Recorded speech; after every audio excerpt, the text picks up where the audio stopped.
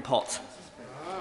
Well, I'm grateful to my honourable friend, and I must say he is a fantastic champion for the Rother Valley. And I know that two of his councillors who've been championing this project are sitting in the gallery, Councillor Bell and Councillor Mills today, and I thank them for their dedication. This project is due to provide almost £20 million for local regeneration schemes, including in Dinnington and Wath-upon-Thurn. But this is, of course, in addition to Rotherham's two successful Levelling Up Fund schemes in the first round, worth a total of £39.5 million. Labour let the Rother Valley down, but Conservatives are levelling it up. Andrew Gwynn. Thornley Lane North is literally the boundary between Denton and Reddish, and the Minister won't understand the incredulity of local residents to see these huge electronic billboards plastered with levelling up. Denton did not succeed in level 2, round 2 of the Levelling Up Fund. Reddish didn't succeed in round 1. So what's the Minister going to do to help me level up Denton, level up Reddish, rather than leave us out?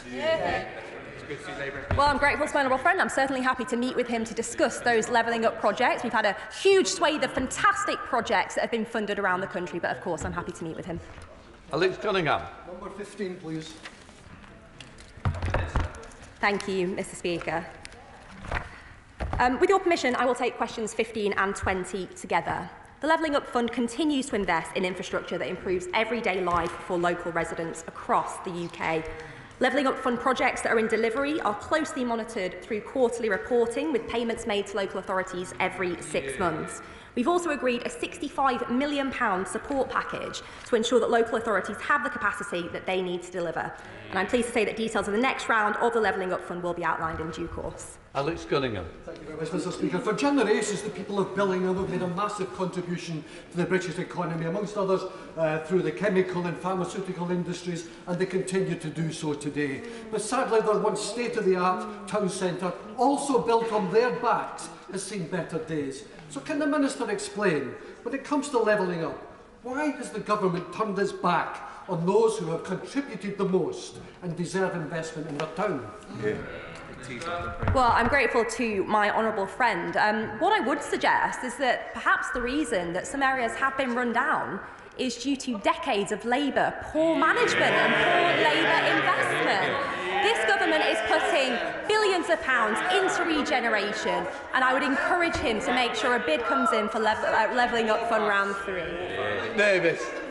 Mr. Speaker, I was delighted that the Chancellor confirmed in his budget that the next round of Levelling Up Fund bids would go ahead. The Minister's just said that the next round will be in due course. Would you like to be a bit more specific as to when we might expect the deadline for bids? And will she confirm that her department will work closely with Bradford Council to make sure that the much-needed bid for Bingley Town Centre will be successful next time round?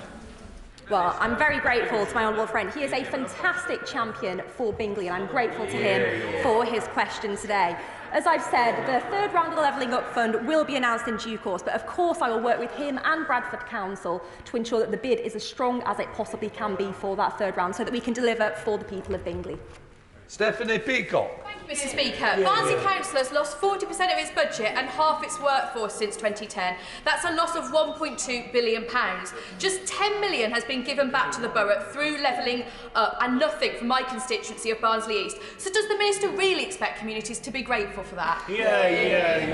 Well, I'd encourage her to visit the Barnsley Futures project that I actually had the pleasure of visiting a few months ago, and tell me that they're not grateful. Thank you very much, Mr. Speaker. Stoke-on-Trent was delighted to receive a UK-leading £56 million from the Levelling Up Fund, righting the wrongs of 70 years of Labour neglect and failure, when instead they spent £60 million on brand new council offices. So, my honourable friend, though, having already known and seen Tunstall's £3.5 million at the old Library in Bath, allows Stoke-on-Trent another bid for the great mother town of Burslem, so we can invest in our indoor market, the Queen's Theatre and the Wedgwood Institute. Thank you, Mr. Speaker. My honourable friend is never quiet in his forthright campaigning for Stoke-on-Trent. He's a fantastic champion, and of course I will work with him to ensure that any additional funding opportunities are there for Stoke. He's had a fantastic record so far on attractive government investment, but of course we want to do more. Rishi Sunak. Speaker, you and the rest of the House probably know that Huddersfield is a very large town. It's never shown all that much interest in becoming a city. But we are feeling very aggrieved that we are not getting the help we need for some very prime development projects, particularly the old market site. Could she look into our area? It's a very split, Labour and Conservative, and I'm asking quietly and I hope persuasively. Well, I very much appreciate my honourable friend's constructive questioning. I would, of course, be happy to meet with him to discuss these projects further. Virginia Crosby. Thank you, Mr. Speaker. For decades, Honest Morn has suffered from lack of investment. Now, thanks to this Conservative UK government that is committed to levelling up left behind areas like Honest Morn. This has changed with £17 million from the Levelling Up Fund to regenerate Holyhead, and the brilliant news that Anglesey is to be a free port. I would like to put on record, and those of my Honest Morn constituents in this House, my sincere thanks to the UK government. Another one. Well, thank you, Mr. Speaker, and I want to put on record my thanks to the Honourable Lady for her brilliant campaigning for Honest Morn, really putting the island on the map. Honest Morn is benefiting from an incredible sum of money from the Levelling Up Fund and, of course, the incredible benefits from that free port, in no small part thanks to her brilliant campaigning. Kate Osborne. Number 16. Thank you, Mr. Speaker. Government has been clear that the long-term use of bed and breakfast accommodation for families with children is inappropriate and unlawful. We will continue to work with local authorities to limit its use and are giving councils £654 million through the Homelessness Prevention Grant in 2023 to 25 to help them prevent homelessness. Thank you, Mr. Speaker. I thank the Minister for her response, but the reality for my constituent is very, very difficult. My constituent has been stuck in a travel lodge for 7 months with his wife, a wheelchair user, and 2 sons. One son is autistic, who has been increasingly distressed at constantly changing rooms. Mr. Speaker, the number of families living in B&Bs for more than 6 weeks has increased by 180% in London in a year, as councils struggle to find affordable accommodation for families on benefits. So can the government commit to uprating local housing allowance, at least by the rate of inflation? I'm sorry to hear about the circumstances of your constituent and happy to talk in detail. There are currently 1,200 families in B&B accommodation over 6 weeks. As I have said, we think that is inappropriate. We have made clear to local authorities that B&Bs are a last resort and they are an interim measure to more stable accommodation. Shadow Minister Sarah Owen. Mr. Speaker, every year since 2011, the number of children in temporary accommodation has risen. We're talking about well over 120,000 children without a home to call their own. It's a form of homelessness that is out of sight and out of mind, and on the rise under this Tory government.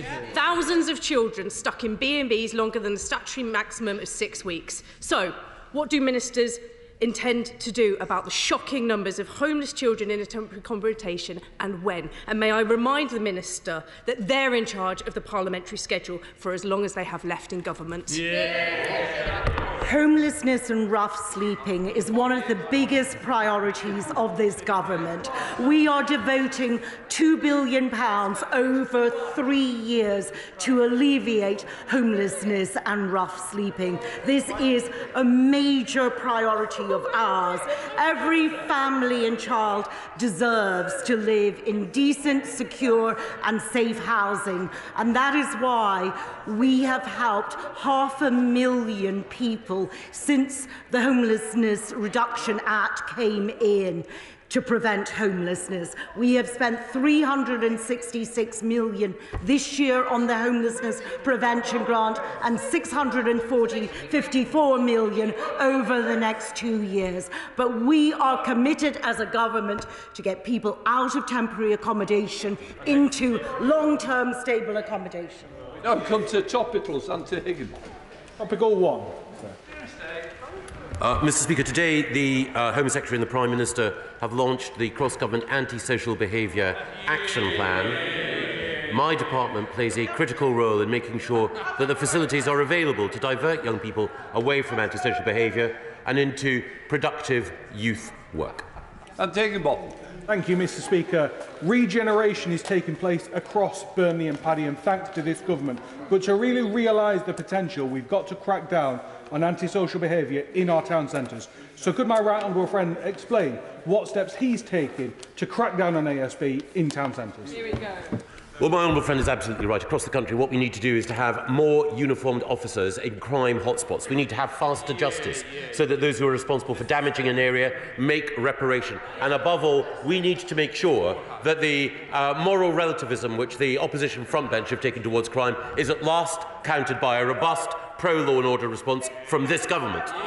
Shadow Secretary of State Lisa Nandy. Thank you, Mr. Speaker. It does take some brass neck from a government whose Prime Minister has 2 fixed penalty notices to accuse us of moral relativism when it comes to antisocial behaviour. And in fairness to the Secretary of State, he's had a busy weekend, another week, another promise, another press release. He is at least consistent with that. But I have here a document that reveals that even on his flagship levelling up policy, he's only been able to get 8% of his funds out of the door. He's good at getting press releases out the door. Why not our money? Well, in the budget just the other week, the Chancellor of the Exchequer was responsible for making sure that tens of millions of pounds were spent. £20 million, of course, spent in her constituency.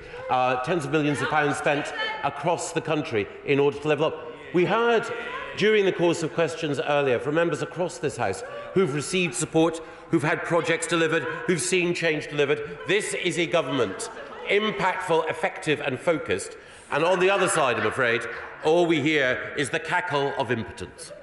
Lisa Nandy. I mean, Mr. Speaker, the desperation is absurd. 8% of the levelling up funds have been spent, and I'm glad he mentioned the budget, because in just one day, his government spent 3 times more on a tax cut for the richest 1% than they've managed to spend on the whole of the north of England in well over a year. Doesn't this just sum this government up? They can get their act together when it comes to the 1%, but when it comes to investment in our town centres, local transport, decent housing, even on delivering on a single one of the levelling up missions, why is it that the rest of us always just have to wait?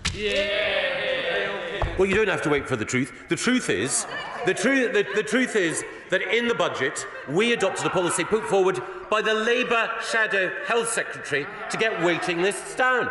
But now that a Conservative government is actually acting, the Labour Party turns turtle on it. But that's no surprise coming from the Honourable Lady. When we published our Levelling Up white paper, she said that our Levelling Up missions were the right thing. In fact, she wanted an additional mission. Now she says that those missions should be scrapped. One position one week, another position the next. Inconsistency. Thy name is Labour. We got 2, please, sir. Thank you, Mr. Speaker. Next month, as I'm sure my honourable friend knows, is National Pet Month. But sadly, I've been contacted by a number of constituents renting in the private sector who've been refused pets. Will my right honourable friend confirm if he is still committed to enshrining the right for tenants to request a pet and for such a request not to be unreasonably refused in the Renters Reform Bill? As a dog lover myself, she's absolutely right to highlight this issue. Pets can bring joy and happiness and comfort. That's why the government will prevent landlords unreasonably refusing a tenant's request to have a pet. We'll give landlords more confidence by allowing them to require insurance to cover pet damage. SNP spokesperson Chris Stevens. Thank you, Mr. Speaker, and can I add to the Secretary of State's congratulations to Hamza Yusuf, who shares many constituents with myself. A great day for Glasgow Port and Glasgow South West. So can I ask Secretary of State some questions on intergovernmental relations? The third tranche of levelling up funding is yet to be distributed, £90 million of which should go to Scotland. So rather than the botched and broken system we've seen in the last month or so about the distribution of funding coming from this place, is it not time to devolve the funding to devolved administrations to enable its fair and efficient use? Well, I welcome the desire on the part of the honourable member and indeed on the Scottish Government to work with us on levelling up, and I hope that that means that there will be a legislative consent motion passed for our levelling up and regeneration bill. And of course we will work with the Scottish Government in order to make sure that funding is spent as effectively as possible. But it is UK Government money that supplements the block grant, which the Scottish Government has total control over. Stevens. Yeah, Mr Speaker. So, before the spring budget, the Deputy First Minister, John Swinney, sent a letter to the Chancellor raising several concerns, all of which were ignored. What does it say of the state of intergovernmental relations when the UK Government refuses to consider even a single concern raised by devolved administrations at budget time? Indeed. Well, we do not only consider, but we meet regularly with our colleagues across the devolved administrations. Last year we had over 270 intergovernmental ministerial meetings bringing together colleagues. Of course, from time to time, given our respective positions, we may disagree, but there have been a number of significant successes where we have agreed, not least the delivery of 2 green free ports in Scotland, an example of both governments working together in the interests of the whole of the United Kingdom. Jonathan Gullis. Thank you, Mr Speaker. I applaud the announcement today by the Prime Minister and the Secretary of State for cracking down on a tiny minority of scumbags and scroats who flight it, deal drugs and commit their antisocial behaviour. And in Stoke-on-Trent North, Kidsgrove and Talk, we've launched a campaign for safer streets with 400 constituents signing so far for new alley gates and CCTV in places like Smallthorne, Cobridge and Tunstall. So will the Secretary of State add his support to the campaign and meet with Staffordshire Police Crime Commissioner Ben Adams to see how we can get this funding to our local area? I absolutely will, and I'm very grateful to the honourable gentleman, my honourable friend, for the work that he's done in order to make sure that our Anti-Social Behaviour Action Plan hits criminals where it hurts. I should add that apparently the Leader of the Opposition was in Stoke-on-Trent North the other week. He gave a speech on crime, taking over 30 minutes without any new policies. He should be arrested for wasting police time. Henry. Sorry, Mr Speaker. Thank you, Mr Speaker. Does the Secretary of State believe that the concept of levelling up across struggling communities with hard-pressed families is undermined by footage of his MPs in his own party grubbing around for £10,000 a day contracts on top of their own MP salary and other earnings? And if so, will he condemn his Tory MP colleagues' behaviour? Well, obviously, the capacity of people who are members of this House to do work to supplement the role that they perform here is one which is properly, if there's anything improper about it, a matter for the Parliamentary Commissioner for Standards and the Privileges Committee. But I should say that the honourable gentleman was happy to serve under the leadership of Alex Salmond as leader of the SNP, when Alex Salmond was at one point a racing columnist for the Glasgow Herald and another a paid Vladimir Putin's regime. Sorry, Secretary of State, please try and get your colleagues. They all want to get a question to you. That popular, but you won't be if you keep talking too long. Alexander Stafford. Thank you very much, Mr Speaker. Home ownership is a very important milestone in many of our lives and many of my constituents' lives. However, many of my constituents have excitedly bought new build homes, particularly on the Harron Homes Estate in Wickersley or the Red Marler Homes Estate in Aston, only to move in and find major problems with developers who refuse to make them good. Does the Secretary of State agree with me and that we should rectify them immediately? This sort of behaviour is completely unacceptable. I thank him for bringing it to our attention. We're committing to providing buyers of new build homes with strong powers of redress, and we've legislated to establish the New Homes Ombudsman scheme in the Building Safety Act. Membership will be mandatory for developers. Wendy Chamberlain. Mr Speaker, the one good thing about the Elections Act was giving the overseas voters the right to vote, but with the election likely no more than 18 months away, there's a real risk that they will once again be denied their vote. Will the Secretary of State update the House on the progress of the regulations and provide assurances that they will be in place for the next election? We'll do everything possible to give effect to that democratic extension of the mandate. Caroline Nansen. Thank you, Mr Speaker. Local elections are fast approaching, and my local council has said from now until May the 4th, I can continue to send in casework, but they can't reply to me. I won't know if the council has lifted eviction orders or responded to dangerous damp conditions. The list goes on. I champion my constituents' situations. This will compromise what I can do to support them. So can I ask my right honourable friend, does he agree with me that this ruling by the council is wholly disproportionate? Yes, Eastbourne Council are wrong. The pre-election period does not stop councils from responding to members of Parliament, and they should do so. Should it go over? Thank you, Mr. Speaker.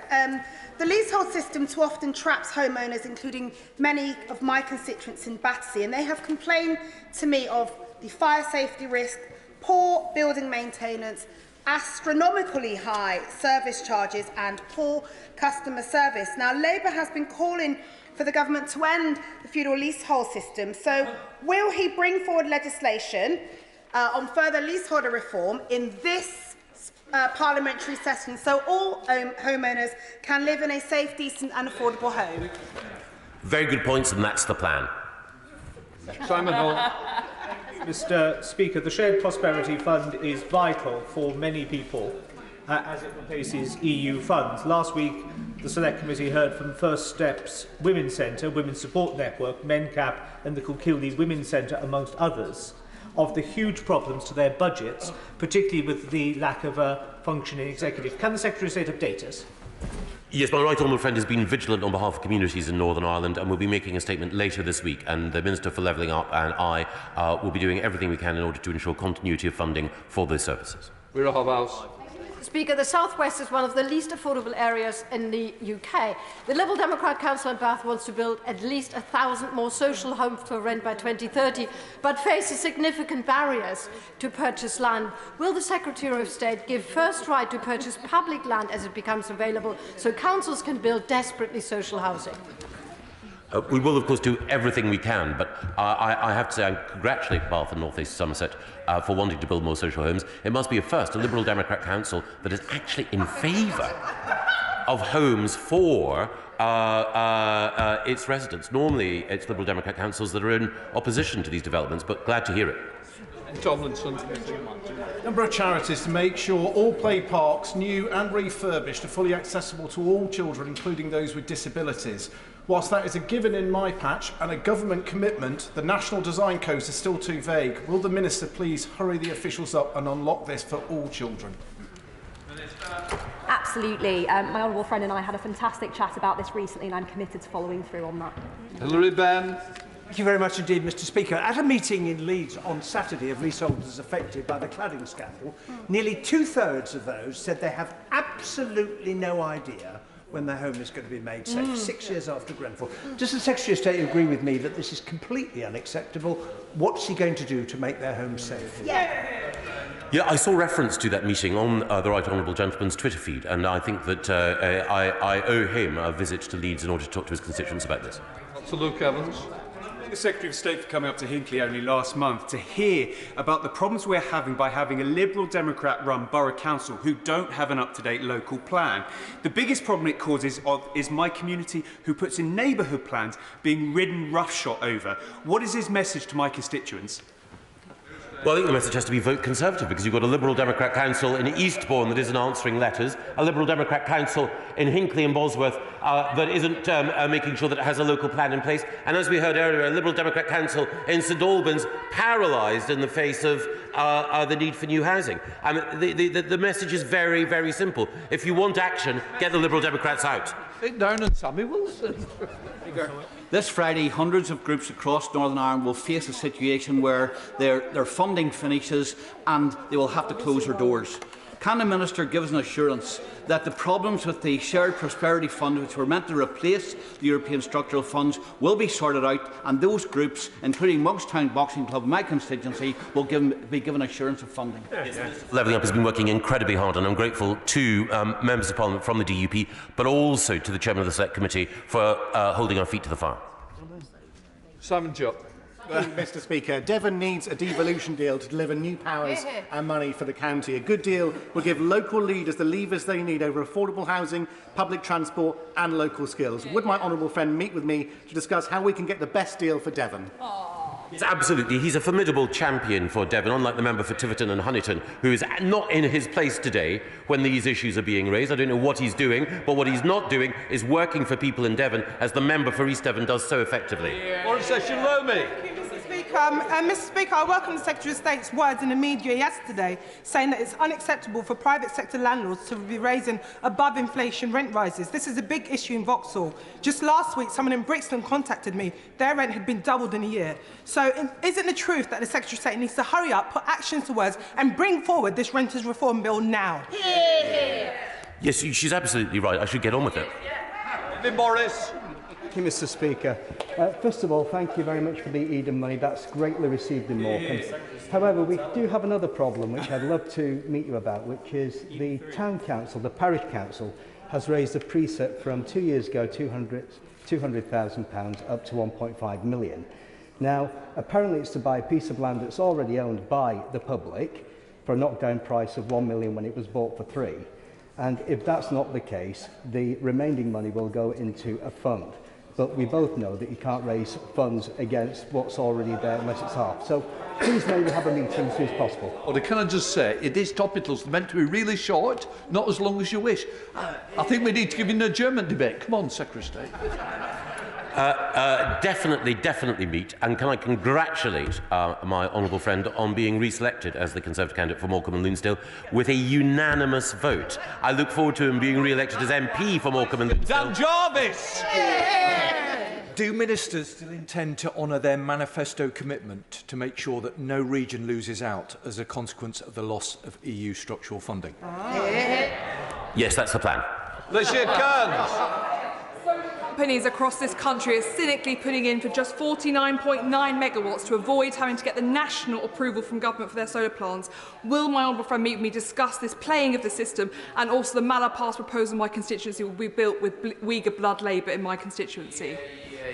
3 very important points. Happy to meet. We mustn't have the system gamed. We certainly need to be vigilant about any commercial ties with firms that exploit people in China, but we do need more renewable power. James Spray. Thank you, Mr. Speaker. Will the feudal system of leasehold be finally kicked into the history books with the next tranche of legislation in the King's Speech? Yes or no? Yes, that's the plan. Thank you, Mr. Speaker. Earlier, the Minister, in response to an earlier question, the Minister said how important locally led planning policies were. But frequently, the planning inspectorate drive a coach and horses through decisions made by local planning authorities, as recently was the case in the village of Wootton in my constituency. What is the Minister going to do to ensure that the planning inspectorate take more notice of local opinion expressed through the local council? I'll change it to the MPPF. I'm designed to do exactly that. And I talked to the new Chief Executive of the Planning Inspectorate only last week to reinforce the points that my honourable friend has consistently made on behalf of his constituents in Cleethorpes. Victor Grant. Thank you, Mr. Speaker. The Minister earlier was very keen to pray-aid the Electoral Commission in support of their voter ID plans. So could you remind the House, in the detailed analysis that the Commission made of the 2021 elections across the whole of Great Britain, how many cases of voter impersonation produced enough evidence to either go to court or led to a police caution? Now, she doesn't know the exact number. I'll give her a hint. It's half the number of people on the government front bench right now. Well, I'm grateful to my honourable friend. The point of this is to ensure that the integrity of our democratic system is maintained, something I will never apologise for. Final question, Ruth Cadbury. Thank you, Mr. Speaker. I also have many constituents who are leaseholders stuck in limbo and facing astronomical bills through no fault of their own. Meanwhile, developers like Galliard have refused to sign the government's latest pledge. What's the Secretary of State doing to fix this particular aspect of the building safety crisis? Applying a vice-like grip to their nether regions. That completes questions. You're all right. Sorry. Don't do it. Right, we're going to come to the urgent question in a minute. You're all right. Drax, urgent question. Thank you, Mr. Speaker. To ask the Secretary of State for Environment, Food and Rural Affairs if she will make a statement on the oil spill in Poole Harbour. Minister. Thank you, Mr. Speaker. And I can confirm that at 8 o'clock on Sunday, the 26th of March, Poole Harbour Commissioners declared a major incident following an oil spillage of approximately 200 barrels into Poole Harbour in Dorset. The spill is understood to be a product that is 80% saline soil solution and 20% crude oil. The cause of the spill has been reported as a fault with a land-based pipeline operated by Perenco Oil and Gas. The pipe has since been shut off and depressurised to prevent any further contamination, and booms have been deployed to help contain the spill. Investigations are currently underway to determine the reason for the fault and to make sure that similar incidents are not repeated. This has been designated as a Tier 2 incident. If it were to escalate to a Tier 1, the Marine and Coastal Agency would lead the response, which under the government is under the Department for Transport.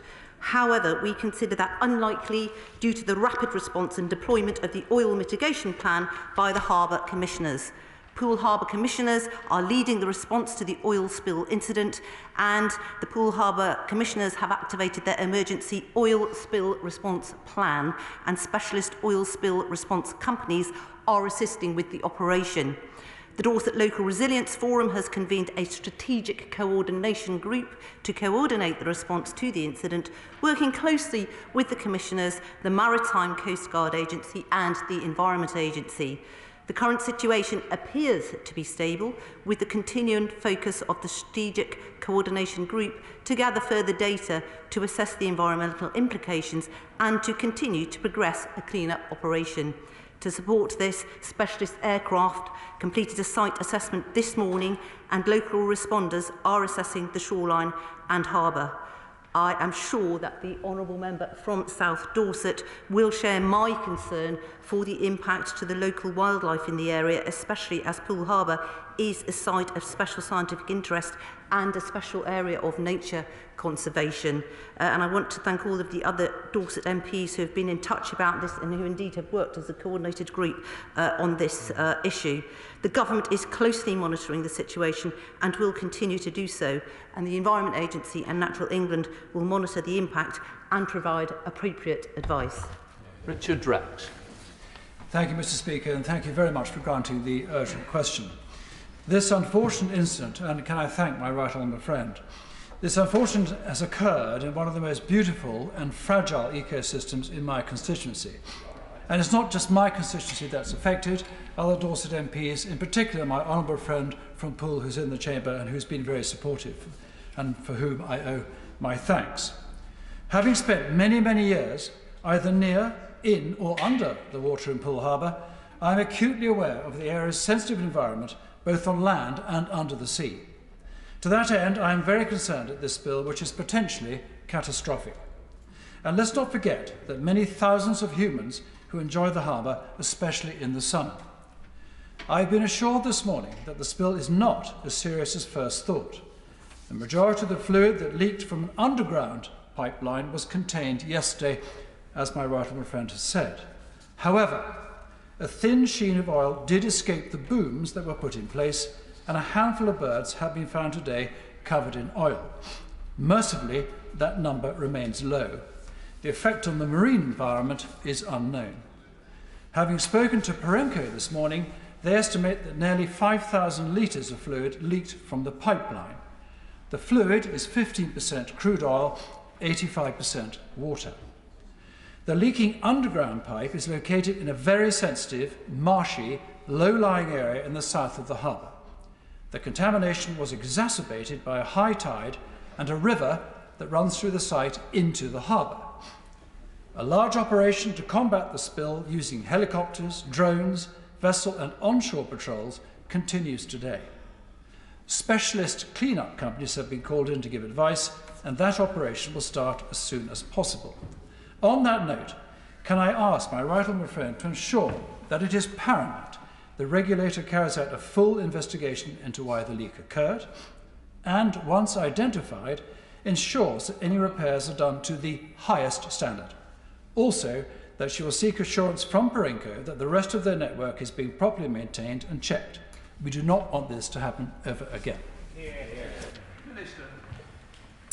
I thank him for his question and indeed for the assiduousness with which he has actually dealt with this incident, which, as he has highlighted, is an extremely important nature and wildlife area recognised across the world and a very sensitive site. And I'd like to give him absolute assurances that a full investigation is underway. It's critical that the investigation is carried out so that we've got the full details of what occurred, exactly where the leak was, exactly which bit of pipeline it was, and then the full detail of how to react and what needs to be done in terms of clean-up and so forth in future can be put together and carried out. The pipe has been shut off and depressurised to prevent any further discharges, and I give him absolute assurances that I, as the Minister, will be following this very closely to assure that all the correct procedures and the right investigation, which can then inform what we do in future in terms of the regulation and the regulators, is all carried out. Shannon Minister Ruth Young. Thank you, Mr Speaker, and thank you for granting this urgent question, and I thank the member for South Dorset for bringing it to the Chamber today. In one way, it's really good to not be talking about sewage discharges today, but this oil spill is far too serious a matter to make political points. So therefore, I will confine my limited time to highlight the worries and concerns of local people and businesses in the Poole area. I realise it's still early days in terms of the investigation, which I do hope will be thorough and speedy, and that any lessons to be learnt will be published and acted upon as quickly as possible. We don't want this to happen again and blight another coastal community. So can the Minister enlarge on her previous responses, and in particular, can she outline what work the Department and the Environment Agency are undertaking together to address the impact this incident could have on the local population and environment in Dorset, not just in the site but in the surrounding area? And what is the Government doing to assess the impact on small businesses which rely on the harbour for trade, and what support will be made available to them? And will the Minister confirm that the relevant agencies will have the full support they need to address this incident, including manpower?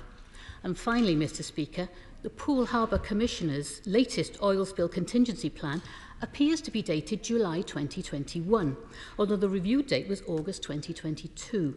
So can the Minister confirm if this is indeed the latest version, if the stated review was carried out in 2022, and if so, what was the outcome?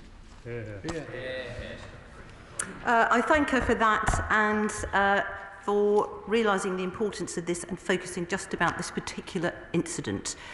We are taking it extremely seriously. The investigation is underway. All of the right protocols are in place, and that's why the Poole Harbour Commissioners have activated their emergency oil spill response plan, and that's why specialist oil spill companies are assisting with the operation. The Dorset Local Resilience Forum has already set up and convened its strategic coordination group with all the relevant bodies that have take part in that, which includes the commissioners themselves, but also the EA and the Marine Coastal Agency, Coast Guards Agency, and they are all inputting into this, as to our Natural England, who have set up their Southwest Environment team to do their work, all of which will feed in to giving us the details that we need to make sure the full measures are taken and we can understand exactly what has occurred here. I would like to give her assurances that the harbour remains open as usual, the ferry service is working, the local beaches are open, although as a precaution the public have been told to avoid using the water for recreational purposes in Poole Harbour until further updates are available. Mr Robertson. Can I fully support my honourable friend, Member for South Dorset, and the comments that he's made? Of course, the Harbour Commissioners have planned for this sort of thing over the years, and they're constantly updating their plans. The latest information is that 60 to 70% of the oil on the surface yesterday has actually been reduced, so we're well on top of the situation.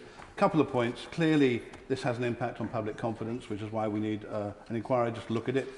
This is a mature field that has been producing for over 40 years, and it may be that some of the pipes do need replacing. And secondly, there are fishermen and a number of companies in Poole Harbour who generate seafood and export it to France, and if there is any temporary suspension of their ability to do that. There may be a question of compensation, and I and my colleagues may wish to be talking to the Fisheries Minister on that. Okay, I thank him for that and also for the work that he has also been doing on this. And he's absolutely right. It is about giving assurances, which is why it's so critical that this investigation is undertaken fully and in all of the right way. As he said, actually, this oil field has been worked since 1979, and this is the first incident of really any kind like this that has occurred. But it has to be dealt with extremely seriously, and I believe it is being with all of the right teams being brought to bear to give us the information we need and the assurances that we need going forward. And actually, the UK Health Security Agency, people should follow their advice in terms of any kind of advice in terms of seafood and eating seafood. And of course, I will relay to the Fisheries Minister that he will be in touch if necessary.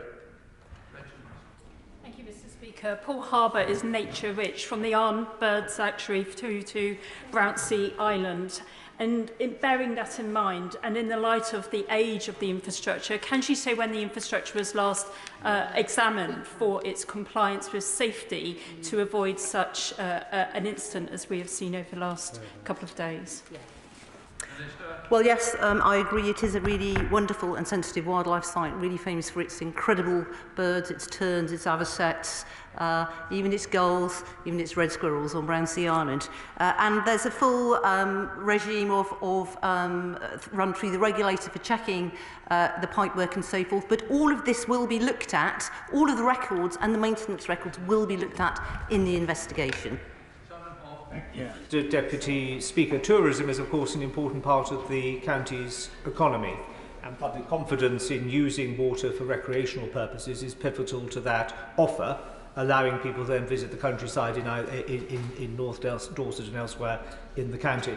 Can my honourable friend tell us what further work her agencies will be doing in order to monitor sea bathing quality going forward, and what her department and the department for the Minister for Tourism can do in order to work with Dorset Council and others in order to ensure that Dorset is safe to swim in and visit, is a message which was received across the country.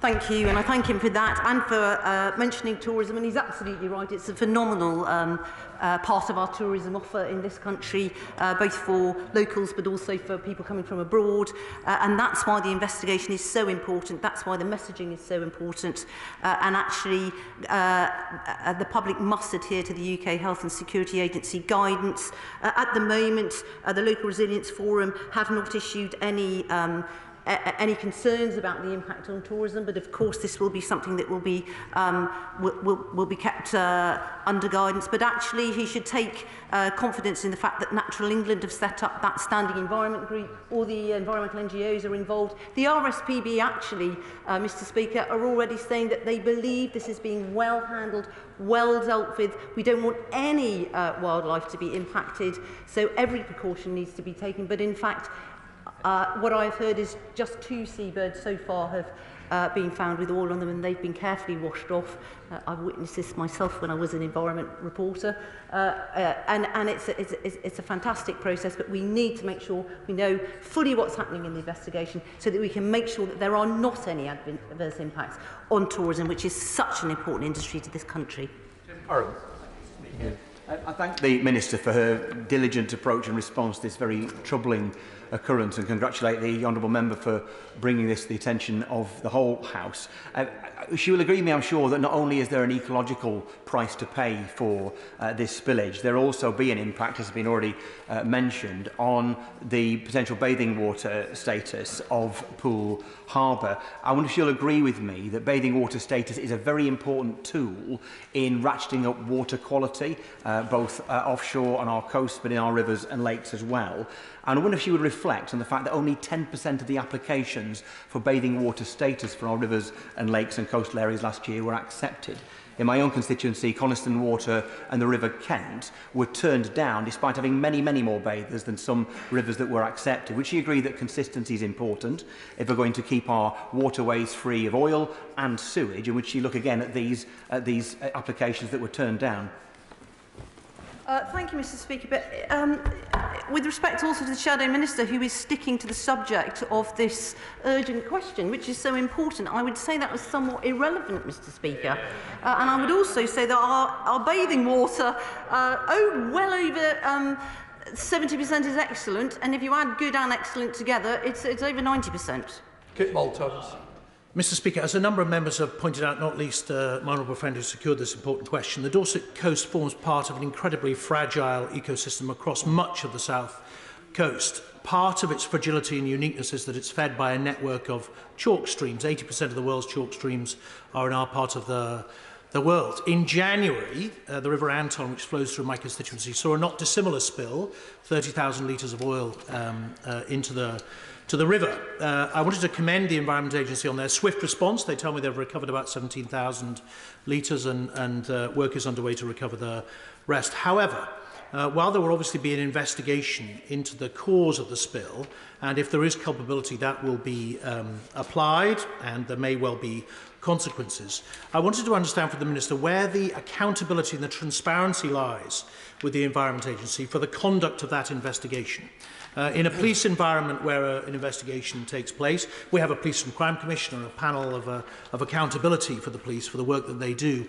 With the Environment Agency, the system is more opaque. How can my constituents have confidence that an investigation is conducted with alacrity, and if there is culpability, it's applied appropriately? Minister.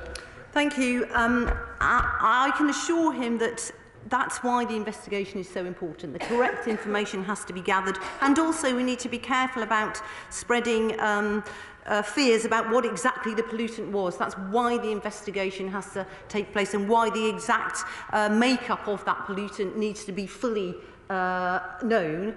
And then the EA, of course, would investigate if there was enough evidence to suggest that potentially a crime had been committed. And if a crime has been committed and a due process is followed, of course, fines are possible under the EA. So I want to give him those assurances. Corinne McCarthy. Thank you, Mr. Speaker.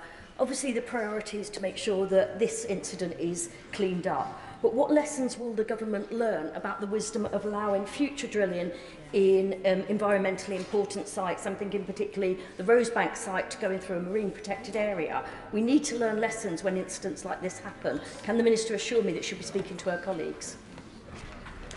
I thank her for that, and of course I'd be the first minister to say we need assurances to look after our wonderful sensitive environmental sites, but actually this oil field has been worked since 1979, as far as I understand it, it's the largest onshore oil field in Europe. And so whilst this investigation has to take place, we have to find out what happens, and if anything needs correcting, that needs to be done. But I don't think we should be spreading fear about this particular operation or others like it. They're just an important part of our energy makeup. Lan Lucas. Thank you, Mr. Speaker. Poole Harbour is indeed a haven for wildlife and home to rare species, so this is incredibly saddening. The Minister says that she wants to ensure this disaster isn't repeated, but she must know that wherever there is drilling, there is some spilling, a staggering 721 oil spills in the North Sea alone over the last 3 years. Just last month, the Planning Inspectorate overturned West Sussex County Council's refusal of permission for more testing for shale oil reserves in Bolcombe, beneath the high-wheeled area of outstanding natural beauty. Given the huge risks to the natural world when things go wrong, will she speak to the Secretary of State for Levelling Up and ask him to review this decision? Minister. It's all about balance. It's really important that we protect our natural environment, particularly in areas as precious as the Poole Harbour area, because that's as important to our economy as the oil. It's all about balance, and it's all about ensuring that this investigation is correctly carried out as swiftly as possible, and anything that needs to be put in place to enhance the environmental protections and measures that we have must be put in place. And I would say that for any other similar project. Ben Bradshaw. I was a little bit surprised, Mr Speaker, that the Minister could not answer my honourable friend, the member for York's question about who was responsible for regulating this facility. Maybe she's got the answer there on a piece of paper, regulating this facility and when it was last inspected. If she doesn't know and can't get the answer from officials before the end of this question time, perhaps she put a written statement in the House. Minister. I thank him for that, but I did actually say that all of those records will be assessed. The maintenance records and dates will be assessed. If he wants me to write to him about that when we know the exact detail, I will give him assurance that we will do that. But all of that detail is absolutely critical to the investigation. Jim Shannon. Mr Speaker, can I thank the Minister very much for her diligence and for a clear commitment to address the oil spill at Poole. When we had a spill in one of our local rivers back home, environmental work was carried out immediately to replenish the wildlife with local conservation bodies. Can the Minister confirm that Natural England and EA has the expertise, I say that very gracefully and very respectfully, has expertise in the conservation efforts, including the outstanding Poole Wildfires Association, who are active in that area, can undertake not only to simply remove the oil itself, but also to restore as soon as possible the eco-balance. Thank you. Minister. I thank him for that, and again raising the issue of the importance of the environment and conservation of the area. Already that standing environment group has been set up by Natural England. That's in addition to the investigation that's underway. They've brought in the environmental groups who have a great deal of knowledge in the area and run many of the wonderful nature reserves there, and including the RSPB, who are really doing their bit as well. And we've actually got a clean-up team, a shoreline clean-up team out right now, both on shore and in boats, gathering data so that we know exactly what's happening. All of that will be fed into the investigation. That completes the urgent question. We'll come to the statement. Let people leave.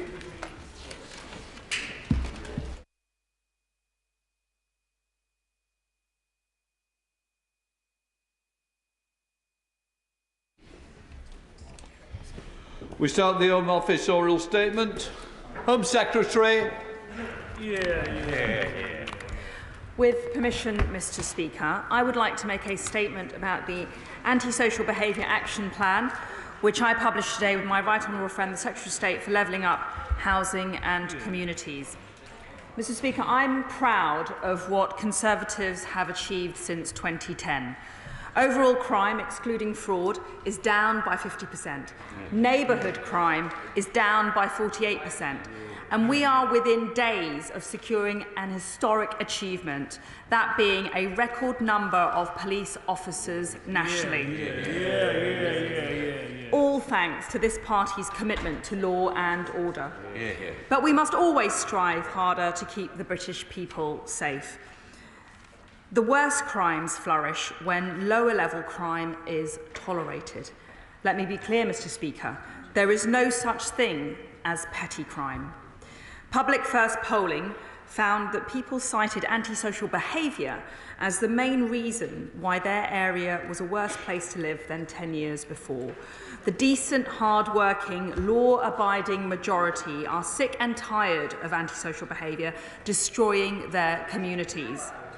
Nobody should have to live in fear of their neighbours, endure disorder and drug-taking in parks, see their streets disfigured by graffiti, fly-tipping and litter, or feel unsafe walking alone at night.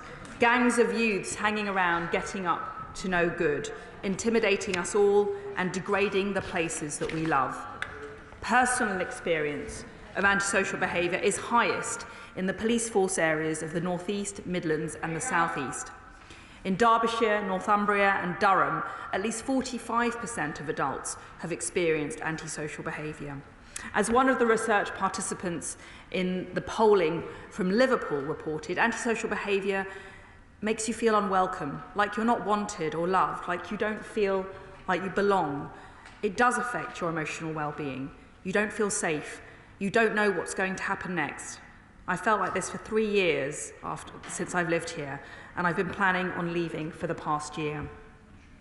Such sentiments are why my right honourable friend, the Prime Minister, has made tackling antisocial behaviour a top priority for this government.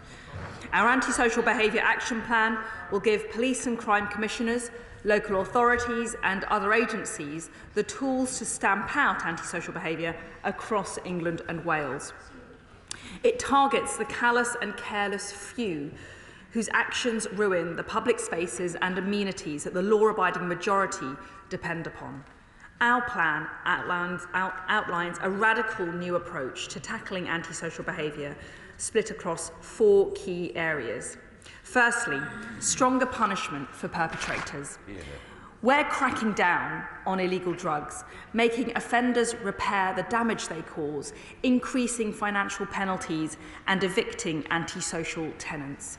Now, the benches opposite, Madam Deputy Speaker, can't seem to make up their mind on whether they want to legalise drugs or not. While the Leader of the Opposition and the Mayor of London argue about cannabis decriminalisation, we're getting on with delivering for the public. Madam Deputy Speaker, drugs are harmful to health, well-being and security. They devastate lives. That is why I have taken the decision to ban nitrous oxide. Also known as laughing gas, this is currently the 3rd most used drugs for adults and 16 to 24-year-olds. By doing so, this government will put an end to hordes of youths loitering in and littering parks with empty canisters. Furthermore, under our new plan, the police will be able to drug test suspected criminals in police custody for a wider range of drugs, including ecstasy and methamphetamine.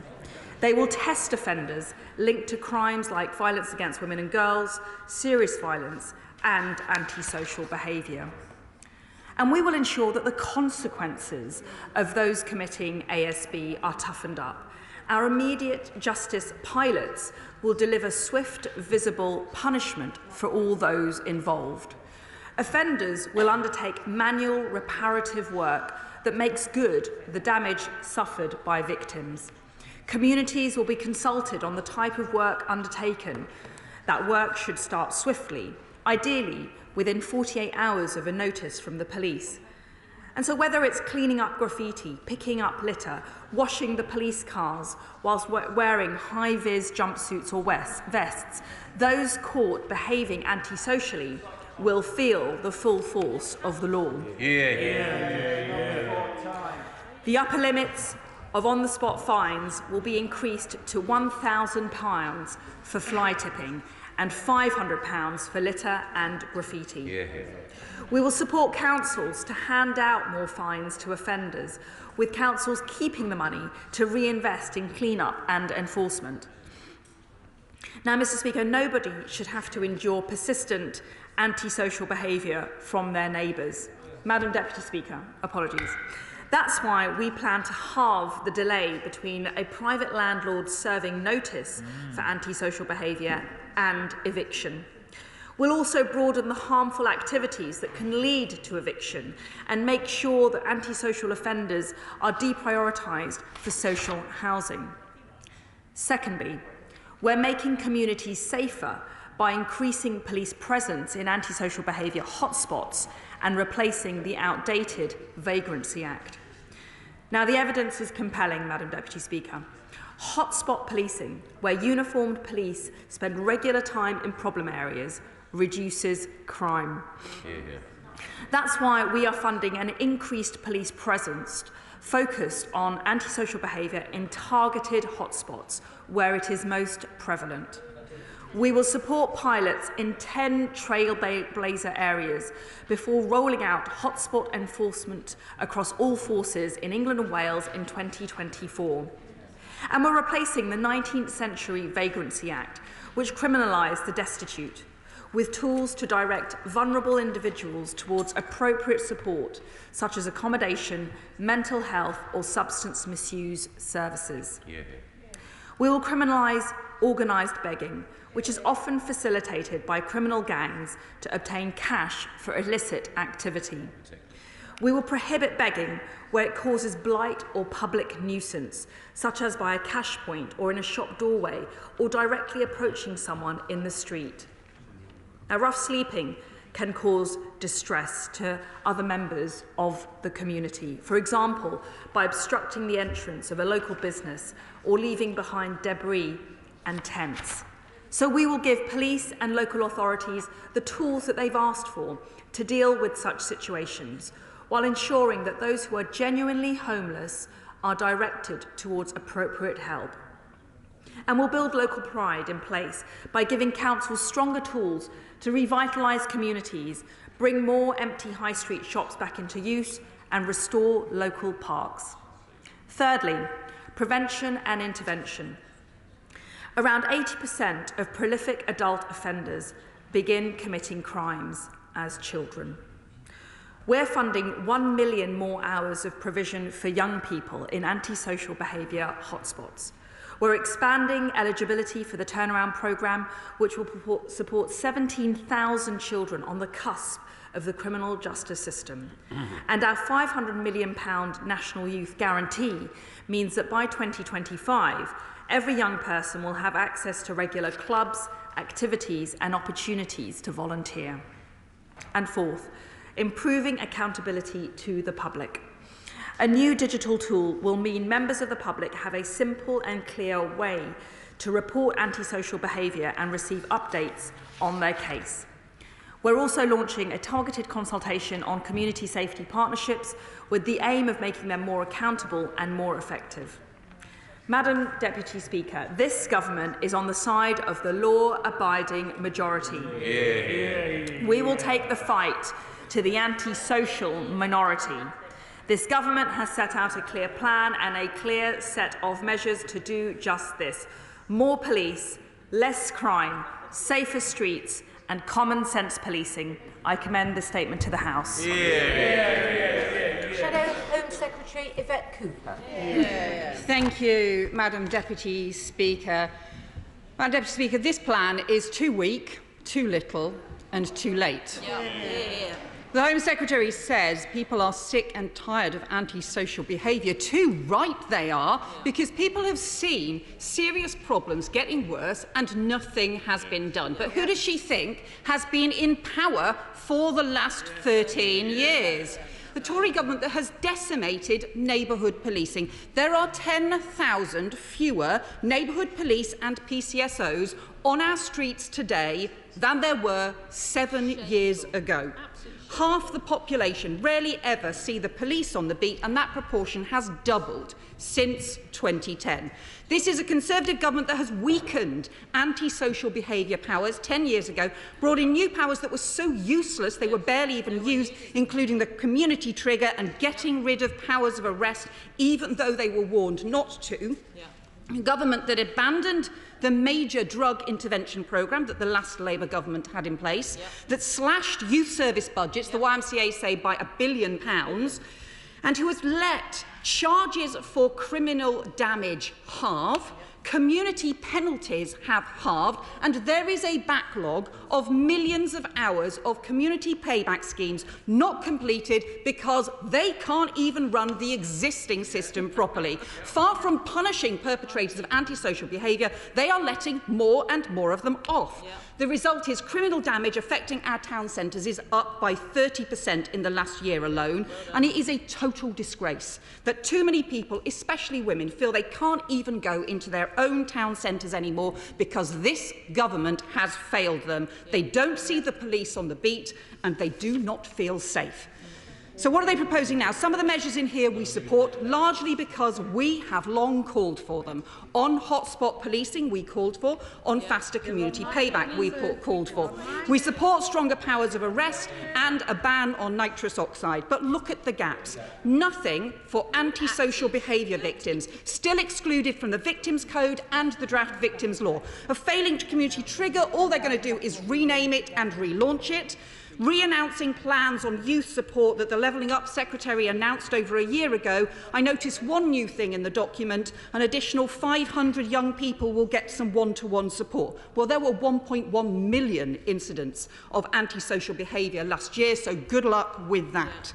not introducing neighbours' respect orders, and on neighbourhood policing. Astonishingly, neighbourhood policing is not even mentioned once in this document. How on earth does the government think it's going to tackle antisocial behaviour unless they bring back neighbourhood policing teams? Their recent recruitment to try and reverse their own 20,000 police cuts is not going into neighbourhood policing. There are 10,000 fewer neighbourhood police officers and PCSOs in our teams today than there were 7 years ago. Now, Labour has set out a plan for 13,000 more neighbourhood police on the streets, paid for by savings identified by the Police Foundation that the ministers are refusing to make. So will she now agree to back Labour's plans to get those neighbourhood police back on the beat to start taking action? And I would say to the Home Secretary, hotspot policing is not the same as neighbourhood policing. We support hotspot policing to target key areas, but it's not the same as the neighbourhood teams who are there all the time, embedded in the community, who know what is going wrong and why. Because there are plenty of things that are already crimes, which are already illegal, where the police already have the powers to act, but they don't. And no one comes because there aren't enough neighbourhood police. So will she apologise now to people across the country for her cuts of 10,000 neighbourhood police and PCSOs, for taking the police off the streets so people don't see them anymore? Because if she doesn't realise that fewer police in those neighbourhood teams is causing huge damage and undermining confidence, then she just doesn't get it. Really, after 13 years, is this the best they can come up with? Home Secretary. Madam Deputy Speaker. The more I listen to the Right Honourable Lady, the more confused I am about what Labour's policy is. She criticises our plan while at the same time claiming that we've stolen theirs, so I'm not really sure which it is. And given the shadow policing minister's embarrassing efforts to explain her own policy on television last week, I'm not sure any of them really know what their policy is on antisocial behaviour. Let me tell you one big difference between the Right Honourable Lady's plan and ours. Unlike her, we can tell the public how much ours will cost and how we'll pay for it. A big question they're yet to answer. Now, the Shadow Home Secretary talks about policing cuts, but never mind that we're recruiting 20,000 extra police officers, the highest number in history. Never mind that we've increased frontline policing, which leads to more visible and effective local policing. Never mind that by the end of this month, we are on course to have more officers nationally than we ever had in 2010 or in any year when Labour was in government. The Shadow Home Secretary wants to talk about safer streets, Madam Deputy Speaker. Well, let's compare our record. Since 2019, this Conservative government has removed 90,000 knives and weapons from our streets. Since 2010, violence is down 38%, neighbourhood crime is down 48%, burglary down by 56%, and overall crime, excluding fraud, is down by 50%. So what of Labour's record? What can they show? Well, where Labour leads, crime follows. Under Labour PCCs, it's true. I know it hurts, but it's true. Under Labour PCCs, residents are almost twice as likely to be a victim of robbery, and knife crime is over 44% higher. In London, Labour's Sadiq Khan wants to legalise cannabis. In the West Midlands, the Labour PCC wants to close police stations. Labour opposed plans to expand stop and search. They voted against tougher sentences for serious criminals. They voted against our increased powers for the police in our Police, Crime, Sentencing and Courts Act.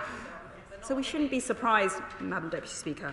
While this Conservative government is working to get violent criminals off our streets, It's Labour who's campaigning to release them. Yep. The leader of the opposition and some 70-odd Labour MPs signed letters. That's what they love doing. They love signing letters. So many letters to stop dangerous foreign criminals being kicked out of Britain. One of them went on to kill another man in the UK. And we learnt this week that many others went on to commit further appalling crimes in the UK. Shameful, outrageous, hang their heads in shame. The truth about Labour, Madam Deputy Speaker, the truth is that they care more about the rights of criminals than the rights of the law-abiding majority. They're soft on crime, they're soft on the causes of crime. Yeah. Conservatives are the party of law and order. Our track record shows it, and the public know it. Kit Malthouse. Madam Speaker, thank you very much indeed. As the Home Secretary pointed out, crime is now at half the level it was that Labour left behind at the same time as they told us there was no money left in the coffers to continue the fight. So can I congratulate her on her bending her elbow, putting so much effort into driving that number down even further. And commend her particularly on the publication of this plan today, which builds on the focus on antisocial behaviour that we published in the Beating Crime Plan not so very long ago. On nitrous oxide, though, I wonder if I could just urge her to examine carefully the routes of supply of this particular intoxicant, because one of the issues that we need to avoid is that this substance moves from the legitimate market into the illegitimate market. It becomes another hook for drug dealers to draw young people into their awful trade. How can she restrict supply to those who genuinely need it without it necessarily becoming an illicit substance that drug dealers use for their business? Well, let me put on record my admiration and gratitude to my right honourable friend for all he achieved and led, not just when he was in this department, but even before that, when he worked for City Hall, really on the front line of policing and crime fighting. He talks about our plans to ban nitrous oxide. We're very clear. There needs to be an exception for legitimate use. It is used in a vast array of circumstances which are lawful, which are commercial, and which are for proper purposes. They will not be criminalised. SNP spokesperson Alison Thulis. Thank you very much, Madam Deputy Speaker. And while most of this statement does not apply in Scotland, because thankfully justice is devolved and we have a Scottish approach which takes a public health approach to criminality, takes the violence reduction unit approach, which has been emulated by the UK government. Treating young people this way and criminalising young people this way will not help, I would gently suggest. Madam Deputy Speaker, if the antisocial behaviour could stop from the benches opposite, that would be quite helpful, thank you. Listen, Madam Deputy Speaker, the Independent Advisory Council on the Misuse of Drugs recently concluded that the evidence shows that the health and social harms of nitrous oxide were not commensurate with a ban. So can I ask the Home Secretary, why has she overruled her advisers? The Misuse of Drugs Act has failed, completely failed, to prevent people from taking heroin, from cocaine and cannabis. So can the Home Secretary tell us why she believes it will stop people taking nitrous oxide? Home Secretary. Well, the overall legislative framework on illicit drugs continues to strike a balance between controlling harmful substances and enabling appropriate access to those drugs for legitimate medicinal research and, in exceptional cases, for industrial purposes. But with respect, I'm not going to take any lectures from someone from the SNP who has overseen in Scotland a total collapse in confidence when it comes to policing, and also, more devastatingly, a record high in the number of drug-related deaths in Europe. Kevin Foster. Thank you, Madam Deputy Speaker. And there's a lot to welcome in this statement, particularly thinking of some of the ways increased police resources are being used, such as what we're seeing in Torquay Town Centre with Op Locky being launched. I also very much welcome the reform of the wholly outdated Vagrancy Act, which is a useless tool against organised gangs, but does actually, in theory, criminalise the most destitute. But could you outline how will people see the difference that this plan will make, and how does she envisage a local community such as traders and residents in places like Torquay or Painter Town Centre being able to see the difference it's making and hold the local force to account for that? Home Secretary. There are a wide range of measures in this plan, and we're going to consult on many of them. But one example is where we want to potentially streamline the availability of public space protection orders, PSPOs, so that the police can access these in really important orders more quickly, more efficiently, and take action to prohibit nuisance and antisocial behaviour in local areas. Sir Chris Bryant. Thank you, Madam Deputy Speaker. My local police tell me that in the Rhondda, which is a very low crime area in general, that the single biggest issue that we face is domestic violence, and we have probably higher figures in the Rhondda than for 3 other constituencies neighbouring added together.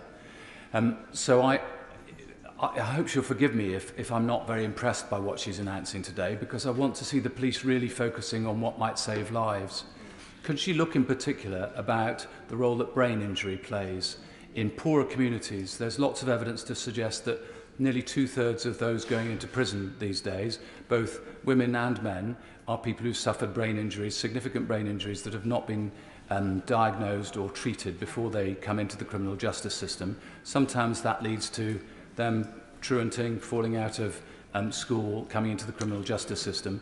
Isn't it important that we base everything that we do on evidence rather than sloganising? Yeah. Home Secretary. Well, I think this is highly evidence-led because we are focusing heavily on restorative justice, prevention and diversion, whether it's through hotspot policing, whether it's through the investment in youth facilities and the diversion of people who have got drug-using behaviour onto treatment facilities. That's about prevention rather than cure. Vicky Ford. Thank you. I'd like to put on the record my thanks to the Prime Minister for taking time to speak with constituents impacted by antisocial behaviour when it came to the Essex Boys and Girls Clubs in Chelmsford this morning. The hotspot policing will make a huge impact, but can I also particularly thank the Home Secretary for the youth guarantee to make sure that every young person will have access to clubs, activities or other opportunities. Thank you. Home Secretary. Well, I very much enjoyed meeting police from Essex Police today in Chelmsford with the Prime Minister in her constituency. She has a lot of which to be proud locally. They are a fantastic police team there. And she's absolutely right to talk about the investment in youth services. And as part of our National Youth Guarantee, we're investing over £500 million to provide high-quality local youth services so that by 2025, every young person will have access to regular clubs, activities and adventures away from home and opportunities to volunteer. Alistair Carmichael. Madam Deputy Speaker, I wonder if the Prime Minister sees the inconsistency between saying in one breath that there's no such thing as petty crime and then in the next one boasting that crime has fallen but only if you exclude fraud from the figures. Can I bring her attention though to the question relating to homelessness? It's of course welcome that we're going to be directing vulnerable individuals towards appropriate support such as accommodation, mental health or substance misuse services. Can she tell the House, however, why it is that something as basic as that is not already the case? And what does she think these vulnerable people will find when they get to the point of accessing these services? Home Secretary. Well, when he talks about fraud, the data collection changed over the last 10 years to only start counting fraud. And that's why we refer to the fall in crime in the way that we do. Fraud is obviously a big feature of modern-day crime, and that's why the government, led by the Home Office, is setting out, and the Security Minister, a fraud strategy which we'll be announcing very soon. Lee Anderson. Thank you, Madam Deputy Speaker. Now then, I think it's laughable that the Labour Party come to this chamber today talking about being the party of law and order. An absolute scandal. But the Home Secretary will be aware of a deportation flight just a couple of years back going to Jamaica, taking some of the most vile criminals on board back to their homeland. Two, after they campaigned to stop it, 2 went on to commit terrible crimes, a murder and attacking 2 women. Does the Home Secretary now think it's a good time for the opposition front bench to apologise to this House and apologise to the country? I think it is quite important that members ask about the statement and the Home Secretary's responsibilities. He's obviously not responsible for the opposition. Home Secretary. Well, my honourable friend raises a very good point, because in his question highlights the gross failure of the Labour Party. They're much more interested in writing letter campaigns to stop the Home Office from deporting serious foreign national offenders. They're much more interested in the rights of criminals, rather than the rights and entitlements of the law-abiding majority. So, yes, I agree, they really should be apologising for their devastating action. Mary Glindon. Thank you, Madam Deputy Speaker. Any plan for dealing with antisocial behaviour must include support for victims of antisocial behaviour. And while PCCs like Kim McGuinness in Northumbria are working hard to tackle antisocial behaviour, they are prevented from running dedicated victim support programmes as there is no government funding. So when will the Home Secretary provide this important funding so that victims of antisocial behaviour can have some help? Home Secretary. Well, I'm very pleased to say that Northumbria is actually going to be one of the pilot forces, both for hotspot patrolling and immediate justice. And there will be specified funding going to those 10 police forces in each pilot, rolled out across the year to ensure that the measures are there, the resources are there, so that we can increase the response to antisocial behaviour. Maggie Throop. Deputy Speaker. Antisocial behaviour in our towns is a major concern for many people living and working across Erewash. So I welcome this new zero tolerance approach, and also the fact that Derbyshire will be a trailblazer area. Will my honourable friend assure me that not only will Erewash Police and Borough Council receive their fair share of the new funding, but also persistent offenders will now be swiftly prosecuted using the full force of law? Home Secretary. Well, my honourable friend is absolutely right that Derbyshire is also a pilot force for both hotspot patrolling and immediate justice. That will mean, when it comes to hotspot policing, which we know works in many parts of the country, the police will be expected to identify places and times where antisocial behaviour is prevalent, and they will be able to use this extra funding to lay on additional policing, greater visibility and a more robust response. Jeff Smith. Thank you, Madam Deputy Speaker. All the experts, including the Roman drugs, saying that banning nitrous oxide will cause more harm than good. Now, she just said her policy is evidence-led. Can she point to the evidence that suggests her policy on nitrous oxide is right? I'm very grateful to the ACMD for their very detailed report and for their advice, and their input is an essential part of our decision making, and we have complete faith in the quality and the rigour of the work of the ACMD. However, the government is entitled and expected to take a broader view, and we are entitled to take into account other relevant factors, particularly the emerging evidence that it does cause serious harm to health and well-being. Mark Garnier. Thank you. Can I congratulate my right honourable friend on her incredibly sensible decision to ban the recreational use of nitrous oxide. But as we've already heard a little bit earlier, one of the reasons it has been so prolific is because it is so extraordinarily easy to be able to purchase, from small little canisters up to pallet loads of it. Can I urge my right honourable friend to do everything she can to continue to stifle the supply and to clamp down as hard as she possibly can on those people who continue to sell this dangerous product for recreational purposes? Home Secretary. Well, I want to thank my honourable friend for the great campaign that he has led, which has reflected the decision that we have made today to ban nitrous oxide. He has spoken very passionately about the devastating impacts that it's not just having on individuals but also on communities, and he's absolutely right that we now need to take this robust approach. We need to curb the supply, but importantly criminalise the possession, so that there is a deterrent and there is actually a meaningful consequence to people who will break the law by using nitrous oxide. Jonathan Edwards. Deputy Speaker, the website article supporting the statement mentions that up to 5 million will be made available for CCTV and equipment restoration in vandalised parks.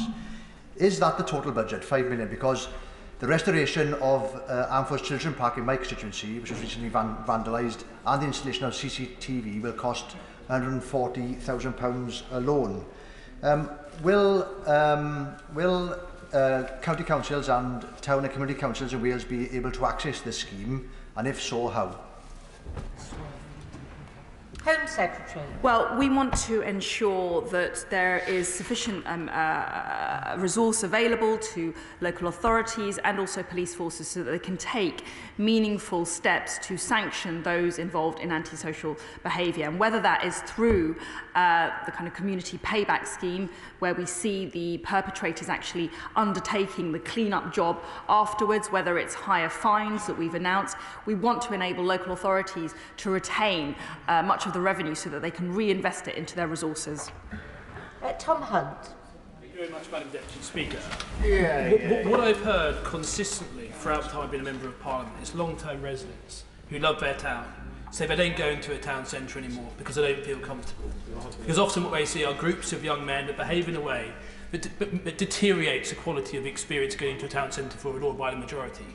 Does the Home Secretary agree with me that we need a permanently higher police presence in the town centre, but also the police to be much more confident to engage earlier with these men, groups of men, who are blighting our town centre?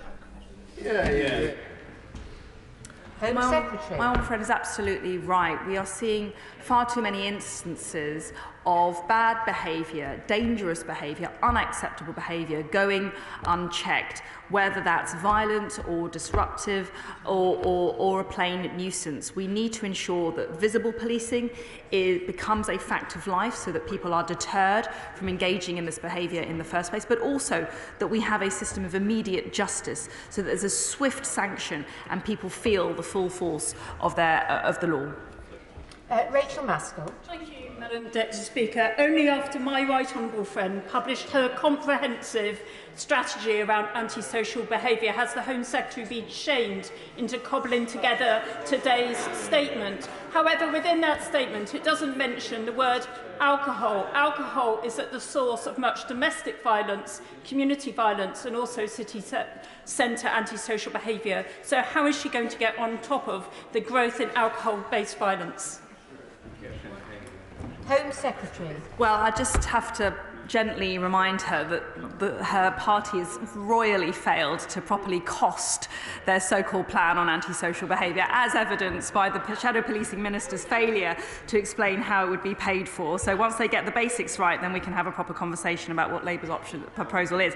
But in terms of taking the action that we're proposing, we are delivering £12 million of additional funding this year to police and crime commissioners to support an increased police presence alongside other uniformed authority figures such as wardens in problem areas for antisocial behaviour. Raising the visibility, increasing the sourcing of policing will be an effective way to deter and take the right action.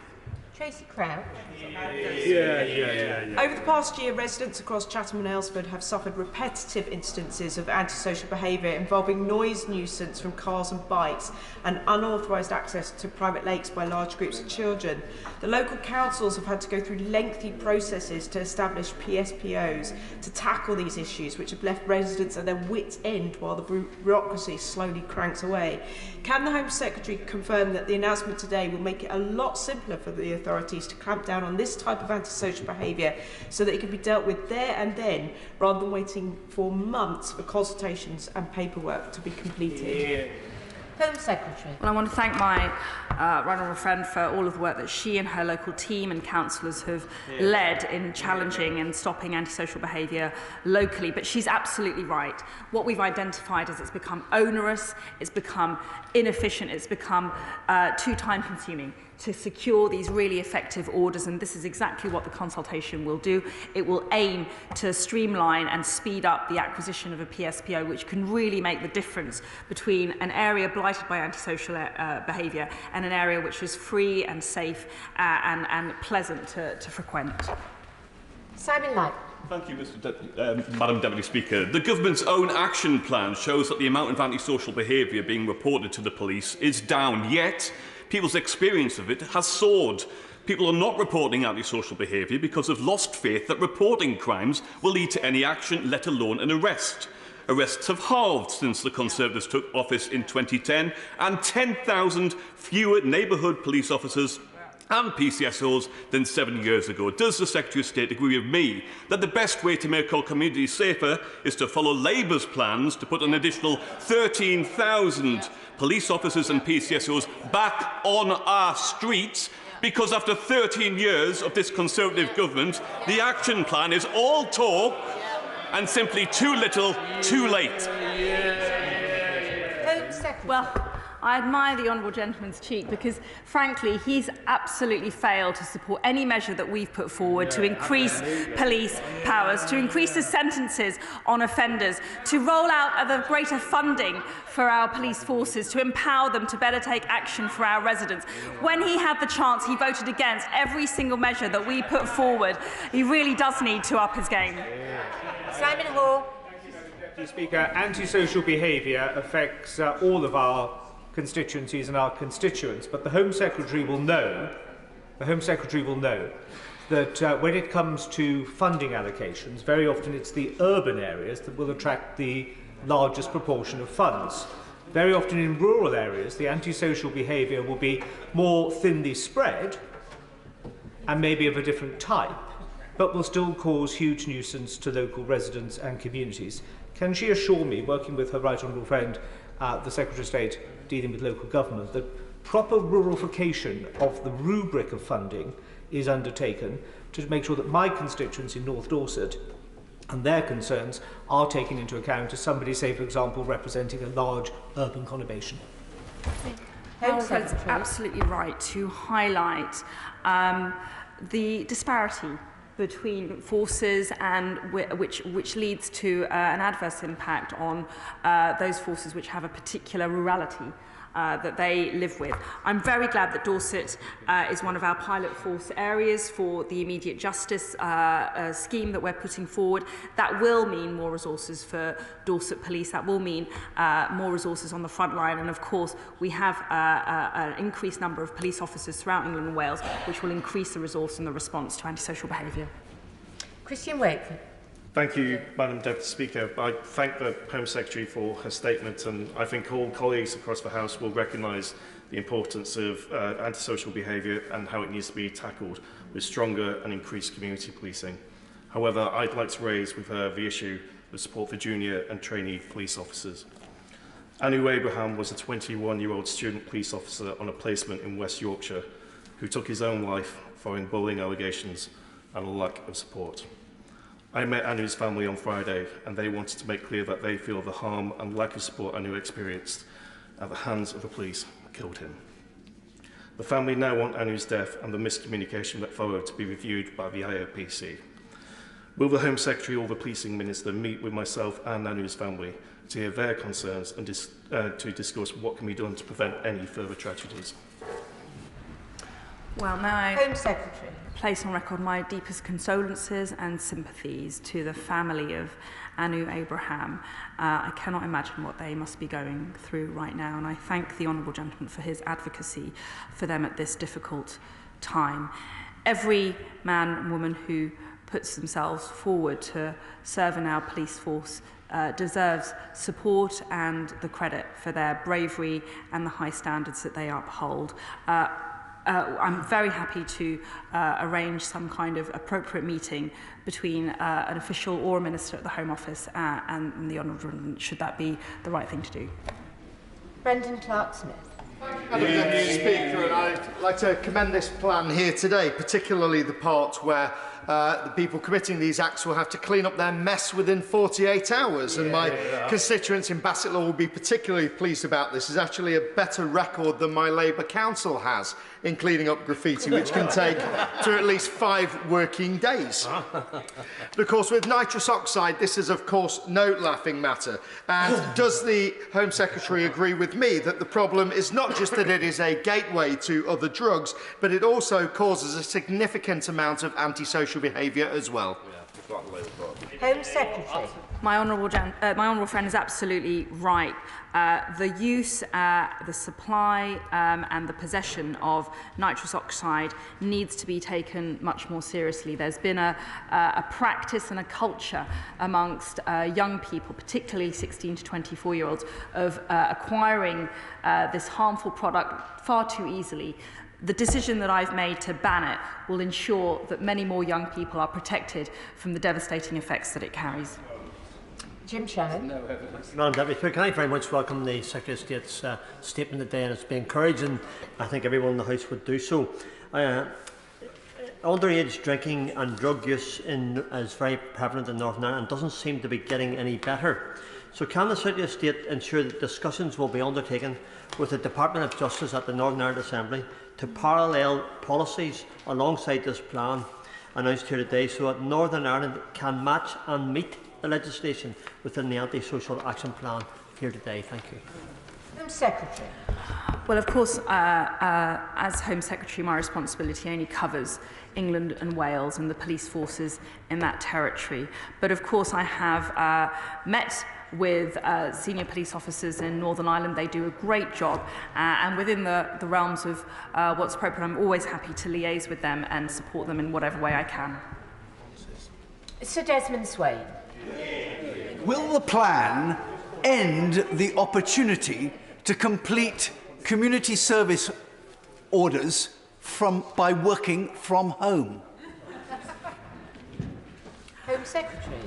Well, it's not my plan that I envisage working from home to be used as a way to remedy the damage caused by antisocial behaviour. What I foresee is a building on the very effective community payback scheme that we have rolled out throughout the country, that being people who have been involved in graffiti or vandalism, criminal damage, actually rolling their sleeves up and making amends in real and direct ways to the community that they've harmed. And I think the consequence linked to their actions will send them a powerful message and teach them a very powerful lesson. Isabel Roberts. Criminalisation doesn't tackle problem drug use. It simply blights the lives of young people with criminal records. Why not look in depth at the reasons why people turn to drugs, the decades of cuts to youth services, the deep poverty in which many of our communities lapse, and the associated mental health crisis? Isn't it time, therefore, that the Minister recognises that problem drug use is primarily a health issue? And if it is a health issue, will she therefore review the devolution of responsibility for drugs policy to Wales? Home Secretary.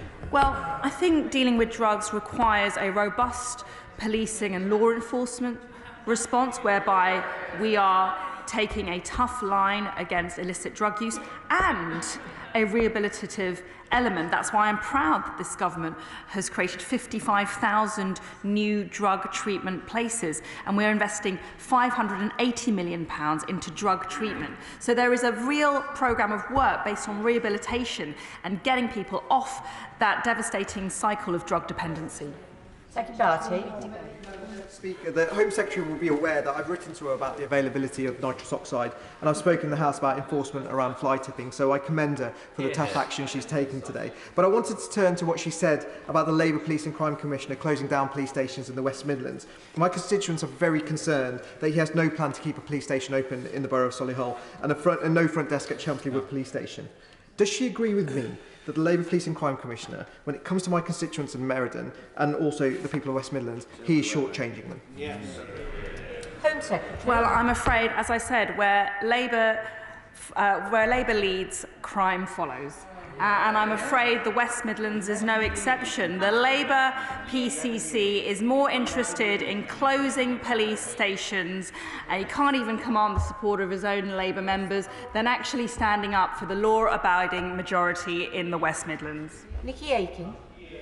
Thank you, Madam Deputy Speaker. I welcome the Government's Anti-Social Behaviour Action Plan today, and I know that the vast majority of my constituents will join with me in welcoming the policies aimed at tackling the organised begging gangs and the nuisance beggars. Can my right honourable friend give me and my constituents assurances, though, that this is not about bringing back the Vagrancy Act through the back door, but that there is a plan to ensure that those in need who are begging on the street will be provided with the services that they need, because the vast majority are suffering from mental health and addiction problems. And that we must remember that not all rough sleepers are beggars, and that not all beggars are rough sleepers. Home Secretary. My honourable friend is absolutely right, and I know she has put in considerable effort, both in her role as a Member of Parliament, but also as a former leader of Westminster City Council, in tackling this issue on the front line. And it does require a nuanced and thoughtful approach. We are repealing the Vagrancy Act, but we are also making clear that we will prohibit organised and nuisance begging, and we are going to introduce new tools to direct individuals to the vital support so that they can find accommodation, they can find support, and there shouldn't be a reason why they should be living in squalor, in such hardship in this day and age. Matt Warman.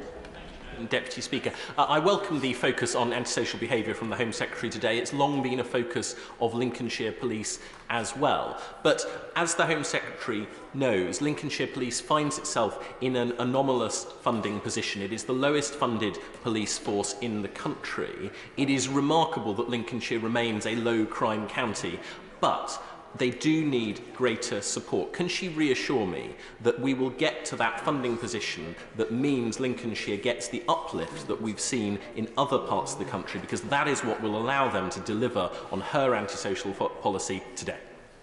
Home Secretary. My honourable friend's absolutely right to raise the financing of police forces, and I note and I'm aware of the challenges that Lincolnshire Police are facing in this regard. The Policing Minister and I are looking at the measures and the proposals on the funding formula, and there'll be an announcement very soon in this regard. Miriam Cates. Thank you, Madam Deputy Speaker, and I warmly welcome the Anti-Social Behaviour Action Plan, and I'm delighted that South Yorkshire has been chosen as one of the pilot trailblazer areas for hotspot policing. Now, in my constituency, we're very fortunate that serious crime rates are low, but antisocial behaviour still blights the lives of many of my constituents in Stocksbridge, Deepcar, High Green, Penistone and Dodworth. Now, there's a clear link between antisocial behaviour and school absence. And Sheffield and Barnsley have some of the highest rate of severe school absence of any local authority, with over 2,500 children mostly missing from school across the two local authorities. So will my right honourable friend speak to her colleagues in the Department for Education and urge them to set out a plan to reverse the rising tide of school absence and all the negative impacts it has not only on children but on communities? Home Secretary. My honourable friend speaks with a huge amount of experience from her days as a teacher, and she knows more than many of us about how, with vital resource in schooling, effective teaching and the proper support in schools and from parents, we can divert children from a life of crime, antisocial behaviour and devastation to themselves and their communities. So yes, there's a very strong theme in this plan about diversion, investment in youth activities, but also the turnaround scheme. So we are expanding the eligibility criteria, and we're working with professionals to ensure that children will be taken away from a life of crime. James Wilde. Madam Deputy Speaker, when I have assisted constituents whose lives are being made a living hell by neighbours using drugs or blasting out music at all hours, it's taken far too long to solve the problem. So I welcome the proposals my honourable friend has set out to make it easier to evict such people. And when will those changes take effect so that courts can consider any behaviour that creates nuisance? And will local authorities be empowered and indeed required to act where landlords are unwilling or absent? Home Secretary. Well, my honourable friend is right to mention the powers of eviction, and we want to ensure that it's easier for landlords to take action against antisocial tenants, whether that's in the social rented sector or the privately rented sector. And our measures in the plan will empower them to take that swifter action. James Daly. Thank you very much, Madam Deputy Speaker. Under the disastrous reign of Police and Crime Commissioner Andy Burnham, Greater Manchester Police were put into special measures. With the assistance of my honourable friend from North West Hampshire, Stephen Watson was appointed as Chief Constable under the revolutionary concept of charging criminals with offences. And we saw a 42% increase in charge rate for the 12 months up to September 2022. So would my honourable friend agree with me that not only is this plan exactly the correct course to take, but Chief Constables and other senior police officers must start arresting people as this government wants? Well,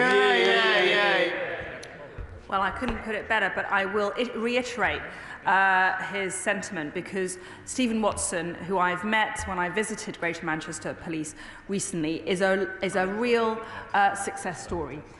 His approach to policing, that being common sense policing, getting the basics right, high standards, getting his men and women to just fight crime and focus on the priorities that the people have, is a winning formula. And Stephen is a great leader in policing, and we need more leaders in policing just like him.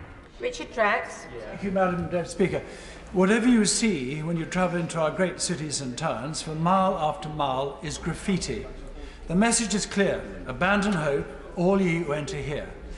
Can my right honourable friend tell the House that, as I understand it, the perpetrators, so-called graffiti artists, will be tracked down and made to clean up the mess they make, and be seen to do so publicly? Simply put, yes. That is the aim of the community payback scheme, which has been very successful, but also the measures included in this plan, whereby those who are inflicting ugliness and chaos and nuisance on communities need to make amends themselves directly to the communities which they've harmed. Sarah Prickcliffe. Madam Deputy Speaker, I'd like to thank the Home Secretary for personally listening to the concerns and ideas that we've had across Lancashire, and for supporting myself and our fantastic Police and Crime Commissioner, Andrew Snowden, as we've tried to tackle this. Can my right honourable friend outline how quickly Lancashire will receive the major £2 million funding boost for hotspot patrols, and how she thinks this will make a difference in Hyndburn and Hasselden? Well, let me put on record my thanks to my honourable friend, but also to Andrew Snowden, the excellent PCC up in Lancashire, who has led some great initiatives, notably in antisocial behaviour. They've had a lot of success in clamping down on boy racers and other nuisance behaviour in some of the town centres in the area. Lancashire Police is going to be receiving funding as one of the pilots for hotspot policing, and that will be money which will be diverted to increasing resources on the front line to improve visible and responsive policing. Smith. Thank you, Madam Deputy Speaker. I warmly welcome my right honourable friend's statement, which comes at a particularly timely point for my constituents, as the first email I opened in my inbox this morning reported vandalism to a brand new £20,000 fence around a community sports facility in Winslow, and also over the weekend the Crew Cafe in Prince's Risborough saw a break-in, and that cafe sits in the epicentre of a hotspot of antisocial behaviour over the last year, seeing intimidation, broken glass and other vandalism. So can my right honourable friend assure me that the powers she's announced tonight give the superb officers of Thames Valley everything they need to combat these incidents, but furthermore, as broken windows theory teaches us, it will shut down higher level crimes too? Let me thank my honourable friend for welcoming me to his constituency over the weekend to meet Thames Valley Police and his excellent Police and Crime Commissioner Matthew Barber. They are leading brilliant work when it comes to rural crime. But he's absolutely right. I believe in the broken windows theory of crime prevention. It is absolutely essential to take a zero-tolerance approach to the so-called lower-level crime. And as I said, there's no such thing as petty crime. It leads on to more serious crime. It leads on to more criminal behaviour. That's why this antisocial behaviour plan is vital to stamp it out at the earliest possible opportunity. Thank you, Madam Deputy Speaker. The Home Secretary already knows that antisocial behaviour and nitrous oxide abuse in particular wreaked havoc along our beautiful seafront in Southend and Leigh-on-Sea last summer. So I warmly welcome these steps to ban nitrous oxide and use hotspot policing, and I thank her for meeting with me and listening to my concerns and those of other colleagues across this House. Southend Police welcome them. They've got two quick questions. Will the legislation be in place to avoid our seafront being blighted this summer? And also, will our wonderful ice cream sellers and ice cream parlours be excluded, as I'm sure they will be, from this ban? Thank you. Let me thank my honourable friend for her indefatigable campaigning to ban nitrous oxide and to take a tough approach in response to this devastating drug. But she's absolutely right. There will be exceptions to the prohibition for legitimate and lawful and proper uses. We don't want to stop the industrial use, the commercial use, the medicinal use of any substances. But ultimately, what my hope is that the sight of these canisters on the ground, blighting our communities, making our places ugly, must become a thing of the past. Jack Brereton.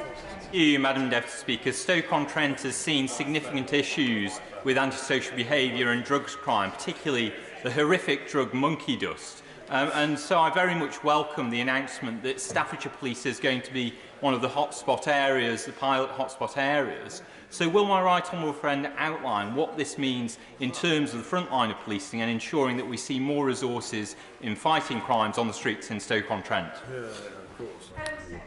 Well, my honourable friend is absolutely right that his police force is going to be a pilot area for hotspot policing. These will start very soon, we hope before the summer, and we want to ensure that these areas have been chosen because they're areas with the greatest need when it came to tackling antisocial behaviour. We see them as a priority, and we want to ensure that there is a proper response on the front line as quickly as possible.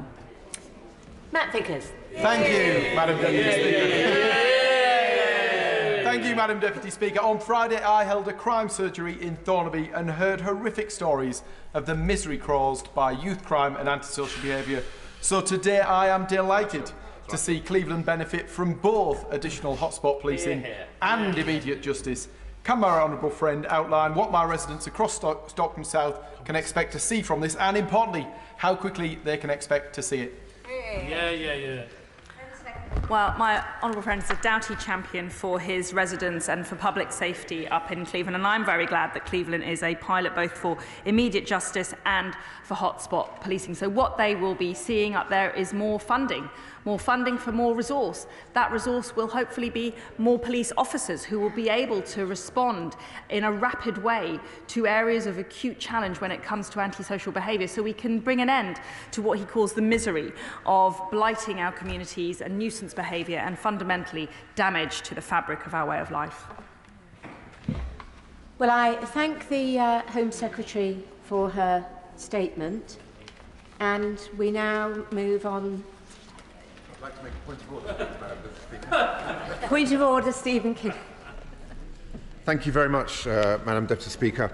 On the 13th of December, in response to a question from my honourable friend, the member for the Wirral South, regarding the size of the current asylum backlog, the Prime Minister stood at that dispatch box and claimed, wrongly, that the backlog is half the size that it was when Labour was in office.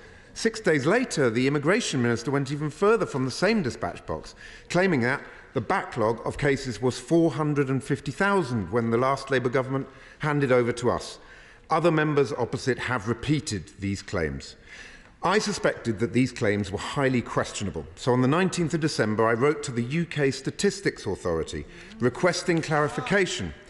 And Madam Deputy Speaker, I'm pleased to inform the House that the Chief Executive of the Statistics Authority responded to my request on Thursday, and his letter to me is crystal clear. The asylum backlog when Labour left office in 2010 was not in the hundreds of thousands, it was 18,954.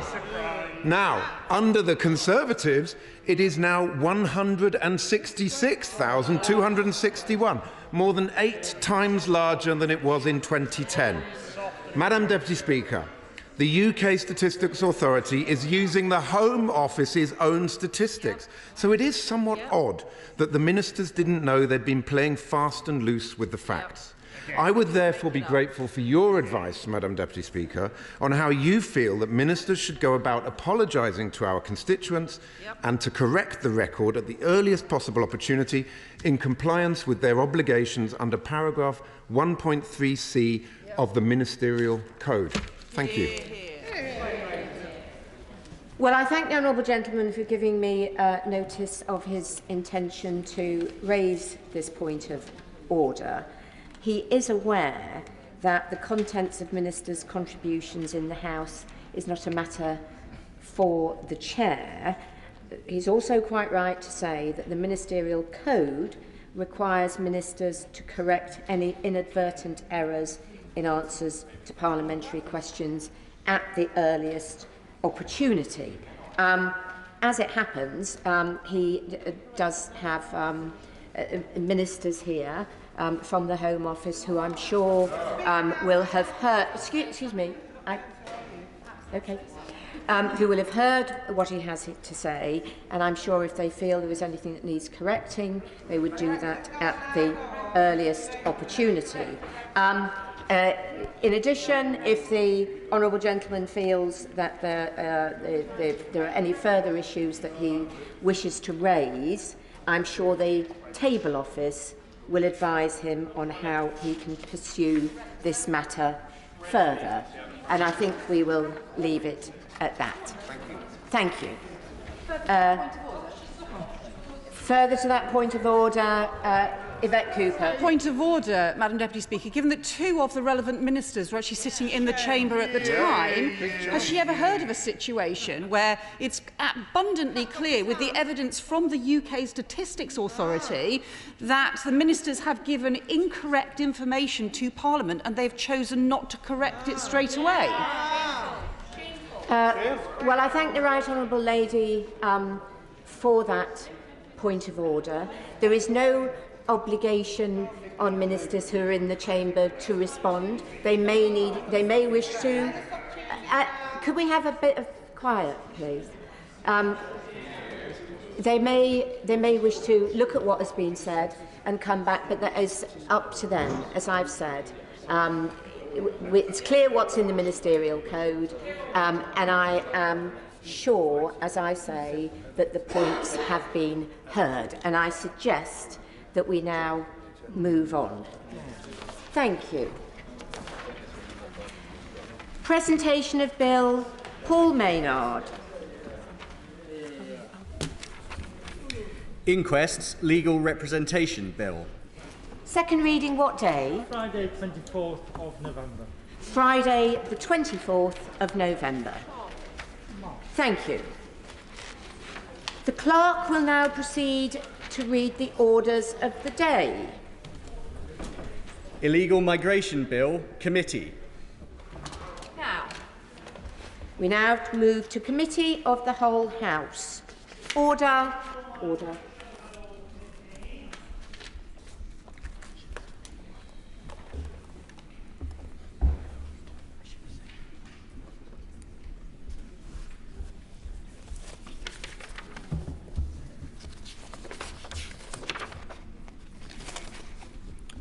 Order.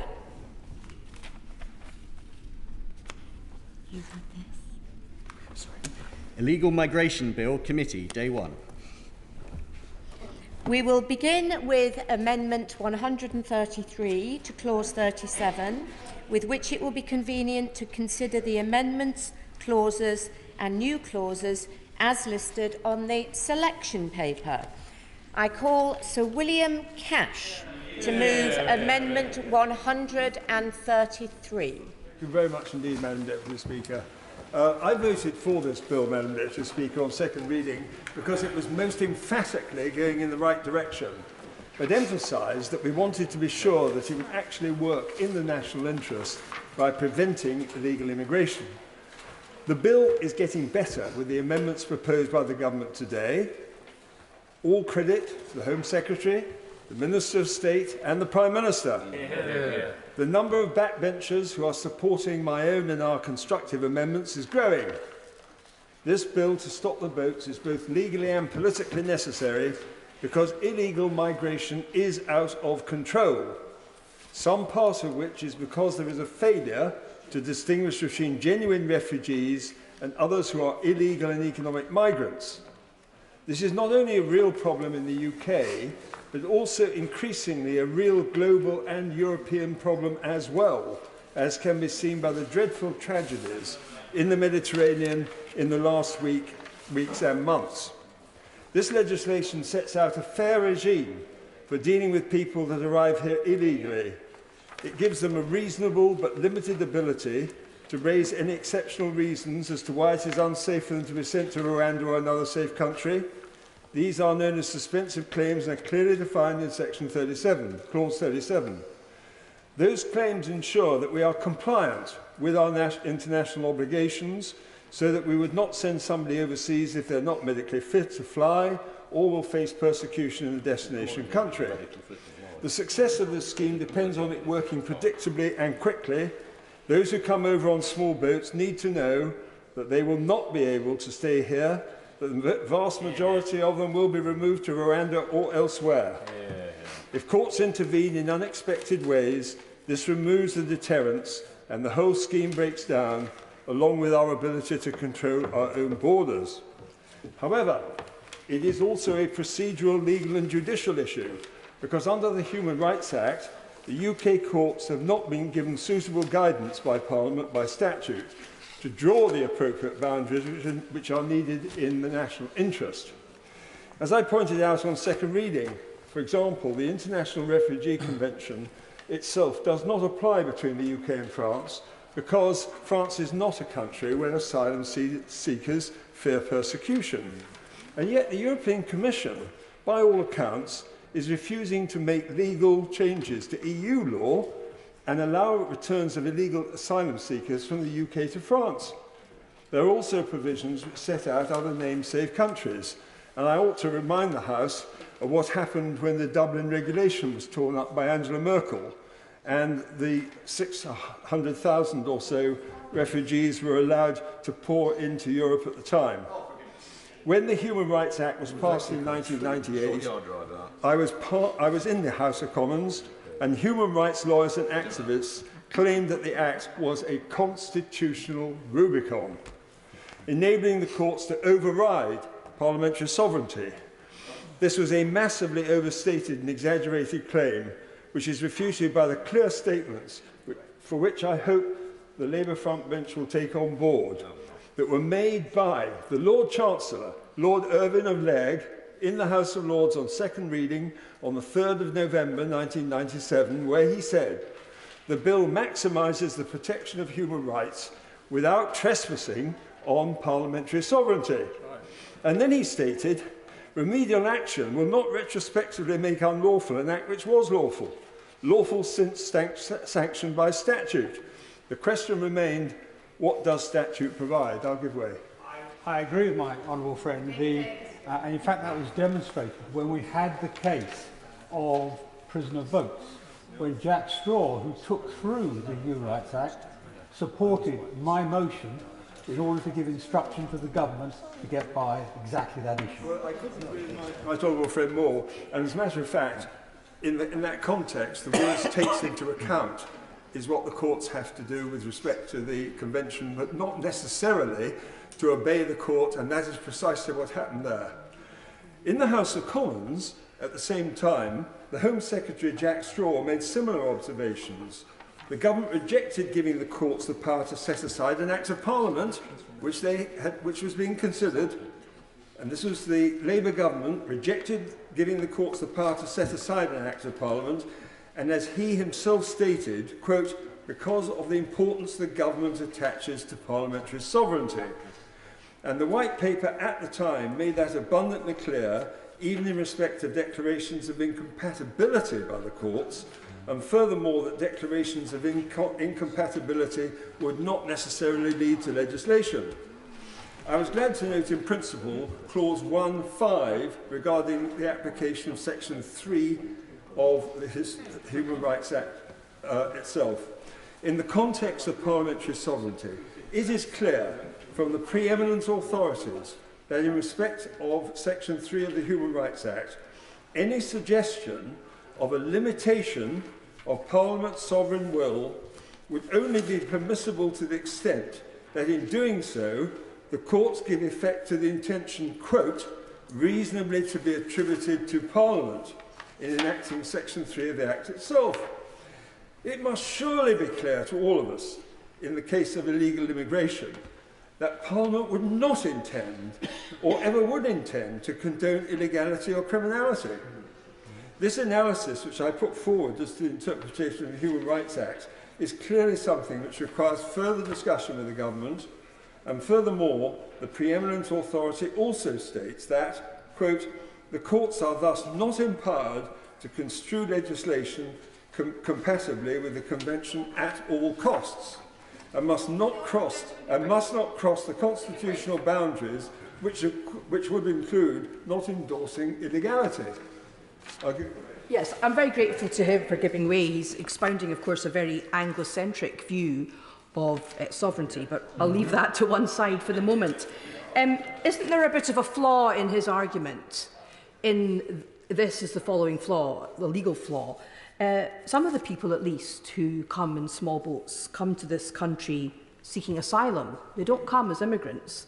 They come seeking asylum. And the United Nations, the UNHCR, has said that this bill would mount to a ban on asylum because it would extinguish the right to seek refugee protection in the United Kingdom for those who arrive irregularly, no matter how compelling their claim may be. Does he not accept that? Certainly, as I've just said, believe that it is very important properly to protect genuine refugees. The problem that we've been presented with over the last couple of years or so is it is blatantly obvious that quite a significant number, I can't put a precise figure on it, but it is very substantial and runs into tens of thousands, actually have a serious case to answer in respect of their status. On that point. Yeah. Unfortunately for the Honourable Gentleman, the facts simply don't support what he's saying, because the majority of people who've arrived in small boats, who've had their asylum claims dealt with, have had them granted. Now, that's the evidence. In cases, that is certainly the case. It's equally the case that we have 160,000 unresolved asylum cases. And it's also true that France itself is a place where there is no persecution on this account. So, as the government have rightly said, the Labour Party voted against the Nationality and Borders Act recently in the last couple of years. They want to scrap the Miranda deal and oppose the government's bill to detain and remove people swiftly from the UK. This amounts to demonstrating the Labour Party are in favour of open borders, and not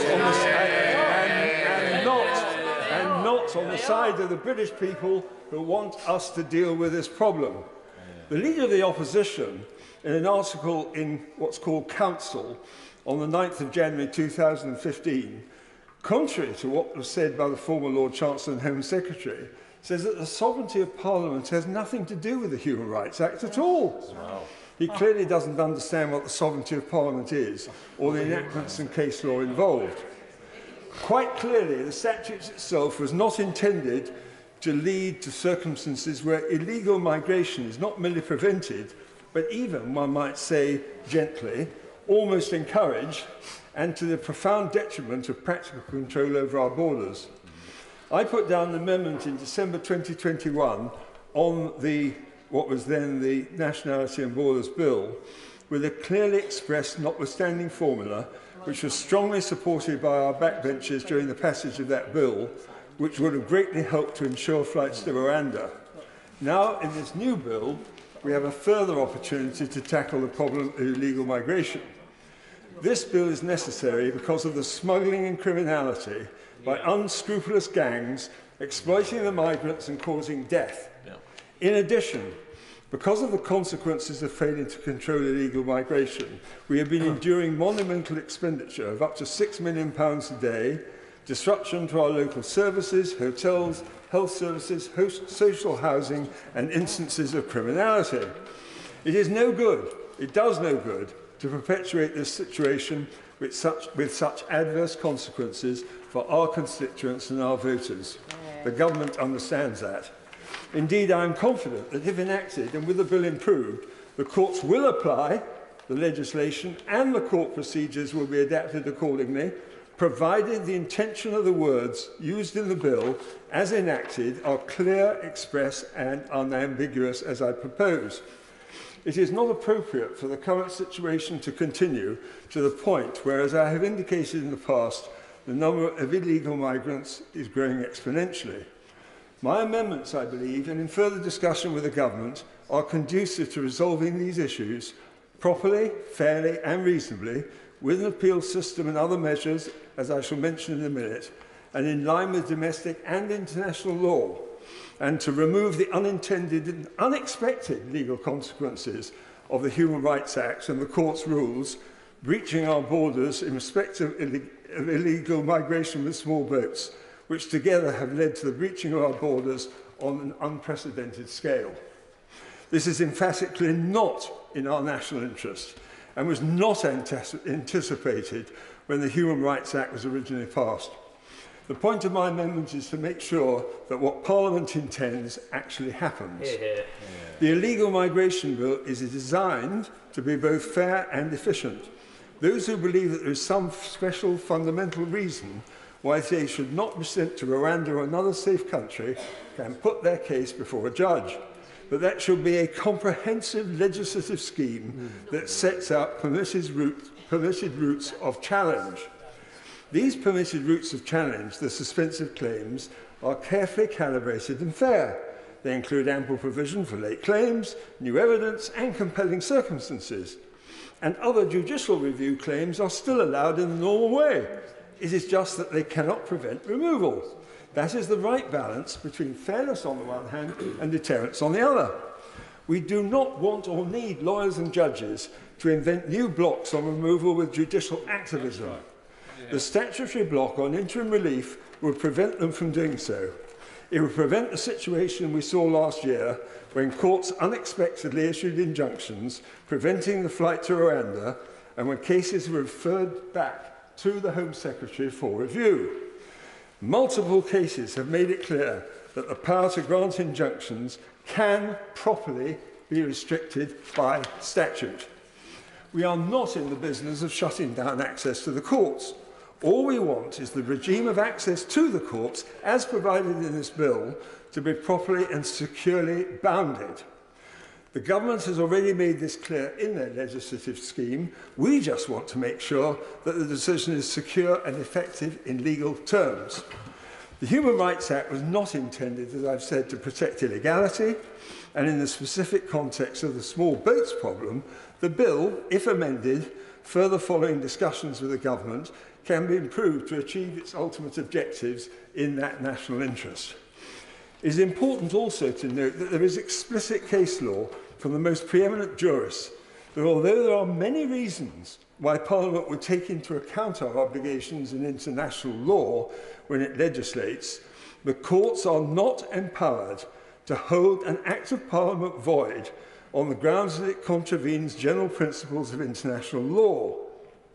As was made clear in the case of Mortensen versus Peters, nor may the court hold an Act invalid because it conflicts with the treaty to which the UK is a party, as set out in the case of Cheney versus Conn. That is what makes it so vital to use express, clear and unambiguous wording in an Act of Parliament as intended by the amendments and by reference back to what I said earlier on the question of the construction and interpretation of provisions. These words, notwithstanding, were also included in the Withdrawal Agreement Act 2020 to guarantee the sovereignty of the United Kingdom. I would also refer to the magisterial words of the great Lord Bingham, Chapter 12 of the Rule of Law, that, and I shall quote it, "The principle of parliamentary sovereignty has been recognised as fundamental in this country, not because judges invented it, but because it has for centuries been accepted by such judges and others officially concerned in the operation of our constitutional system. The judges did not by themselves establish the principle and cannot by themselves change it. He quoted and endorsed the celebrated Australian constitutional authority Geoffrey Goldsworthy, who is preeminent in this field in his book, The Sovereignty of Parliament, Chapter 10. We must stop people making these hazardous and lethal journeys in small boats. We must stop the criminality. We must stop illegal migration and the costs of this and the impact on our local and national resources. With my own amendments today, along with those of my honourable friend, the member for Devizes, and of Middlesbrough South and East Cleveland, and others tomorrow, such as my honourable friend, the member for Stoke-on-Trent North, and my right honourable member, the member for South Holland and Deepings, I believe the bill can achieve that objective with goodwill. These amendments are also supported more broadly, including by experts such as Professor Richard Eakins and formerly First Parliamentary Counsel Sir Stephen Laws in their Policy Exchange report. We have asked the government to engage with us constructively on these amendments and give us firm assurances today on the floor of the House to improve the bill in the light of our amendments. And on the basis that they do give such assurances, which I understand they will, I will not press my amendment to a vote. The question is that Amendment 133 be made. Colleagues will know that I can't put time limits on during committee stage, so I hope that honourable and right honourable members will bear that in mind, and I will prioritise those members who have got amendments on the order paper. Shadow Minister Stephen Kinnock. Very, very much, Madam Deputy Speaker. And I'd like to start by reiterating the point that I made in closing the second reading debate, which is that we on these benches are absolutely clear that we must bring the dangerous channel crossings to an end and that we must destroy the criminal activity of the people smugglers. Indeed, Labour has a 5-point plan to do just that, a plan that is based on common sense, hard graft and quiet diplomacy, as opposed to the headline-chasing gimmicks that are the stock in trade of the benches opposite.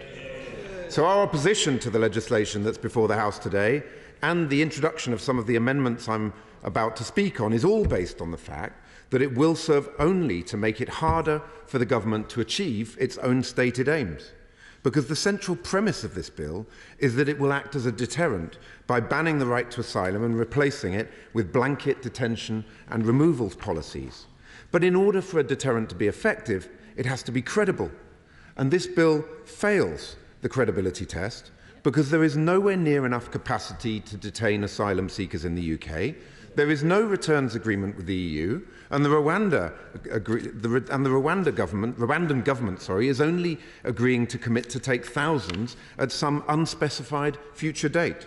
So the boats will keep on coming, the backlog will keep on growing, and the hotels will keep on filling. All of which leaves the House in the somewhat surreal position of debating a bill that everyone knows is not really worth the paper it's written on. And yet we must all go through the motions and pretend we're participating in a meaningful process. Nevertheless, I can assure you and the entire House, Madam Deputy Speaker, that we on these benches will do all that we can to amend and improve this bill in a concerted effort to limit the damage that it will inflict on the international reputation of our country, on the cohesion of our communities, and on the health and well-being of those who have come to our country in the hope of sanctuary from the violence and persecution that they are fleeing. Grateful. I say to the honourable gentleman, is what he's just said implied that they are not going to oppose this bill any further on these matters because they want to improve and enact it but no more? It's not working. It's I think I was crystal clear. I thank him for his intervention. I think I was crystal clear that we oppose this bill because it is a bill that will be entirely counterproductive. It's only going to make all of the challenges that we face worse. We on these benches believe in supporting legislation that is actually addressing the substance of an issue rather than chasing tabloid headlines. Madam Deputy Speaker, the competition for the most absurd aspect of this entire process is pretty stiff, but I have to say that the programme motion is a strong contender. because ministers, in their infinite wisdom, decided that we should debate the second half of the bill on the first day and the first half on the second day. Whatever the rationale for that, I suppose there is actually something strangely appropriate about the idea that we should consider this bill back to front, given that so many of its provisions put the cart before the horse. The other point that I wanted to make at the outset is that the refusal of the Home Office to publish a full set of impact assessments ahead of second reading, and they still haven't been published, Madam Deputy Speaker, is completely unacceptable. Surely, as a matter of basic respect for this House and for our constituents, members should be entitled to expect to be given the opportunity to have an informed debate based on comprehensive assessments of the impact of the government that the government expects its proposals to have. Madam Deputy Speaker, the fact is the government's entire handling of this shambles of a bill has been utterly chaotic, while the statements of ministers have generally been incoherent, inconsistent or simply incomprehensible. I spoke earlier in my point of order about the government conjuring up statistics to suit their needs, which have now been rubbished by the statistics watchdog. But we are where we are. And on that basis, I will move on to consider some of the substantive issues that we are here to consider. Madam Deputy Speaker, it's with regret that, given the time available, I will have to limit my remarks to our own frontbench amendments tabled on behalf of the opposition. I begin with our new clause 25, which sets out how Labour would approach these matters if we were in government in order to deliver meaningful progress on a range of issues, from border security to authorised safe routes, as part of a comprehensive strategy to stop the crossings and keep people safe, in line with our international commitments. In particular, new clause 25 calls for a multifaceted, overarching strategy for securing the agreements with international partners which our country urgently needs. A strategy for agreements with international partners, and we're signing more all the time. New deal with the French, new deal with the Albanians. We've had 480,000 asylum places here granted since 2015. How many hundreds of thousands of more people would he want coming to the country? Thank him for his intervention. It may have escaped his notice that when the botched Brexit negotiations took place, we left the Dublin Convention. The Dublin Convention is crucial for returns, so we have to find a deal that replaces that. And that is actually about protecting our borders, because it's about returning people when their asylum claims are not successful.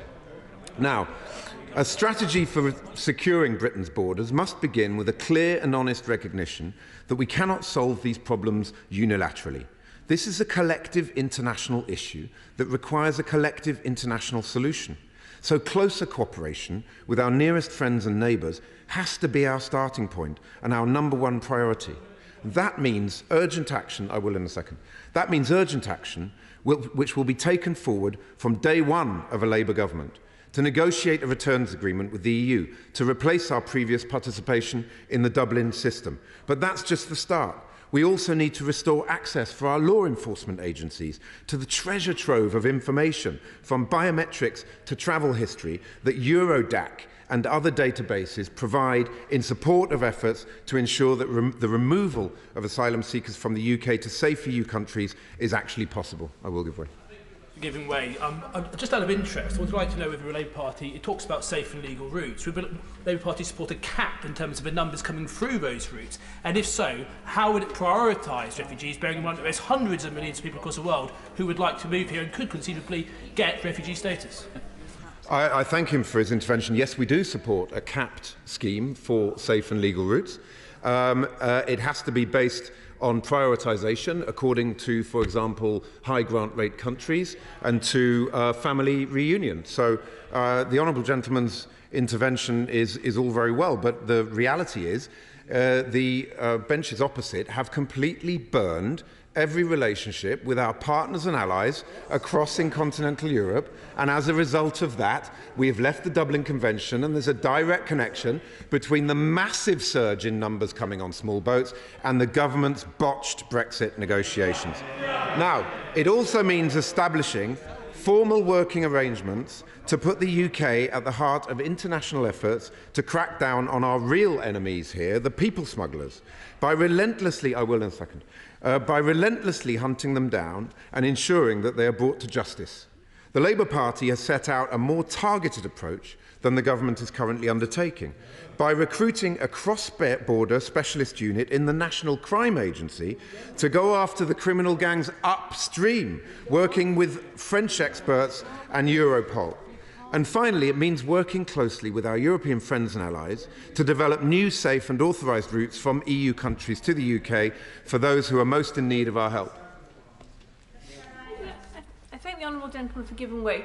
He's talked about safe and legal routes and making more available and suggested that he would be supportive of a cap. At what level would he support such a cap? And what would he do to manage those people who continue to arrive once that cap was exceeded?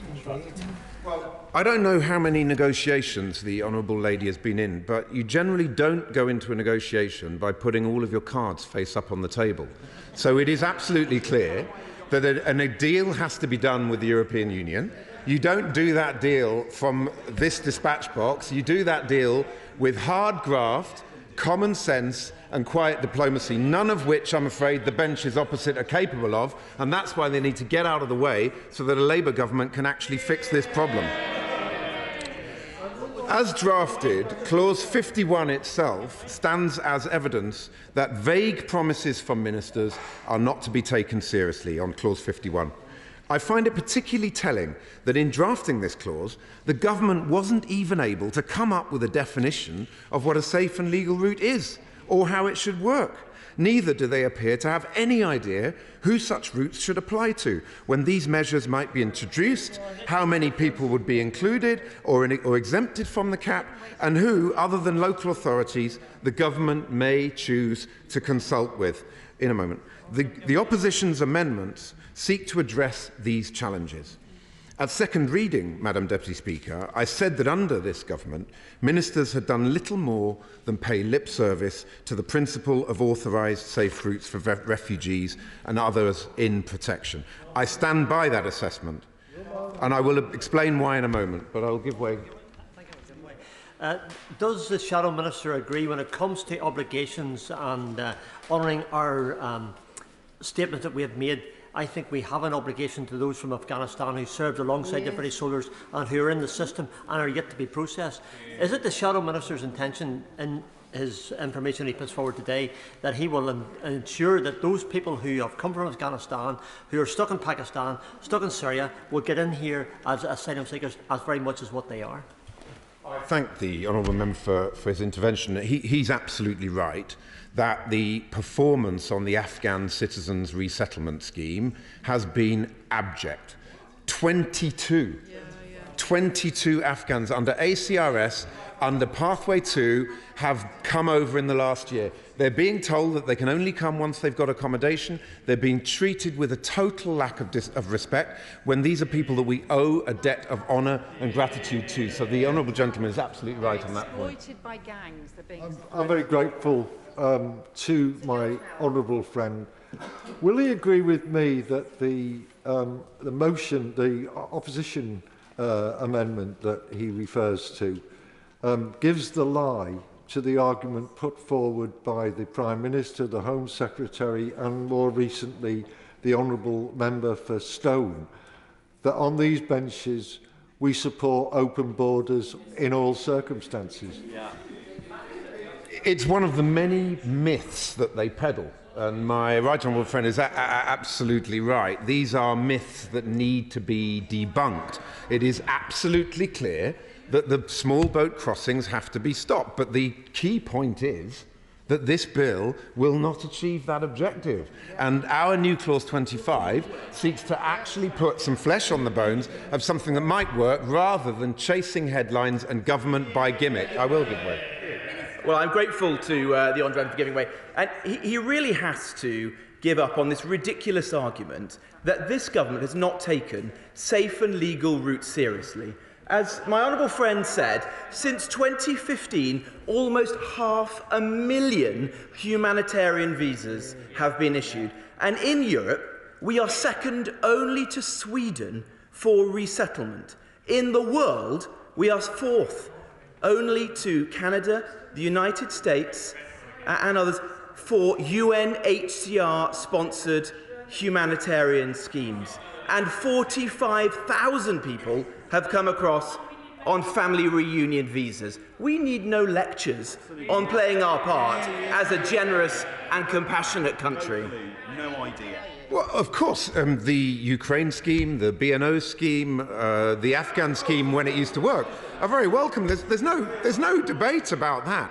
But I don't know why the honourable gentleman keeps making this point. That is not the point of this debate today. The point of this debate today is how to address the challenge that we currently face.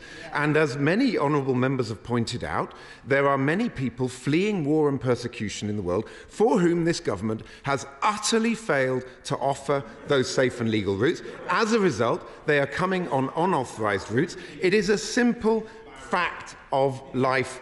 And the other point, of course, is we are looking at a government that has allowed the backlog to get completely out of control. So the idea that they're making life better and easier for people fleeing war and persecution in our country is for the birds. I will make a bit more progress now. Thank you. I first also wanted to mention some areas where members on both sides of this House are broadly in agreement, not least because that's quite a short list, Madam Deputy Speaker. The opposition supports the principle of Parliament having a say each year on the quota or cap for safe and legal routes as envisaged by Clause 51. Every country has a responsibility to do its bit to help those fleeing persecution and conflict alongside other countries. However, we also believe that the government's policy on safe routes cannot begin and end with caps alone.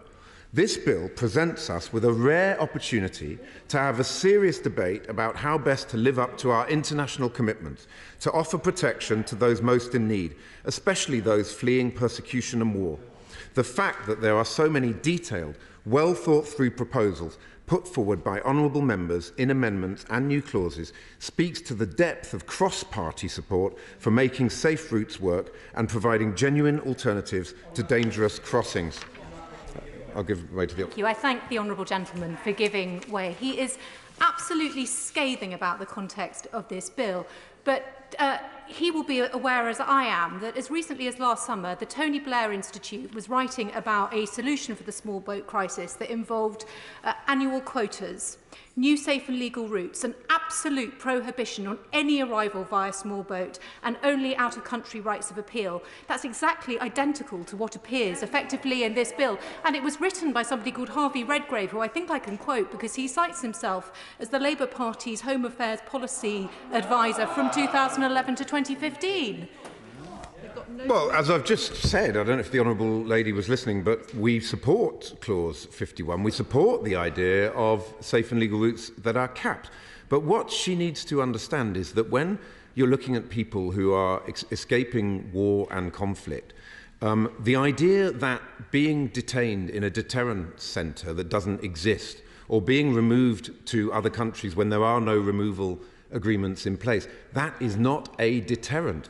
For a deterrent to be effective, it has to be credible. This bill has zero credibility because it's impossible to operationalise, and that's the key point that she seems to fail to understand. Now, we've seen... I'm going to make some progress.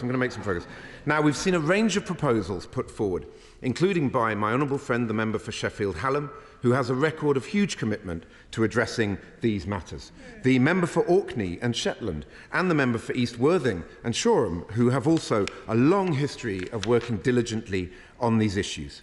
The number of new clauses, including one of my own, which seek to build upon and expand access to family reunion visas for refugees, clearly reflects the high level of support for such schemes among members on all sides of the House. In moving new Clause 24 on behalf of the opposition, I want to make it clear that providing better safe routes for unaccompanied children with family in the UK isn't just the right thing to do from the moral point of view. It will also demonstrate to our European neighbours whose support on issues from returns to tackling people smuggling is so fundamentally important to this country that we are serious about making progress with negotiations on the range of issues that I outlined in new Clause 25. share my concern that so far the legislation contains no children's rights impact assessment, and we are desperately concerned about the plight of children.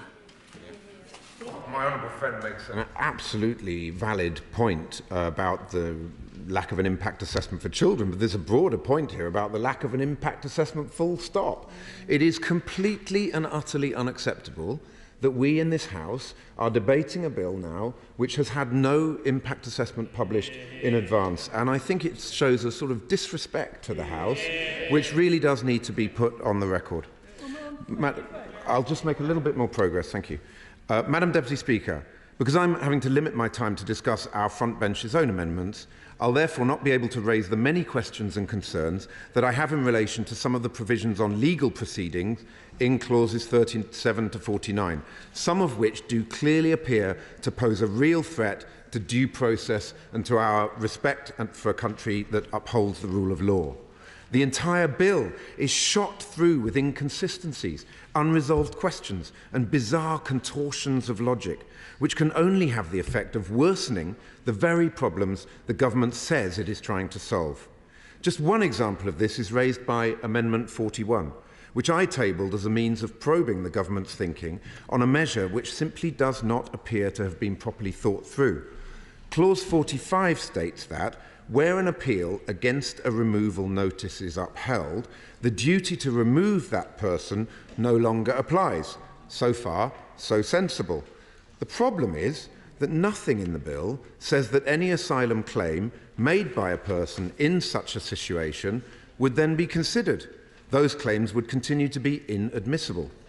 What this means is we'll end up with situations where there are people who cannot be removed because a court has ruled that to do so would pose unacceptable risks to their safety, but who cannot also lawfully remain in the UK because of the government's refusal to accept their claim for asylum.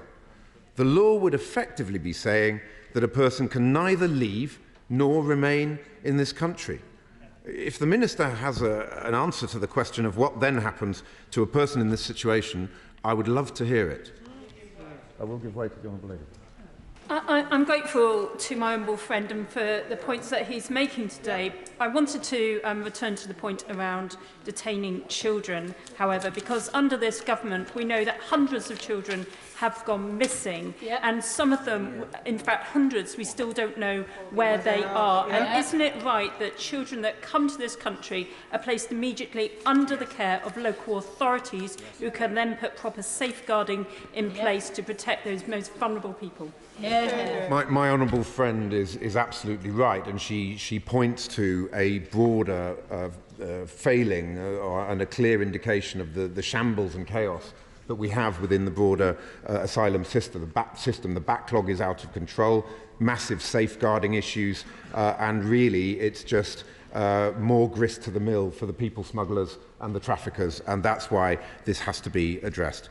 So to sum up, Madam Deputy Speaker, this is a dog's breakfast of a bill, and this debate feels like something of a charade because everyone knows that it's not only unworkable, it's not even intended to work. Nevertheless, we do hope that colleagues across the House will support our amendments and new clauses in the division lobby this evening, because let's be clear, Madam Deputy Speaker, ministers know full well that this bill is an entirely counterproductive piece of legislation, but they don't really care. In fact, they'll be more than happy to see it failing, because then they can blame our civil servants, or the EU, or the lawyers, or the judges, or the Labour Party, or the football pundits, or whoever they can think of. And why are they doing this? Well, the answer is staring us in the face. It's because they know that come the general election, they can't stand on their record of 13 years of failure, so instead they'll whip up division, stoke anxiety and fire up the culture wars. Our constituents know where the buck stops, though.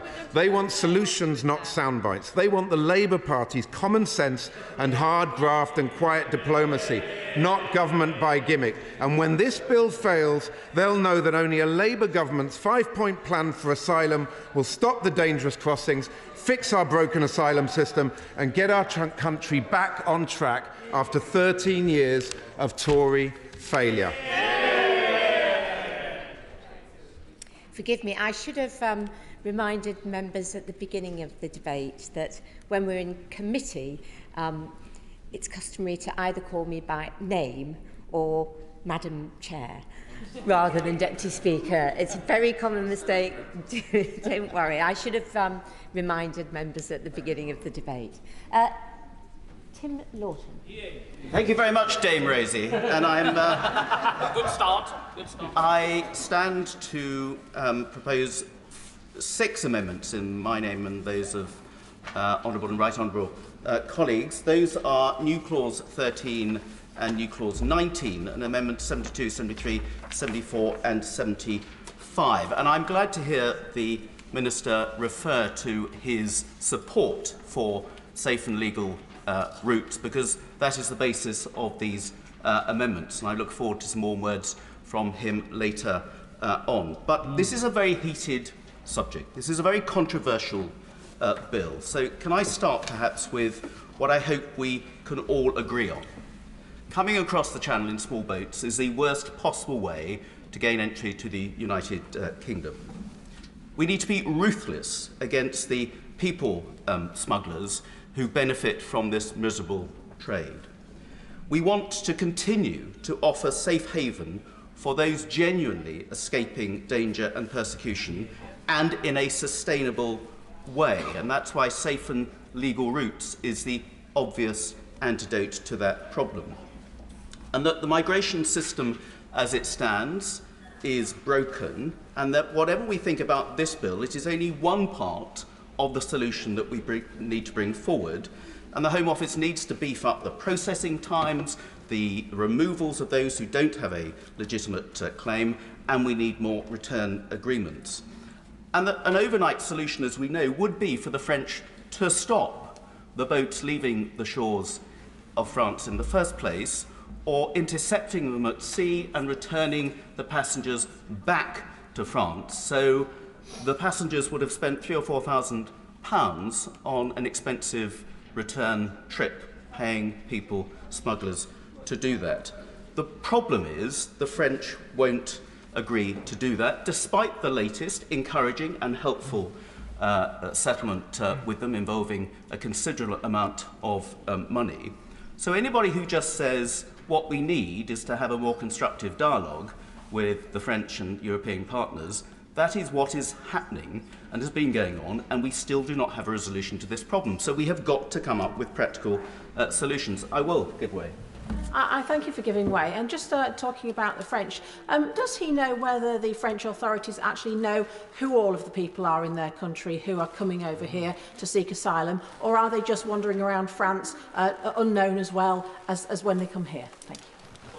The reality is, as the Home Affairs Select Committee found when we were last in Calais in January, is that the French authorities do not arrest a lot of the people trying to cross the Channel and turn a blind eye. So therefore they're not registered. They don't have a record who many of these people are, and they only show an interest in arresting and recording somebody who has come from a country with whom they have a returns agreement, with whom there may be a reasonable chance to return them. Otherwise, surprise, surprise, their problem becomes our problem if they then get into boats. Those are the things I hope we all agree with across this House, whatever our stance on this bill. But also we need to challenge some assumptions. Not all asylum seekers coming across the Channel have a credible claim to claim asylum. Other countries do more, we are told. But actually, when you look at the totality of the issue, the amount of people that we offer safe haven and support to outside of the United Kingdom, in refugee camps, for those people who just want to go back to their own countries, is more generous than virtually any other country in the world as well. And we need to look at the totality of that. Coming to the UK is not always the appropriate solution for many people.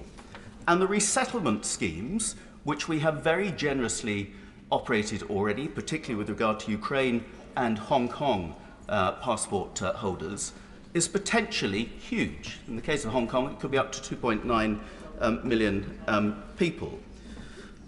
And there's also the criticism we've heard from the French about that we are too generous. They describe us as El Dorado, which is why so many refugees apparently want to come across to the UK. But the other reality is that even if we wanted to, we cannot take an unlimited number. the fact that almost 10,000 Afghan refugees legally brought here after the airlift from Kabul in the summer before last, over 18 months ago, are still in hotels, pays testament to the fact that we have an accommodation problem. And so whatever we come up with, we need a system that is disciplined and orderly and sustainable so we can make sure people are processed quickly and put in the appropriate accommodation. Because frankly, hotels for young children for a sustained amount of time like that, be it with their families, let alone on their own, is just not the most appropriate place for them to be. I will give way to the Honourable Gentleman. Can I ask the gentleman whether or not it's appropriate in his view that former RAF camps are now being used and plan to be used for migrants? Well, none of this is ideal.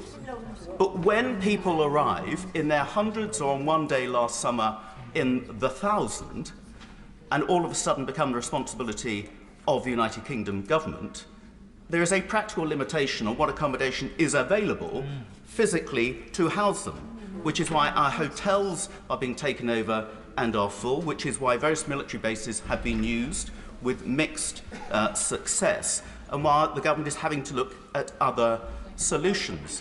But we have a serious problem for accommodating our own constituents, as we all know, from the shortage of local authority accommodation. And we just have to be realistic in terms of how we can properly look after people coming across the channel. I'll give way once more to my right honourable friend. Grateful to the honourable gentleman for giving way, and it's not just illegal migration. The population of this country is growing in net terms as a direct result of illegal and legal migration by something like 250,000 a year. That cannot, in the end, be sustained for long. Over 10 years, it is 2.5 million people, the size of many significant cities. That cannot go on because the housing situation for all of those people is an insuperable challenge. Well, I think I made the point that whatever migration system we run needs to be effective, efficient and sustainable. But at the same time, we need people to fill job vacancies in this country as well. And many of the people who have come here are self-sustaining. I've had a meeting this afternoon with about 60 Hong Kong British Overseas Passport holders who've come here in flight from Hong Kong, who are making a good go at starting a second life in this country. But however we think we should operate migrant numbers, the numbers are not the important thing. It's being able to look after people safely and sustainably for all of our community that is the major consideration. And there's one other thing I want to mention. The other truth that is put about that we need to challenge is that the ECHR is everything. If you look at the record of the judgments issued under the ECHR by the European Court in the last 10 years, 47% of them, 47%, almost half, have not been complied with. In certain countries, that figure, for example, in Spain, 61% of judgments against Spain from the ECHR have not been complied with. Italy, 58%. Germany, 37%. And in many cases, and particularly France, which is a little bit lower, they are mostly for non-compliance with immigration laws. So let's not try and kid ourselves that the measures in this bill are some way completely absurd and out of court with what other countries have been doing. So, having said all that, Dame Rosie, doing nothing is not an option. It allows people smugglers to continue the human misery. It's condoning bogus asylum seekers, and it's allowing those bogus asylum seekers to bump the queue for the genuine asylum seekers to whom we do have a duty of care that the vast majority of people in this country want to see carried out. So we need to get the balance right on continuing our generous tradition of allowing safe haven for genuine asylum seekers escaping danger, with much more robust action to clamp down on those who have no legitimate claim to be resident in the UK and who are gaming our system, taking advantage of the UK taxpayers' generosity, and worst of all, queue-jumping those genuine asylum seekers who need help. And that is where safe and legal routes comes in. So the main amendment I'm putting forward today, and I will be prepared to move to a vote unless I have some substantial reassurances from the government, because this is nothing new. This is not rocket science. And it's actually something that the Prime Minister quite rightly has committed to in principle, and that is new clause 13. Now, that is the basis of the Safe and Legal Routes amendment.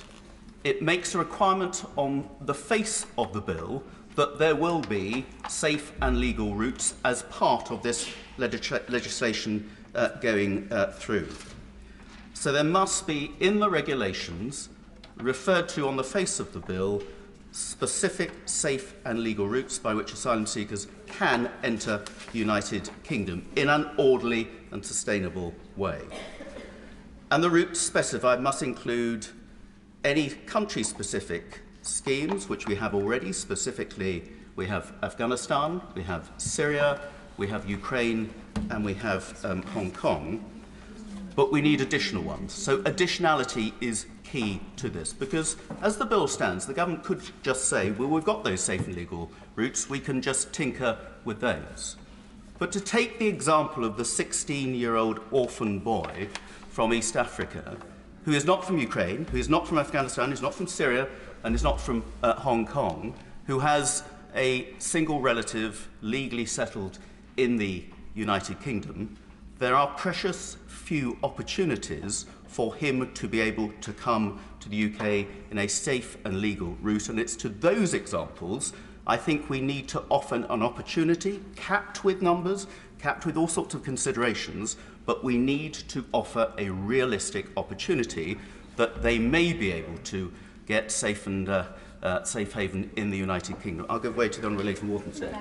Gentleman for giving way. I support very much what he said. Indeed, I support in this bill the need for amendments, probing or otherwise, to clarify what a safe and legal route is and how they will operate, because that seems to be at the heart of whether this legislation could actually achieve anything that it claims to set out. Does he therefore agree with me that what we need is clarity, because this bill does set out where it considers to be safe from, by definition everywhere not listed in section 88A is unsafe, and therefore we need clarity as to what would be a safe and legal route from those locations not listed in section 80AA. Otherwise, we end up with safe or unsafe being ill-defined, and that doesn't help anybody in legislative terms.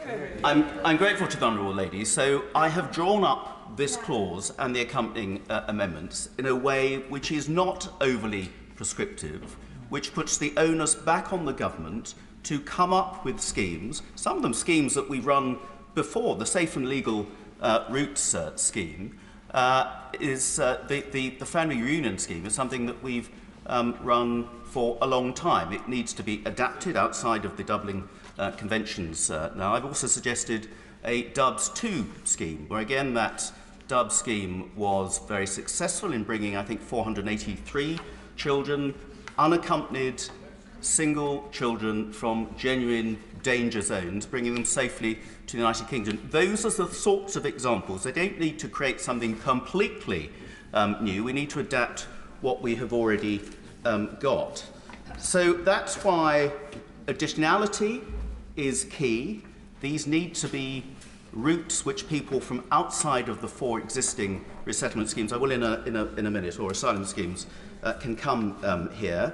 They must set out those routes for both adults and children, who I think most of us would agree need to be dealt with slightly differently, and the means by which those people can access those routes. It may be from the countries they're fleeing themselves, it may be from refugee camps and schemes that we've had before jointly with the UNHCR, and I think that was what has been mooted in the newspaper. It didn't come from me, about 20,000 people being able to come here through agreement with the UNHCR. That is another possibility. It may be through using reception centres that we have in other countries, including in France, where a limited number could possibly apply, subject to a cap. Again, that is all down to the government to decide. I don't want to be overly prescriptive. I'll give way to my honourable friend, the Isle of Wight. I thank my honourable friend for giving way, and as ever, he makes an incredibly interesting and important contribution. There have been, in the last decade, 10 safe and legal routes, 6 of which are country-specific, 4 of which are general. The 6, Syria is now shut, 2 for Afghans, 2 for Ukraine, 1 for Hong Kong, and there are 4 non-specific safe and legal routes. He is, if I understand correctly, then arguing for a 5th safe and legal route. Can he explain how that fifth, safer, non-legal route would delineate and be different from the current four, legal, not non-legal. Can he delineate how that fifth safe and legal route would be different from the other four safe and legal routes that we already have? Thank you. Well, those four existing routes are country-specific for certain emergency situations which arose for obvious reasons in Ukraine, Syria, Afghanistan, and a rather prolonged emergency situation we're seeing unravel in Hong Kong.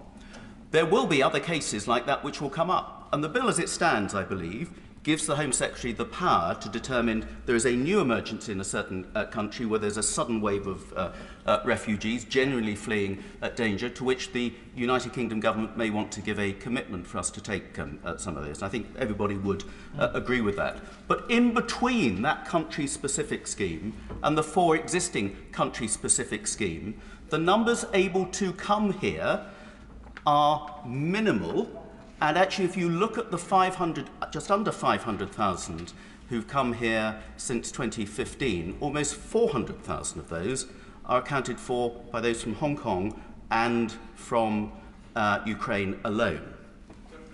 Sorry, apologies if I thank him for giving way again. Apologies if I wasn't making myself clear.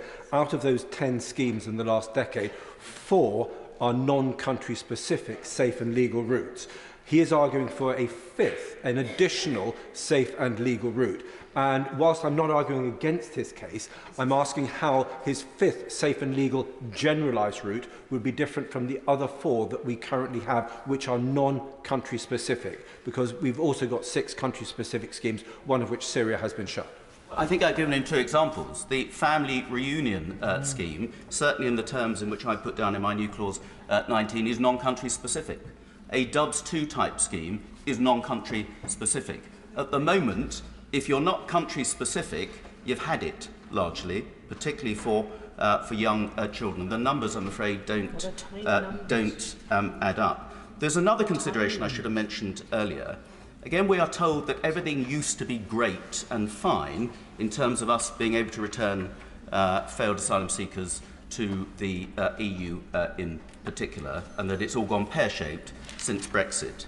Well, in the last year that we were covered by the Dublin regulations, when we are still within the terms of the EU, the UK tried to return 8,500 failed asylum seekers to the EU. Of those, 105 were admitted. So it didn't work before.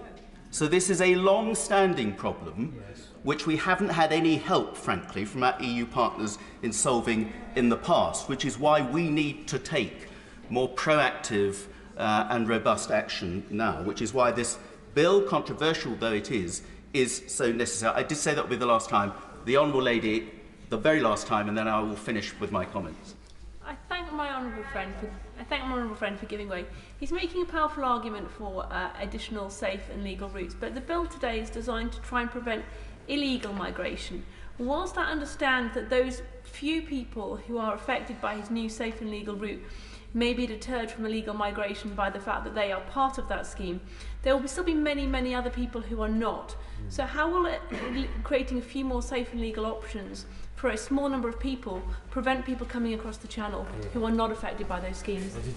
We are not going to eradicate people coming in boats across the channel totally, unless the French will agree to intercept and return. But we can limit it to those people who do not stand a credible chance of claiming asylum in the United Kingdom. And one of the problems in the courts at the moment with the many failed asylum claims which then go through appeal process is there was no other way of getting here rather than on a boat. If this safe and legal route amendment and everything with it goes through, that will not be an excuse, because anybody could have applied through a safe and legal route, and if you were turned down and then turned to a boat, that is not a defence. Will my honourable friend indulge me? I'd be very indulgent, but I know many other people want to speak. Go on. I'm very grateful, and my honourable friend makes the most important point in this debate, that judges and tribunal chairs are looking for factual reasons upon which to refuse applications, well, I can't think of a better one than the availability of, in a controlled way, more safe and legal routes. At the moment, without further action and without concurrent action from the government in passing this legislation and creating safe and legal routes, we are, I'm afraid, opening ourselves up to the risk of more people making those claims and not being able to control the situation in the way that we all want. Well, I'm grateful with the huge legal expertise and experience in his former roles of my right honourable friend there. That is the point. We need to isolate the bogus asylum seekers who are paying the people smugglers. And you do that by making it clear that we are open to genuine cases of people fleeing danger. There is a legitimate and practical and usable route for them, and if they don't qualify for that, don't try to get in a boat, because you stand no chance of having your claims upheld if you make it across. I'm just trying to achieve a balance. So if you want to have this bill go through, then we need to have safe and legal routes in it to make it a properly balanced bill. If you don't like this bill, but you want safe and legal routes, you need to support this bill to get those safe and legal routes. This is mutually beneficial to all of those on either side of this argument on this bill. May I quickly, Dame Rosie, finish off with the rest of my amendments? New clause 19 outlines how a refugee family reunion scheme will work. It's a wide definition of close family members, and including people who are adopted and everything. Again, this is nothing new, but it's a generous scheme which I think would do what it says on the tin. My other 4 amendments are Amendment 74, which I think is a really important consideration. The government has said that it wants the legislation to go through to be able to clamp down on the small boats. I have no problem with that, although there are some things in here which are not quite as moderate that I would like. I think this bill is necessary to go through, so I'm trying to improve this bill. But the government has said it will then consult on safe and legal routes, and we need to consult on safe and legal routes. The local authorities and others will be bearing the brunt of how we accommodate many of these candidates, and then they'll come up with some safe and legal routes. That isn't good enough. The two sides of this bill must be contemporaneous. Yes. We must not be able to bring in these tough measures until those safe and legal routes are operational, so people can have the option to go down that safe and legal route rather than rely on the people smugglers. The government will say, well, we need to consult. Well, start it now, because we need to be consulting with the local authorities, surely, on how we get more people out of the hotels now in sustainable accommodation for the long term. So really the government should be getting on with the consulting now, so that when this bill eventually goes through, and I suspect it may take some while to get through the other place, those safe and legal routes are up and running and ready to go. So Amendment 74 is an important amendment. Amendment 75 just adds safe and legal routes as one of the purposes to the bill in Clause 1. Clause 1 is all about clamping down on illegal migration, quite right, but it should also be the balancing of providing those safe and legal routes as well. So I want to put it in Clause 1 right at the start of the bill. And then Amendments 72 and 73 are contingent on all of the above. So that's all I'm trying to do, Dame Rosie. Lots of people are trying to misrepresent and cause mischief about this bill, and in some cases on safe and legal routes. And I just end on my own experience when I appeared on BBC South East Politics 2 weeks ago and was talking about safe and legal routes, and I was challenged, why are you supporting this bill when you were so keen on safe and legal routes, and challenged the Home Secretary? I said, because this bill contains provisions for safe and legal routes. It does, because it talks about safe and legal routes and capping numbers and everything else.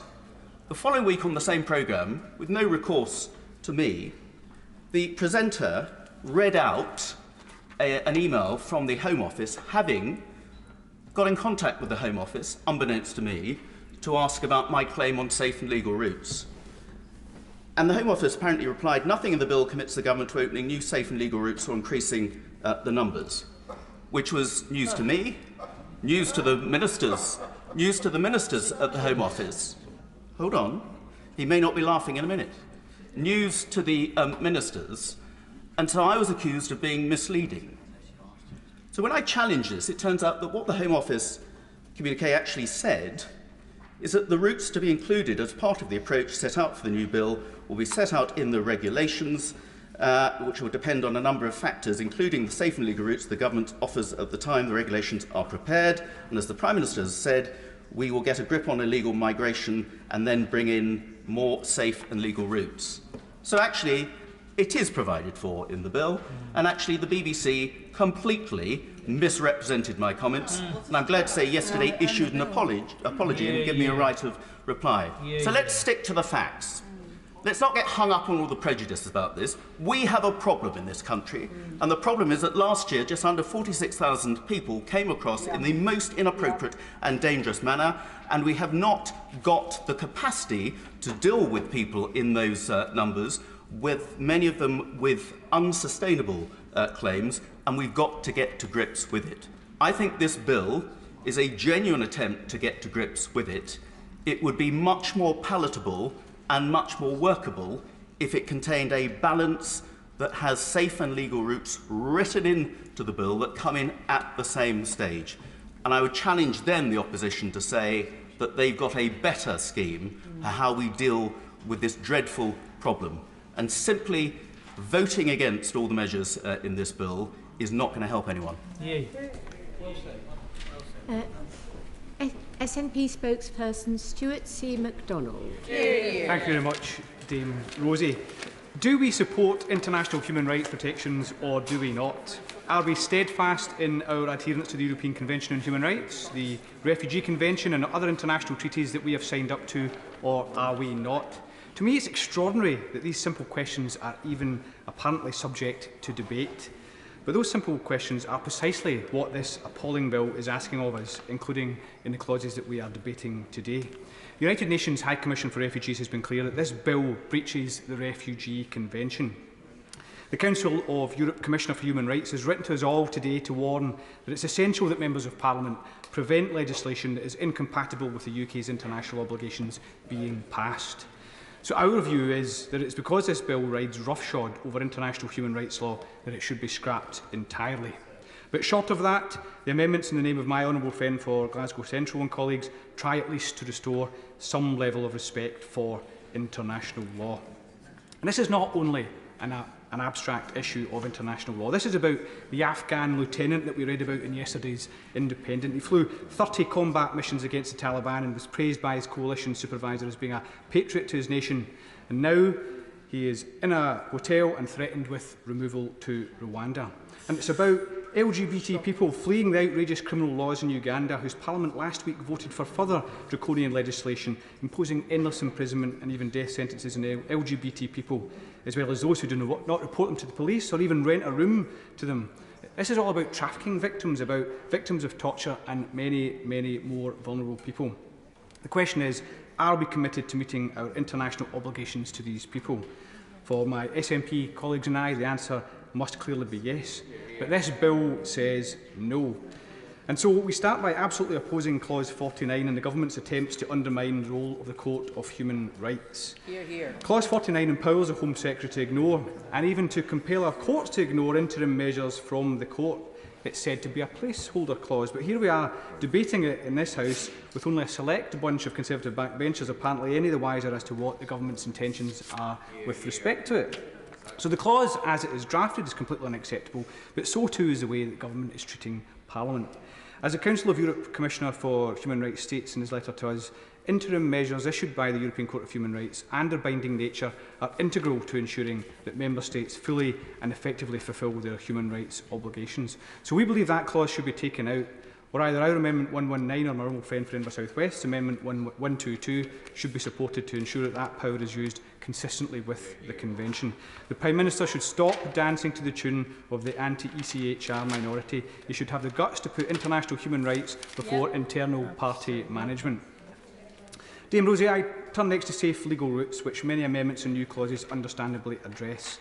The lack of them, and in the case of the Afghan Citizens Resettlement Scheme, Their poor and slow implementation is clearly a contributor to the irregular arrivals. Expanding them would help tackle this issue, as the Honourable Member for East Worthing has just eloquently set out. But Clause 51 as it stands is completely inadequate. It provides for a limit not to be exceeded rather than providing a target to aim for. And it allows the Home Secretary, instead of Parliament, to set the definition of safe legal route. So our Amendment 179 and related amendments replace the cap with a target and a longer-term target too, and seek to improve Parliament's role in setting that goal and holding the Home Secretary account for her efforts to meet it. And we support other new clauses and amendments seeking to achieve similar aims. We support the various new clauses that have been put down highlighting particular safe legal routes, such as the humanitarian travel permit, safe passage visa schemes, refugee family reunion and Dublin-style safe legal routes for children in the European Union. The key point is, as has been said, these routes should be a priority and an urgent part of the overall response and not an afterthought to be looked at a little way down the line. Turning then to the remaining clauses relating to legal proceedings. Frankly, most of the provisions in this bill essentially dehumanise people who seek protection here, so that no matter what horrors they have endured, their individual circumstances are to be ignored and their ability to access rights and protections set out in international treaties is to be absolutely decimated. Instead, they are to be detained, locked up and either removed or left in a permanent limbo. These clauses on legal proceedings buttress that regime by seeking to snuff out the ability of anyone to get to a courtroom to challenge what is going on before the removal takes place. What is most fundamental about this regime is what you cannot use as a grounds for a suspensive challenge prior to removal. The Afghan who fought alongside our pilots against the Taliban cannot challenge his removal to Rwanda on the grounds that he is a refugee. And the trafficking victim cannot prevent his or her lengthy detention and removal on the basis of being such a victim of trafficking. So our Amendment 76 makes the fundamental point that if a person makes a claim to be a refugee or makes a human rights claim, or there are grounds to think that it may be a victim of modern slavery or trafficking, that should be considered before any action is taken to remove. Hear, hear. That is basically how things used to be. That is basically how things are up until now. That is how it should be. And that is generally what is required to live up to our obligations under international law. And we also believe it is a requirement of simple common humanity. But as the bill stands, not only is none of that possible, but the limited ability to challenge on grounds that serious and irreversible harm is risked is also made incredibly difficult by the way these clauses are drafted. That's made more difficult because of ludicrously restricted grounds for challenge and appeals and high evidential burdens. It happens because of red tape and deadlines that will simply be impossible to comply with. These challenges are provided because there are more ouster clauses and restricted appeal rights, and this happens because it gives the Secretary of State in this bill significant and unwarranted control over these processes. In short, access to justice and the rule of law are being absolutely pulverised, and various other amendments are designed to pick away at that and restore these appeal rights. So why has the government decided on real risk of serious and irreversible harm as a test for suspensive claims? Yes, I acknowledge that that is the backstop test for interim measures under the European Convention of Human Rights, but it's a high and an unusually difficult test, and obviously risks the removal of people in circumstances where significant harm will occur to them. Why, in particular, is the Secretary of State left to define the concept rather than Parliament, including the ability to lower the standard if she is unhappy with how courts are interpreting it? Dame Rosie, we are particularly concerned with Clause 40, Subclause 5, and the requirements to make valid suspensive claims, and I'd be grateful if the Minister could clarify what the implications of a claim not meeting those requirements are. Often, if an application isn't in the prescribed form, it means the Home Secretary simply doesn't look at the claim at all, and that means there won't even be a refusal that can be appealed. So I'm asking the Minister, is that the case in these circumstances? Most concerningly, listed alongside the necessity to be in the prescribed form is a requirement for the application to contain compelling evidence. So again, I ask the Minister, does that mean if the Home Secretary simply decides that there is no compelling evidence, then it's as if no application has been made at all and therefore there is no right of appeal? Because if that's the case, that means the Secretary of State can simply close down any possibility of a challenge by deciding no application has been made at all. So I would genuinely appreciate clarity from the Minister on that point. Taken a careful note. I notice he is listening very carefully indeed. Why is there a requirement of compelling evidence? More importantly, isn't that totally inconsistent with the test of real risk, the point of Amendment 83? The danger is that even a probability of serious and irreversible harm won't be enough because of the type of evidence it can realistically be provided in the ludicrously tight timescales provided for. On timeframes, we have various amendments to challenge the time periods that have been formally set down by the Government. The notion that 8 days is enough time for an application is for the birds, as we know from the chaotic processes used during previous attempts to remove people to Rwanda, when many who were served notice barely understood what was happening to them. Language barriers, difficulties of access to solicitors and legal aid, the requirements of prescribed forms and demands for compelling evidence in the application means 8 days will never happen. These processes give rise to the risk even those who could, in theory, make a challenge will miss out unjustly. So on that point, and a very important point, can the Minister give clarity as to how he is going to ensure legal advice is accessible and, importantly, what his government's position is on the availability of legal aid? These are hugely important issues which are not really touched upon in the bill at all. Given these ludicrously restricted timeframes, the restriction of out-of-time claims in Clause 44 is also frightening, and our amendments from 101 onwards seek to challenge this. This time it's compelling evidence of a compelling reason for missing the 8-day deadline that is required. What on earth does that mean? Is inability to understand the notice, or language difficulties, or the impossibility of finding a solicitor sufficient? More importantly, is the government saying it's okay to remove somebody who is certainly going to face serious and irreversible harm just because they were a few hours late with the paperwork and didn't have a decent excuse for that? It makes absolutely no sense. The 7-day time frame for appeals to be lodged in Clause 47 is equally absurd for all of these reasons. Again, how will access to legal advice and legal aid be ensured? Who has the government consulted with in putting together this very challenging time framework? Why has the government chosen to bypass the first-tier tribunal? Why is the government now apparently suggesting using first-tier employment law judges to assess difficult issues of removal and serious harm? Some will have an even more difficult route to challenge a refusal if the Home Secretary decides a claim is clearly unfounded. And the clauses don't seem to make any sense, because if it seems to be the case that to make a valid application you need to provide compelling evidence of harm, it's difficult then to see how any valid application containing such compelling evidence can then be deemed to be clearly unfounded. But going beyond that, the grounds for appeal to the upper tribunal are again objectionably difficult. Just to get permission to appeal, compelling evidence in serious and irreversible harm and assessed on the papers with no further rights of appeal. So our amendments to Clause 43 seek to rectify that. We object to the bill instructing the tribunal to how to do its work, and in particular how to make assessments of fact. Judges, not the Secretary of State, should determine what new matters can be considered and what evidence and facts are relevant to their decisions. So our amendments to Clause 46 and Clause 47 and various other clauses seek to protect the independence of the tribunal. And we object very strongly to the ouster clause in Clause 48, including in particular restrictions on the supervisory jurisdiction of the Court of Session, while Amendments 100 and 108 also seek to challenge restrictions on onward rights of appeal. These are serious and significant issues of profound importance. Removing the oversight of the courts is unacceptable and frankly unconstitutional. We had a well-developed and functioning system of appeals and judicial oversight of it. The government should stop dismantling it. Instead, this bill leaves most people seeking to assert their rights only able to do so after they have been removed. The notion that such challenges can be successfully undertaken from thousands of miles away is absolutely absurd. And then that brings us to the fundamental question: what happens if someone is actually successful in making a suspensive case? All that Clause 45 states is that they cannot be removed. It does not then allow them to access the asylum process or for any other assessment to be made of their case. They, like tens of thousands of others who cannot be removed simply because there is nowhere to remove them to, are going to be left in limbo. A limbo that will be disastrous for the taxpayer, but absolutely life-destroying for the individuals involved. A desperate outcome from a desperate bill. Finally, Dame Rosie, while we support almost all the other amendments and new clauses tabled by opposition members, we do have concerns about new clauses 23 and 25. New Clause 23 requires the Secretary of State to use her broad discretion to put in place a fast-track asylum procedure for so-called low grant rate countries. It also contains an amazingly wide definition of low grant rate country, because that would include nationalities where 49% of applicants have successfully sought asylum.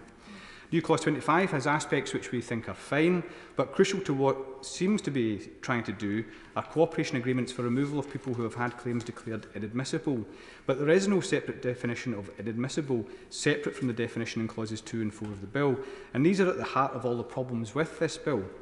So we will continue to listen carefully to what is said about these new clauses, but we are concerned that they need further work. Dame Rosie, in short, we oppose every aspect of this bill. We object to the outrageous timeframe for consideration of it, and we object to the lack of impact assessment before we get to debate it. Our amendments try to mitigate some of its worst aspects, but ultimately it remains an unlawful bill, completely and utterly beyond repair. Simon Clark. Thank you, Dame Rosie. And I rise to speak to amendment number 132, which stands in my name. And together with numbers 131, 133 and 134 has been drawn up with the express purpose of ensuring that our legislation does what my right honourable friend the Prime Minister has rightly said should be our priority, namely stopping the small boats and the evil trade that sustains them. We are fortunate to live in one of the greatest countries on earth, but unless you believe in a literally unlimited right of immigration, in any sane legal order, the United Kingdom must have the ability to effectively control our borders. It is only by having such control that we can maintain democratic consent, both for legal migration, but also for our system for allowing asylum to those in need, as we have done rightly and generously with those fleeing the repression of the Chinese state in Hong Kong, the bestiality of the Taliban in Afghanistan, or the cruelty of Putin's war in Ukraine. And as my right honourable friend, the Minister, said from the dispatch box, almost 500,000 humanitarian visas have been granted by this country since 2015, specifically 50,000 of which have come from existing global, safe and legal routes. At the moment, we do not exercise the control to which I alluded a moment ago, and contrary to what the benches opposite may pretend, the reality is there is no amount of cooperation with the French or investment in our infrastructure at the border, welcome though those are, which can deter people attempting this crossing in the tens of thousands each year. I will give way.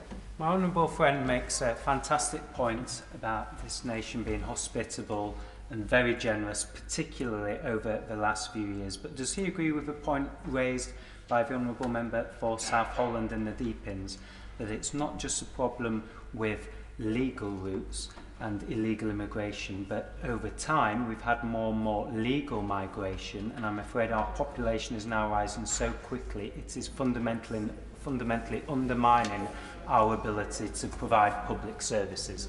Well, I thank my friend for his intervention. I certainly believe that it's vital that we will only have democratic consent for legal migration if it is clear that that happens at the behest of this House, with the consent of this House, and critically that we do not have an illegal immigration situation which is beyond this House in our ability to control it. Dame Rosie, I was going to say, Madam Deputy Speaker, the reality is that if we are going to effectively deter the evil trade in people smuggling, then we need to tackle the incentives, which means making it crystal clear that coming here illegally will lead to your swift detention and removal. It is neither compassionate nor sustainable to allow what is currently an abuse of our immigration system to continue. And I can testify that, having sat in meeting after meeting with the Home Office as the Chief Secretary to the Treasury, the cost to the Exchequer of putting up millions of pounds each day to support hotels, to house asylum seekers, is not something which we should take lightly. That is in part why I've tabled my amendments today. Dame Rosie, bitter experience teaches us that Tony Blair's Human Rights Act will otherwise act to frustrate the will of Parliament. The government has, quite rightly therefore, drafted the bill to disapply Section 3 of the Act, but I believe other sections of the Act will be engaged too, and that these should also therefore be disapplied for the express purposes of this legislation. I say this not on my own authority, but on that of Professor Richard Eakins of Oxford University and Sir Stephen Laws, KC, the former First Parliamentary Counsel, as they argue in their February Policy Exchange paper, and I quote, "New legislation should expressly disapply the operative provisions of the 1998 Act, specifically Section 3, Interpretation of Legislation, Section 4, the Declaration of Incompatibility, Section 6, the Acts of Public Authorities, and Section 10, the power to take remedial action." They go on to say, without legislative provision to this effect, it is inevitable that claimants will challenge the Home Secretary's understanding of the legislation, inviting the courts either to interpret the legislation to read down her duty to remove persons from the UK, or reading in new procedural requirements, or to declare the legislation incompatible with convention rights, and thus authorising ministers to change it by executive order and ensuring that political pressure would be brought to bear to this end. Dame Rosie, having disapplied Section 3 on the basis that it leaves open the possibility of systemic legal challenge, I can see no legal, philosophical or practical argument against doing the same where a similar risk exists.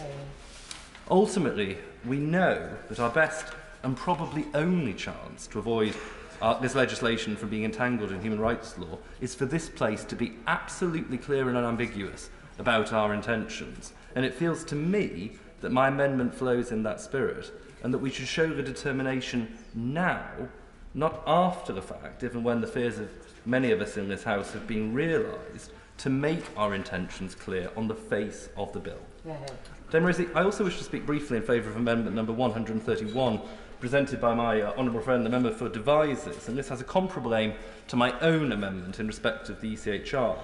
I do so for the reasons set out by the Lord Chancellor at the time the Convention was entered into by the United Kingdom. He said, "The real vice of the document, therefore, consists in its lack of precision. I should be unable to advise with any certainty as to what result will be arrived at in any given case, even if the judges were applying the principles of English law. It completely passes the wit of man to guess what results will be arrived at by a tribunal composed of elected persons who need not even be lawyers, drawn from various European states possessing completely different systems of law and whose deliberation takes place behind closed doors. This, in a nutshell, is the risk to which we expose this legislation if we proceed without that protection.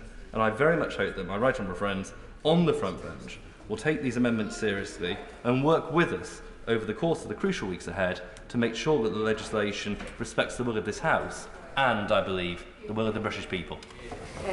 Dame Diana Johnson. Thank you, Dame Rosie. First of all, I would like to add my voice to the concerns that a number of members have already raised about the lack of an impact assessment, an equality impact assessment and a children's rights impact assessment as we commence this very important committee stage of the bill. Now, in the Home Affairs Select Committee report on small boats and migration, we made clear, and I want to read this to the House, there is no magical single solution to dealing with irregular migration. Detailed, evidence-driven, fully costed and fully tested policy initiatives are by far the most likely to achieve sustainable, incremental change that deters journeys such as dangerous channel crossings. So I think it is very regrettable that we don't have all that information, we don't have the costings, we don't have the impact assessments when we're debating these clauses in the House today, particularly when this bill is being rushed through the Commons. I'm happy to give way. I'm very grateful, Honourable Lady, for giving way. She's called for a number of assessments, and rightly so, but isn't the real test of this bill actually the headlines, the newspaper headlines, impacts assessment, and that's all it's about. Well, I thank the honourable gentleman for that intervention. I think, unfortunately, there seems to be a great deal of confusion in the House, actually, about the small boats issue. And I think it is just worth reflecting on the fact that currently the largest number of people coming across in small boats actually come from Afghanistan. And I think we need to reflect on that. We also need to reflect on the fact that the backlog in the Home Office, now over 166,000, has been growing for some time and has a knock-on effect then about how quickly the system can deal with people arriving in this country and process them and remove those who should not be here. And I think it's also just worth reflecting on the Home Affairs Select Committee report from last summer, where we said there were 4 things that the government needed to do to address the small boats crisis. First of all, and number 1, was clear the backlog and speed up the processing of people arriving in small boats. Secondly was the issue of safe and legal routes, and I'm going to say a little bit more about that in a moment. We also stressed the need for international cooperation and the need to deal with the criminal gangs and have in place return agreements with countries. I do remain worried about the argument that this legislation will deter people from getting into small boats. And that goes back to my concern about the lack of evidence. So I am concerned about that. And the Honourable Member for West Worthing and Shoreham referred to the Home Affairs Select Committee trip to northern France in January.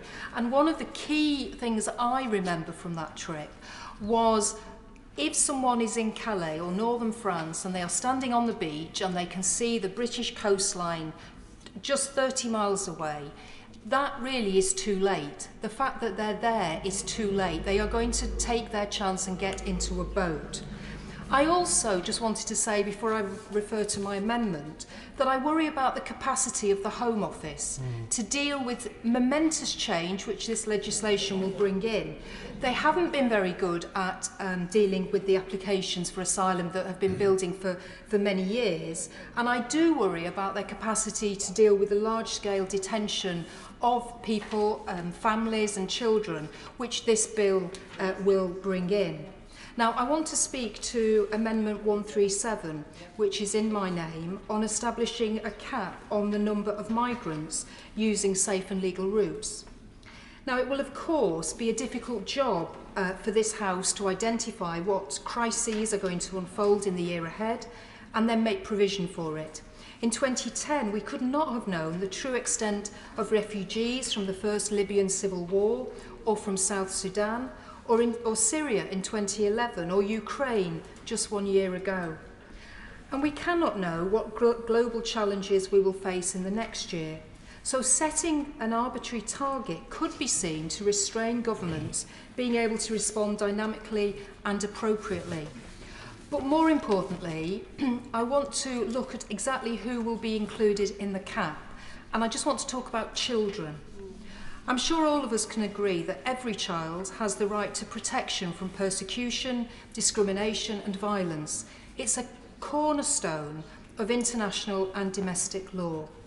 And turning away a child fleeing a war zone or a genocide because of a cap decided months earlier in this House could undermine the key principles of the international child protection frameworks that we have signed up to, and includes our own 1989 Children's Act, which gives a very clear focus on our international obligations in domestic legislation. Now, I know the government say that this clause will allow the government to exceed the number set out in the cap each year if needs be, in which case it really isn't a cap, is it? It might be a target, but it's a target that may well have difficulty actually dealing with the reality of what's happening on the international front. I also think we should reflect on and acknowledge the willingness of the British people to step up to the plate when crises appear, as thousands did this year to take in displaced Ukrainians, and the wholesale support for unaccompanied children being given shelter here when we debated the Dubs Amendment a few years ago. So if the government is determined to introduce this cap, then I would argue that it is right that children are not included in the cap number, and that people, as set out in the clause, are defined as those over 18 years of age. Setting a cap on the number of children who can claim asylum could well mean turning away one child whilst choosing another, and it's a Sophie's Choice regulation. And I would ask the Minister to think again and recognise the special position of children and our obligation to them. Now, of course, the most obvious and appropriate way to support refugee children is to ensure that they have access to safe and legal routes, which are clearly set out and defined, which is why I've added my name to new clause 13 and amendments 72 to 75, tabled by the Honourable Member, and I will get his constituency right this time, East Worthing and Shoreham. And I also support my Honourable Friend's amendments, my Honourable Friend for Walthamstow's amendments, new clause 17. Now, in our Home Affairs Committee report last summer, we made it explicitly clear that ensuring that there are accessible, safe and legal routes to the United Kingdom is a key plank of an asylum system that is both fair and effective, and also provides a clear disincentive and deterrent for illegal routes. I just wanted to say that I agreed with the comments from the Honourable Gentleman about the need for additionality, and that we cannot just say that the current schemes that are in place, welcome as they are sufficient. There has to be a package of measures to deal with the current situation, along with clearing the backlog, as I said earlier on. And it cannot be right that this is left to some future date when we will discuss and know about what these safe and legal routes will mean. We need to have this as part of the bill up front, so we've got both sides of what's needed here, the deterrent and the option around safe and legal routes. And I also just wanted to say something about new clause 8 and new clause 10. And these are around safe passage visa schemes. Now, the Home Affairs Select Committee had an idea in the report that we produced about using the reception centres in France to allow people to make asylum claims from France. Now, I know the government rejected that, but I think some imaginative thinking about how you can assist people to make claims would be very helpful. And I think that's why new clause 8 and new clause 10 are certainly worth the government considering what that would actually mean. We know that we have juxtaposed checks on passports and customs with the French, and I think there may well be more room to negotiate with the French something about making claims in France directly. And I know new clause 8 is a little more prescriptive than new clause 10, and that might be helpful as well. I've also added my name to Amendment 122, tabled by the Honourable and Learned Member for Edinburgh South West, which clarifies our legal responsibilities and fulfilling the recommendations by the Joint Committee on Human Rights.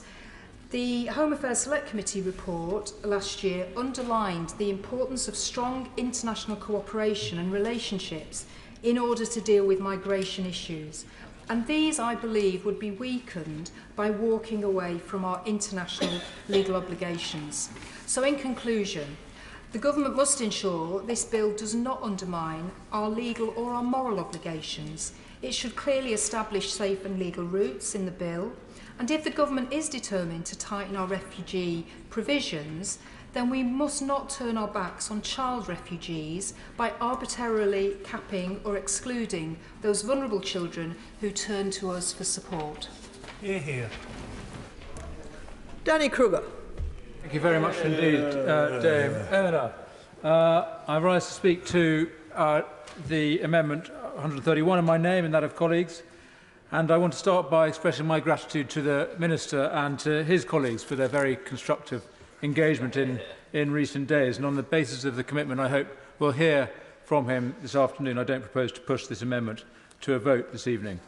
I also want to thank my honourable friend, the member for Stone, who's just returned from his cup of tea. Very glad to hear it, because I'm about to make a great speech in defence of parliamentary sovereignty in his honour. But, Madam Chair, the fact is we need a new asylum system in our country, and indeed the world needs a new framework for protecting the rights of refugees in an age of mass migration, of the huge people movements that we are seeing. And part of that is safe and legal routes, and this is the natural corollary of this bill, and I support the principle of my honourable friend, the member for East Worthing and Shoreham, and his amendments to that end. And I particularly want to endorse the work that's gone on in the Home Office, and I want to see more of it around community sponsorship as one of the existing global routes that we have, and we want to see that widened significantly.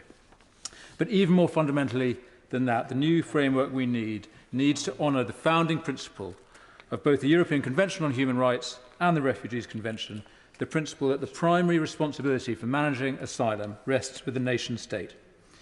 This is the purpose of the bill before us and the amendment in my name. And it is worth stating, I think, as part of this new framework that we need a law requiring the removal of people who arrive here illegally. Because the fact is that even if we had the best safe legal route in the world, we would still have thousands of people, tens, maybe hundreds of thousands a year, seeking to come here by unsafe, illegal routes. And we simply cannot accommodate all of those people. And that is why it is absolutely right that this bill creates a limit, a cap on the total number of refugees that we will receive. What that cap should be is up for debate, but the need for one is clear.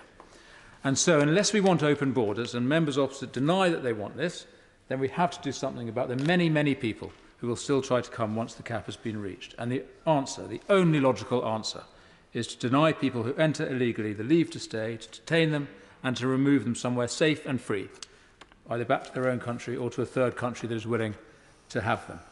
And this process has to be swift and unquestioned. Nothing else than the certainty of detention and speedy removal will deter illegal migrants and break the business model of the smugglers.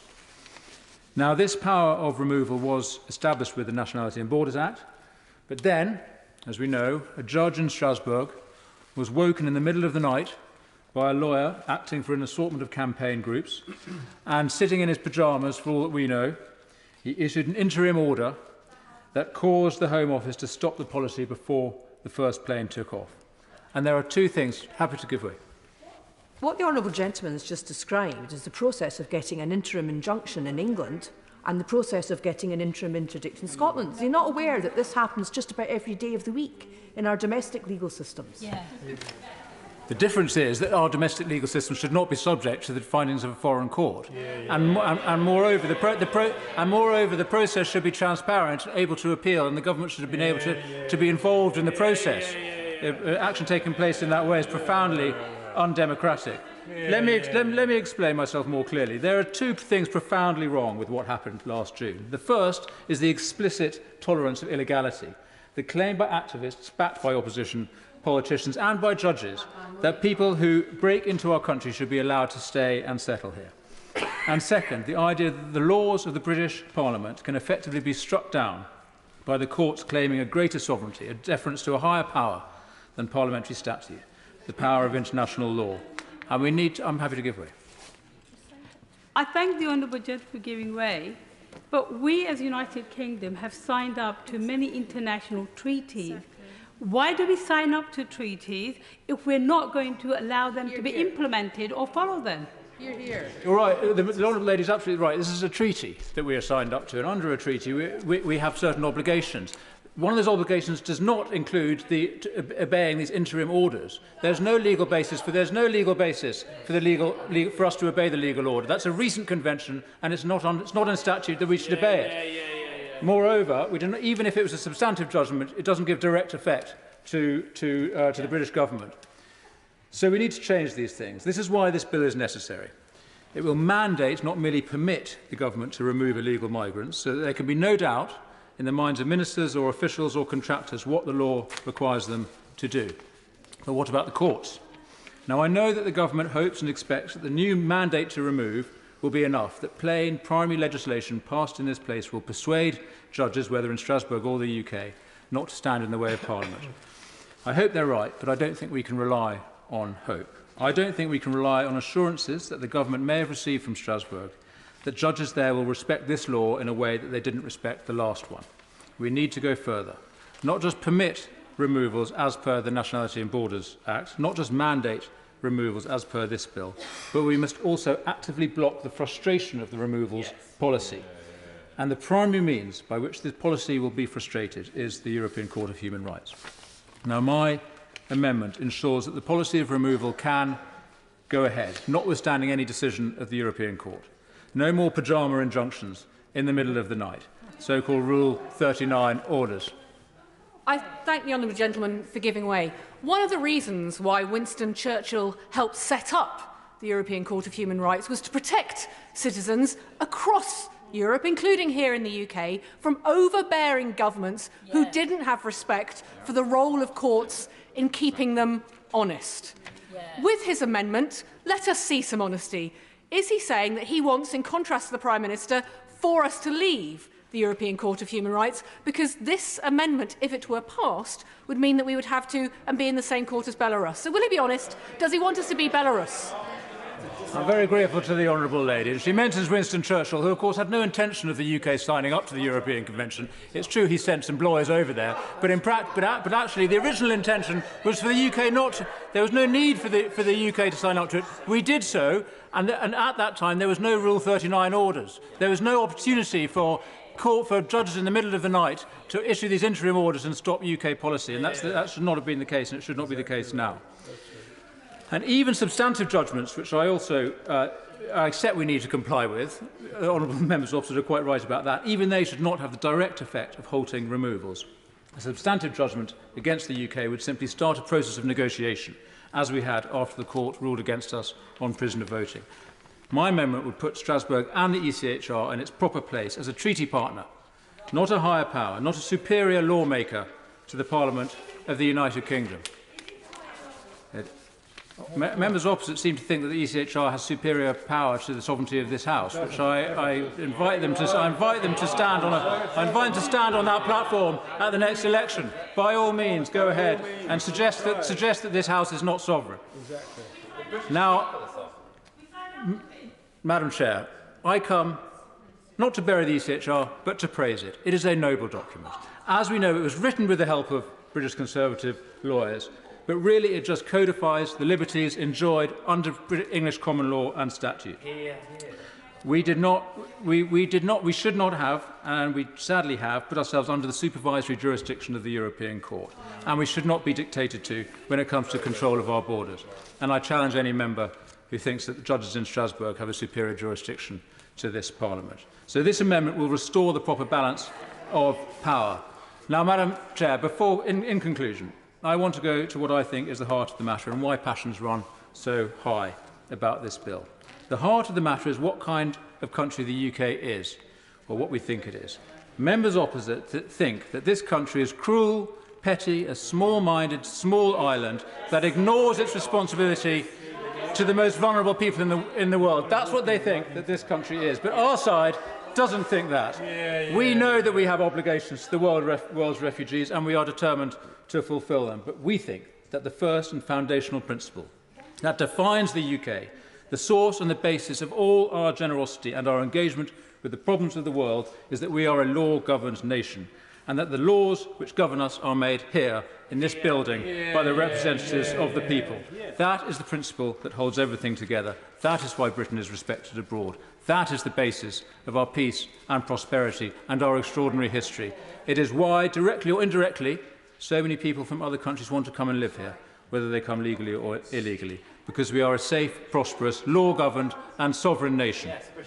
No human rights framework, no international convention can dictate to us that we should tolerate illegality, let alone illegal entry to our country and to all the privileges of residence here.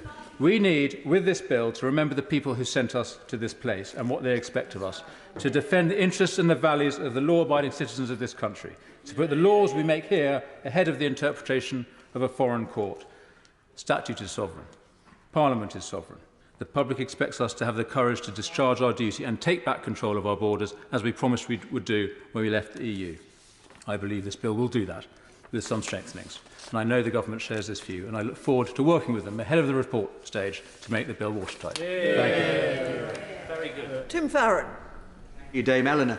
It's a pleasure to follow my friend's speech, with whom I agree on the issue of the source of human rights.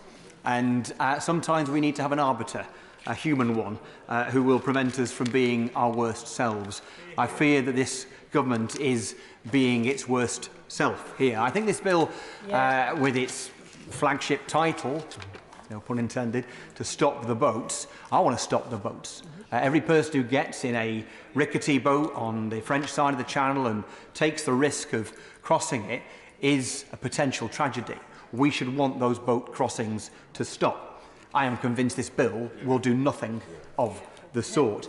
This bill is dozy and it is dangerous. It is dozy because it won't work and it will be counterproductive. It is dangerous for genuine refugees, and we won't know who they are unless we seek to assess them in the first place, and dangerous for Britain's reputation, and therefore our power soft and otherwise overseas, therefore undermining our sovereignty. It fails the moral test, not just because of the impact on those who seek sanctuary on our shores, but because it's based on a hysterical and bogus pretext. The context is important here, and so is the language, that the Home Secretary and others refer to the UK being swamped by refugees is an outrage as much as it is totally and utterly inaccurate.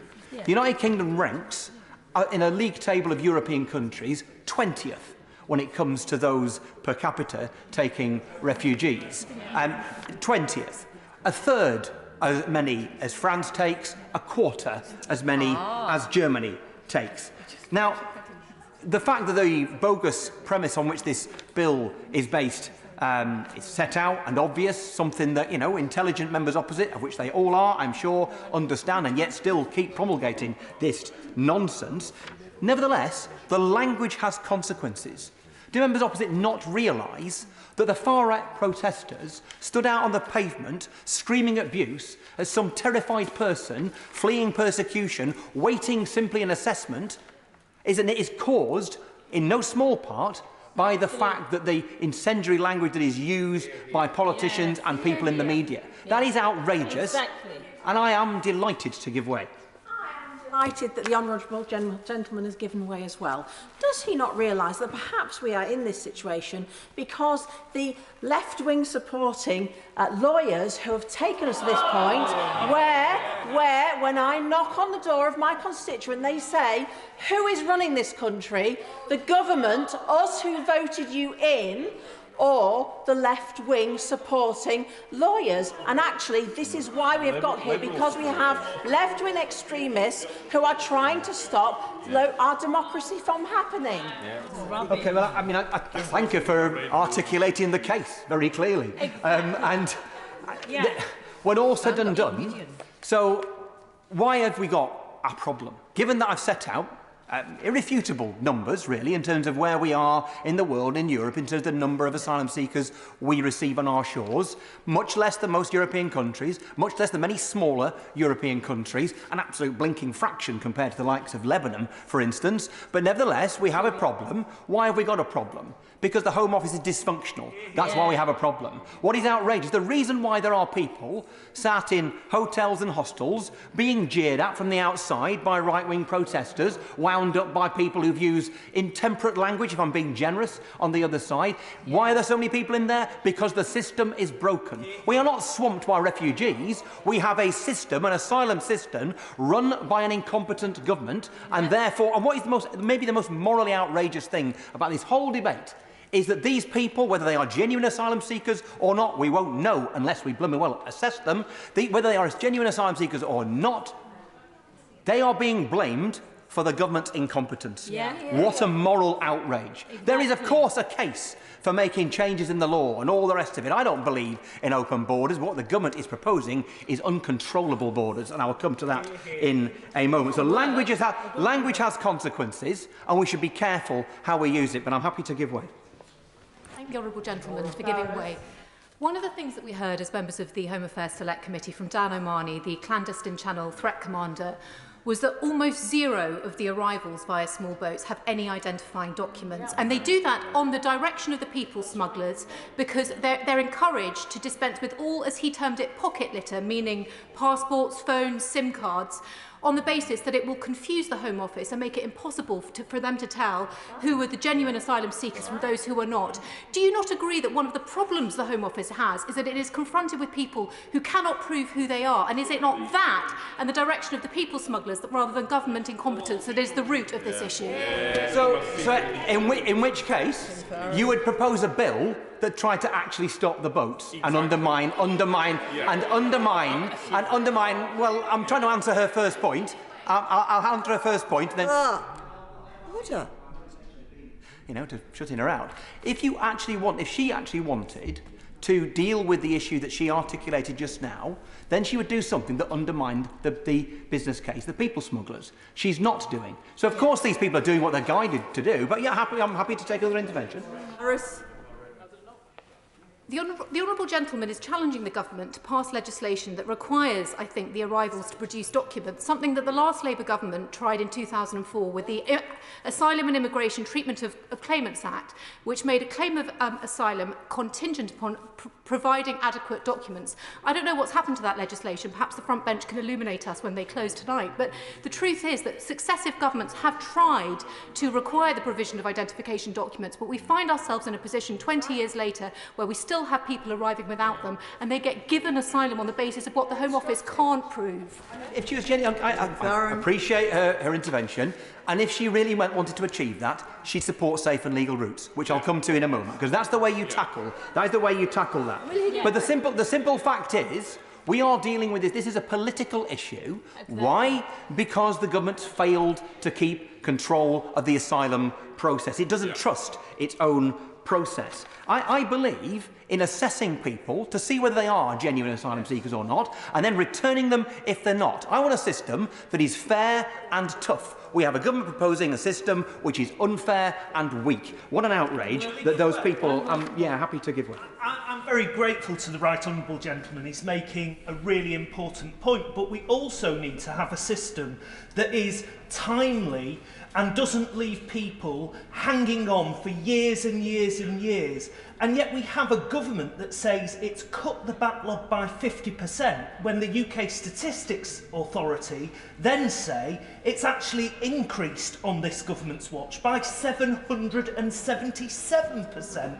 We can't have an honest debate when the statistics are skewed so incorrectly.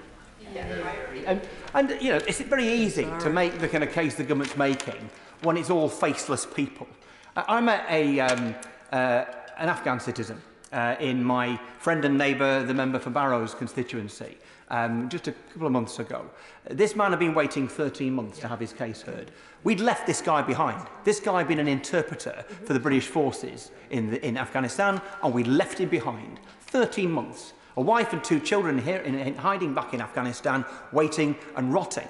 That is not the fact that we don't have this bill. That is down to the fact we have a government that is incompetent and uncaring about those people who have served our country, who we have let down badly. I will take one more intervention. Yeah. Isn't an obvious sign of the government's failure that only 22 Afghan citizens have now been resettled after the UK resettlement scheme, when there are thousands waiting in danger? 22 out of thousands. Yeah, well, yes, and I thank my honourable friend for making that really important and powerful point. I'm going to try and make some progress here because I know other people want to intervene. But let's just deal with another of the dozy charges that we get back, those of us who think that this bill is at best mistaken. And it's the idea that, well, why would people want to come here escaping from war-torn France? Why don't they stay in safe France? France isn't a dangerous country. I can make some quips about the current state of play over there at the moment, but I won't. But let's just remember this. 86% of people fleeing their homes go to the neighbouring country and they stay there. They stay there. So we're talking about 14% of the world's refugees go beyond the neighbouring country. A fraction come to Europe. And in case honourable members and right honourable members opposite need a geography lesson, we are the end of the line, right? We're on the other side of the channel. We're far west of Europe. So we are the people they get to the last. We've already established that France takes 3 times more refugees than we do. This is the last one, please. Go on, yes. I thank the Honourable Gentleman for giving way, and he's been making an excellent case.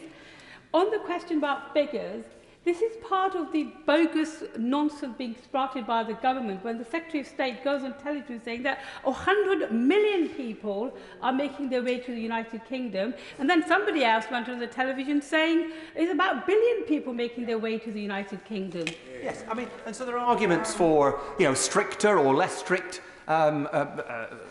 measures when it comes to dealing with migration and asylum, and those things are important to discuss. But it doesn't help when we have bogus nonsense figures, spouted from in this place sometimes, which just creates more heat and no light. But let's just deal with the charge that, of course, France is a safe place, they shouldn't be allowed to come here, they should just stay there. France could say that to Italy and Spain. I'm not going to now, sorry. I've taken loads of interventions and I'm testing everyone's patience. It's 11 minutes in. So France could say the same to Italy or to Spain. And then Italy and Spain could say, stay in the sea. What we're seeing now is an attempt to undermine Britain's part in the globe. We were told by some people opposite that we were leaving the European Union. Not Europe. We will be part of we will be a global Britain now. But ignoring for a moment the moral obligations that we have to people seeking sanctuary, let's remember what message this gives to our neighbours, our friends, our allies around Europe and elsewhere if we unilaterally decide that we're no longer going to play that game. It undermines our soft power, it undermines our sovereignty significantly, which is why News Clause 3 is important, and I would wish to support that, because that is about setting a target and giving a clear sense of Britain stepping up to the plate and being part of the global operation. I think the whole bill fails to understand the horrors that people have been through when we talk about deterrence. If people have left Sudan or Eritrea, they have gone through Libya. I would ask members opposite just to spend a moment or two researching what it is like for a refugee passing from the Horn of Africa, for example, through Libya. What are their experiences? And then crossing the Mediterranean.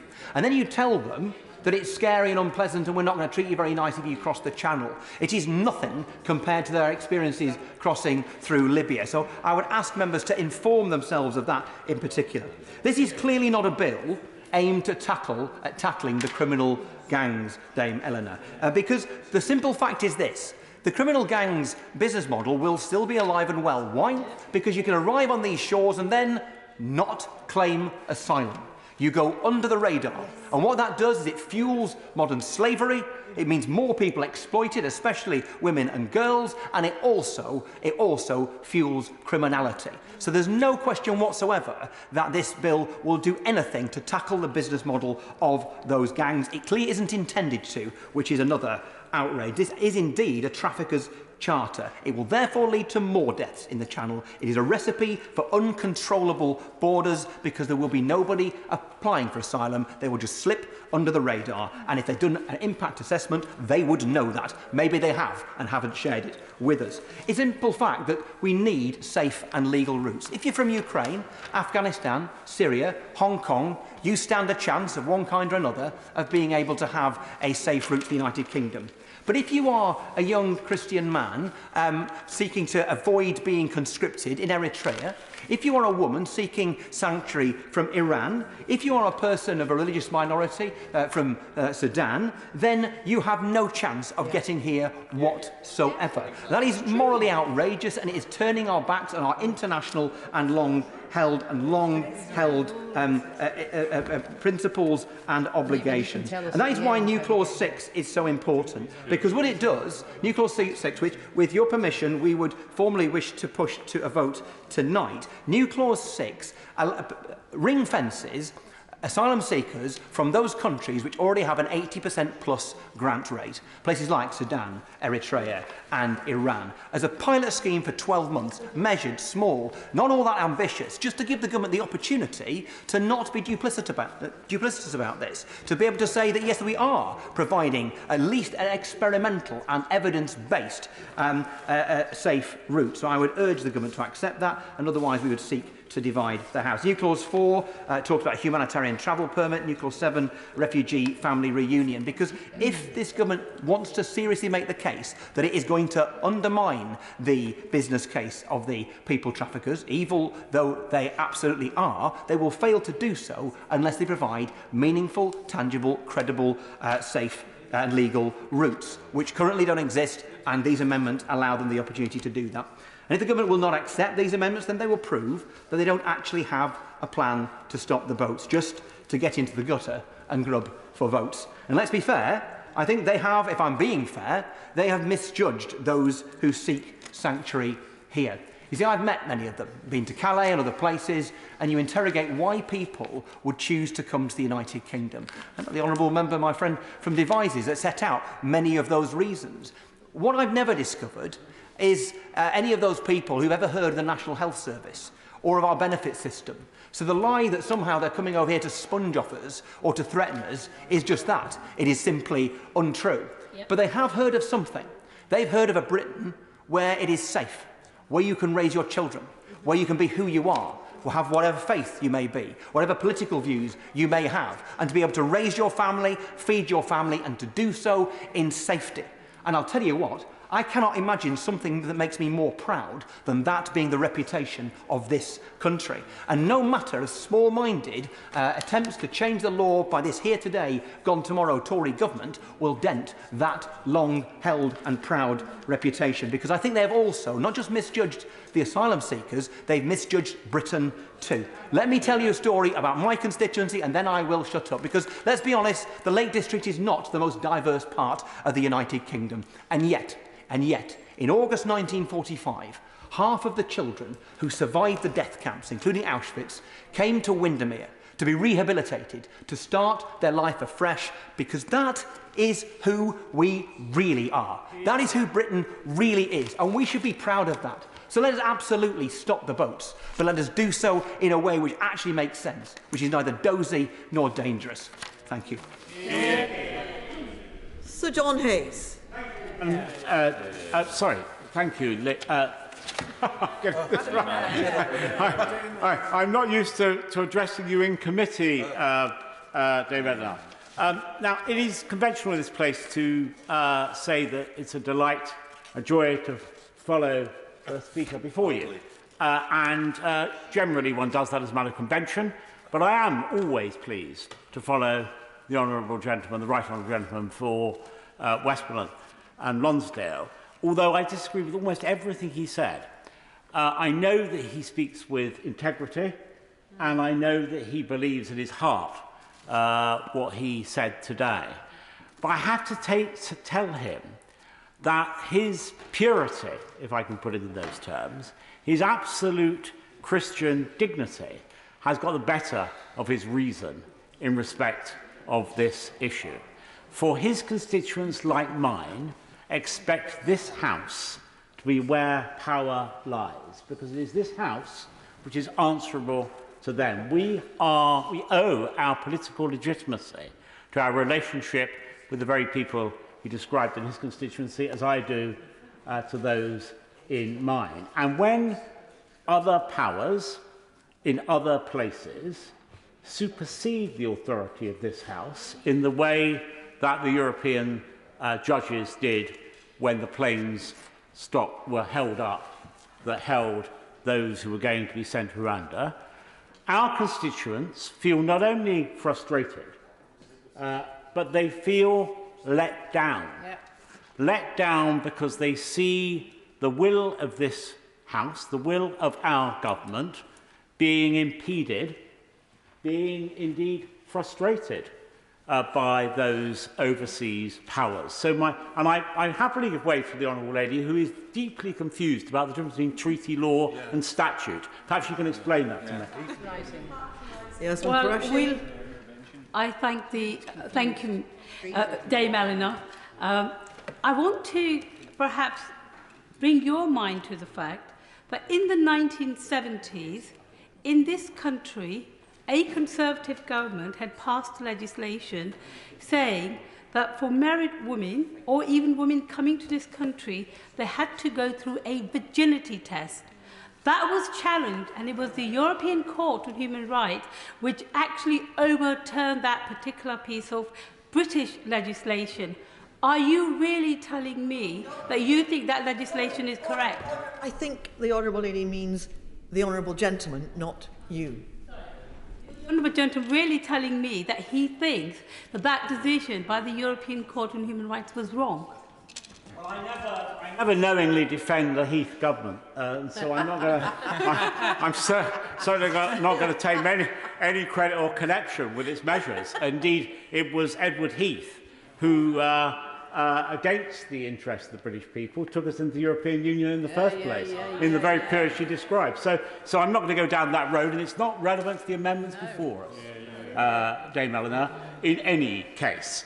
So I want to address, in the spirit that I've just outlined, the significance of the legislation before us and the amendments which we're debating in the context of the government's determination to not only tackle the issue of immigration per se, but in particular to deal with illegal immigration in the form of boats arriving in Dover. And just as we won the referendum campaign with a simple slogan, "Take back control," we will, it seems to me, win this argument with a similar simple slogan, "Stop the boats."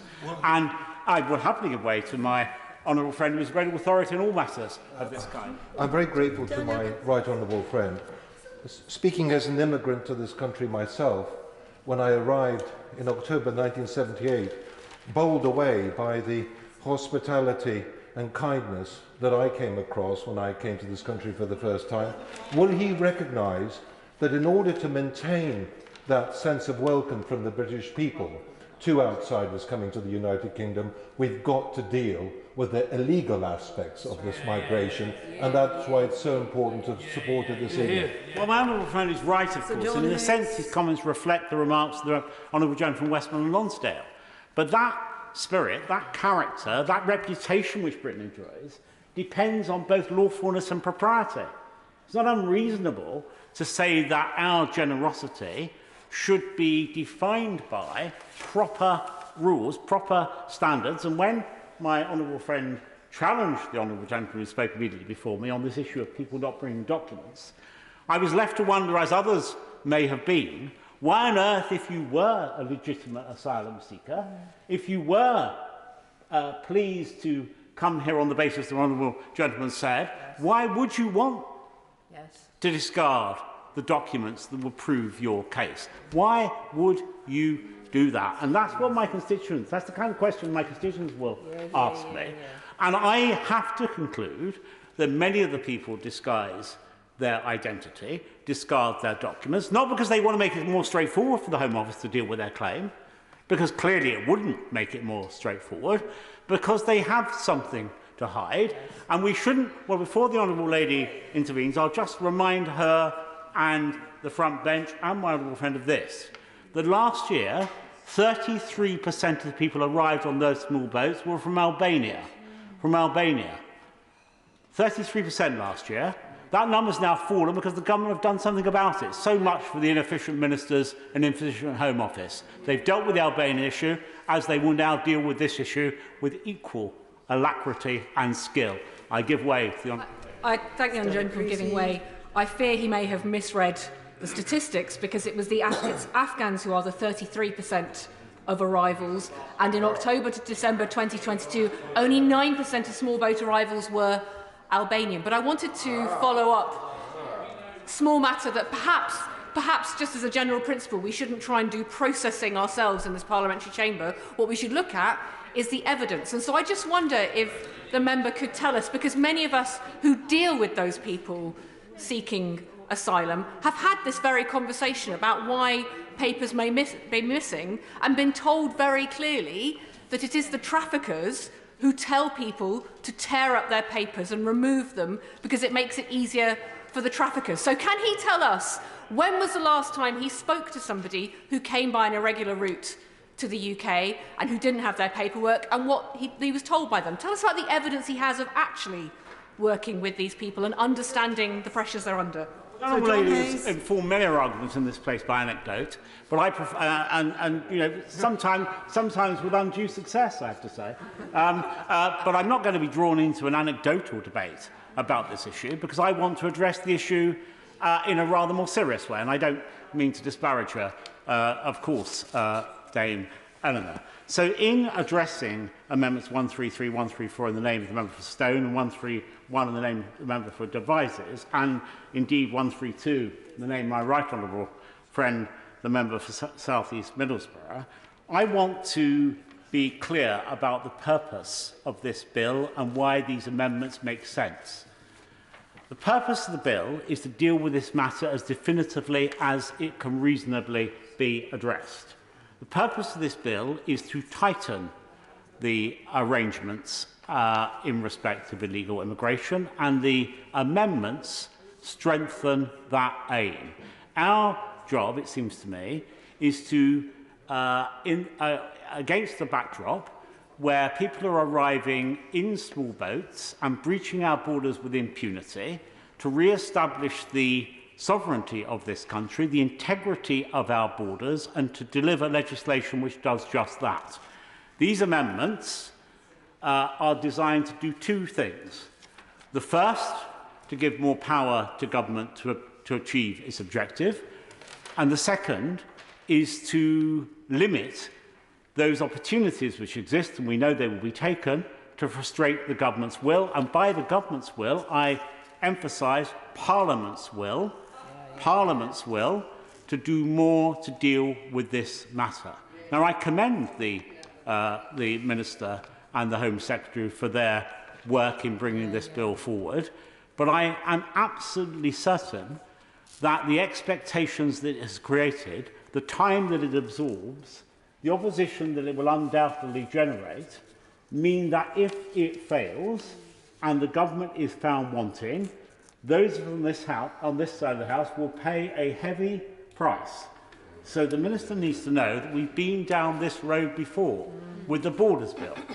Of course, we were told that the Borders Bill would do the job, and I don't think ministers were deceiving us. They genuinely believed that would be the case. And yet, although we did exactly what I've described, you time and political capital and changed expectations, raised them indeed, and brought about opposition, we found that we couldn't achieve what we wanted with the Borders Bill, and we've needed additional legislation to get to where we need to go. We will not be given a third chance. This is our second chance to deal once and for all with the matter of the boats arriving in Dover and and I do use the word tide, wave, I think the Home Secretary described it as swarm, of people coming here who know that they're arriving illegally, who know they're breaking the law, for they know they have no papers and no right to be here, and therefore make a nonsense of an immigration system which must have integrity if it's to garner and maintain popular support. Of course, people enter and leave countries, but they need to do so legally. It isn't too much to make that simple statement, is it? It isn't too much to expect that a government maintains lawful control of our borders, and yet I hear constantly from the other side of the chamber that somehow that's militant, that's unreasonable, that's extreme. It's anything but those things. It is modest, it is moderate, it is just, it is virtuous to have a system, which means that people who come here lawfully, and the people who arrive here seeking asylum are dealt with properly. That's a modest aim, but it will be made more achievable by the amendments that I've described that stand in the name of my honourable and right honourable friends. And I say this to the Minister, and I say it given that he is an old and trusted and good friend. I hope when he sums up this debate, he will agree to enter into a dialogue with those of us who are speaking for the people.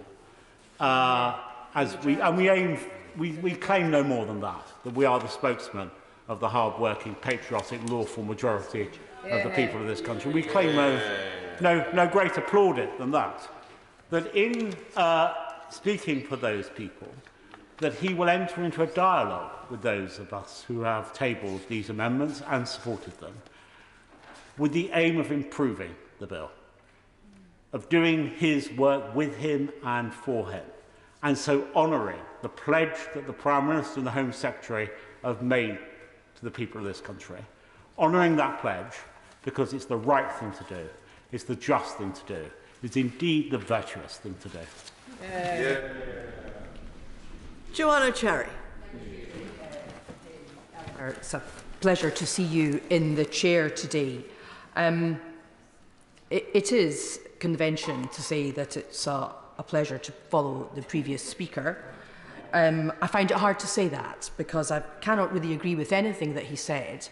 And I find it an extraordinary proposition that it is, and I use his words, virtuous and just for the United Kingdom to pass legislation that is in breach of our international obligations. These are not obligations that have been imposed upon us from above. They are obligations to which we freely signed up. And if the government and the members opposite don't like these obligations to which they freely signed up, they should have the courage of their convictions and they should join their chums in Russia and Belarus as non-signatories to the European Convention on Human Rights. Dame Eleanor, they don't like it, but it's true. These are the other two countries in Europe who cannot live with the obligations in the European Convention on Human Rights. Now, another point, a preliminary point I want to make before I go any further. The right honourable gentleman who spoke before me does not speak for my constituents. He does not speak for the people of Edinburgh South West. I can tell him from my mailbox and my conversations with constituents, he does not speak for them. And he does not speak for voters in Scotland either. We're proud of our international obligations, and we would like to remain a signatory to the European Convention on Human Rights. And indeed, Dame Eleanor Lang, there's very widespread concern about this bill, and it's not just lefty lawyers. As the Honourable Lady said earlier, I've been a lawyer for many years, and no, I won't at this stage. I want to develop my point. I've been a lawyer for many years, and it pains me to say, because I am a lefty lawyer, but if the Honourable Lady knew much about the legal profession, she would know that most lawyers are actually not lefties. However, what most lawyers have, in contrast to the members opposite who've spoken so far today, is that they have a respect for the rule of law. That's right. And they have a respect for legal obligations freely entered into. Nobody took the hand of the United Kingdom and forced it to sign the convention. We did it freely of our own volition. And I repeat that if members opposite don't like the obligations under it any longer, because it occasionally throws up results that they don't like, then they should have the courage of their convictions and leave it. And I want to develop my point. I will take some interventions in a minute because I don't want to take up too much time, and I'm rising mainly to speak to Amendment 122, which is in my name, and also to lend my support to the amendments tabled on behalf of the Scottish National Party by my honourable friend, the member for Glasgow Central, and also to add my support to the excellent and forensic points made, as always, by my honourable friend, the member for Cumbernauld, Kilsyth and Kirkintilloch East.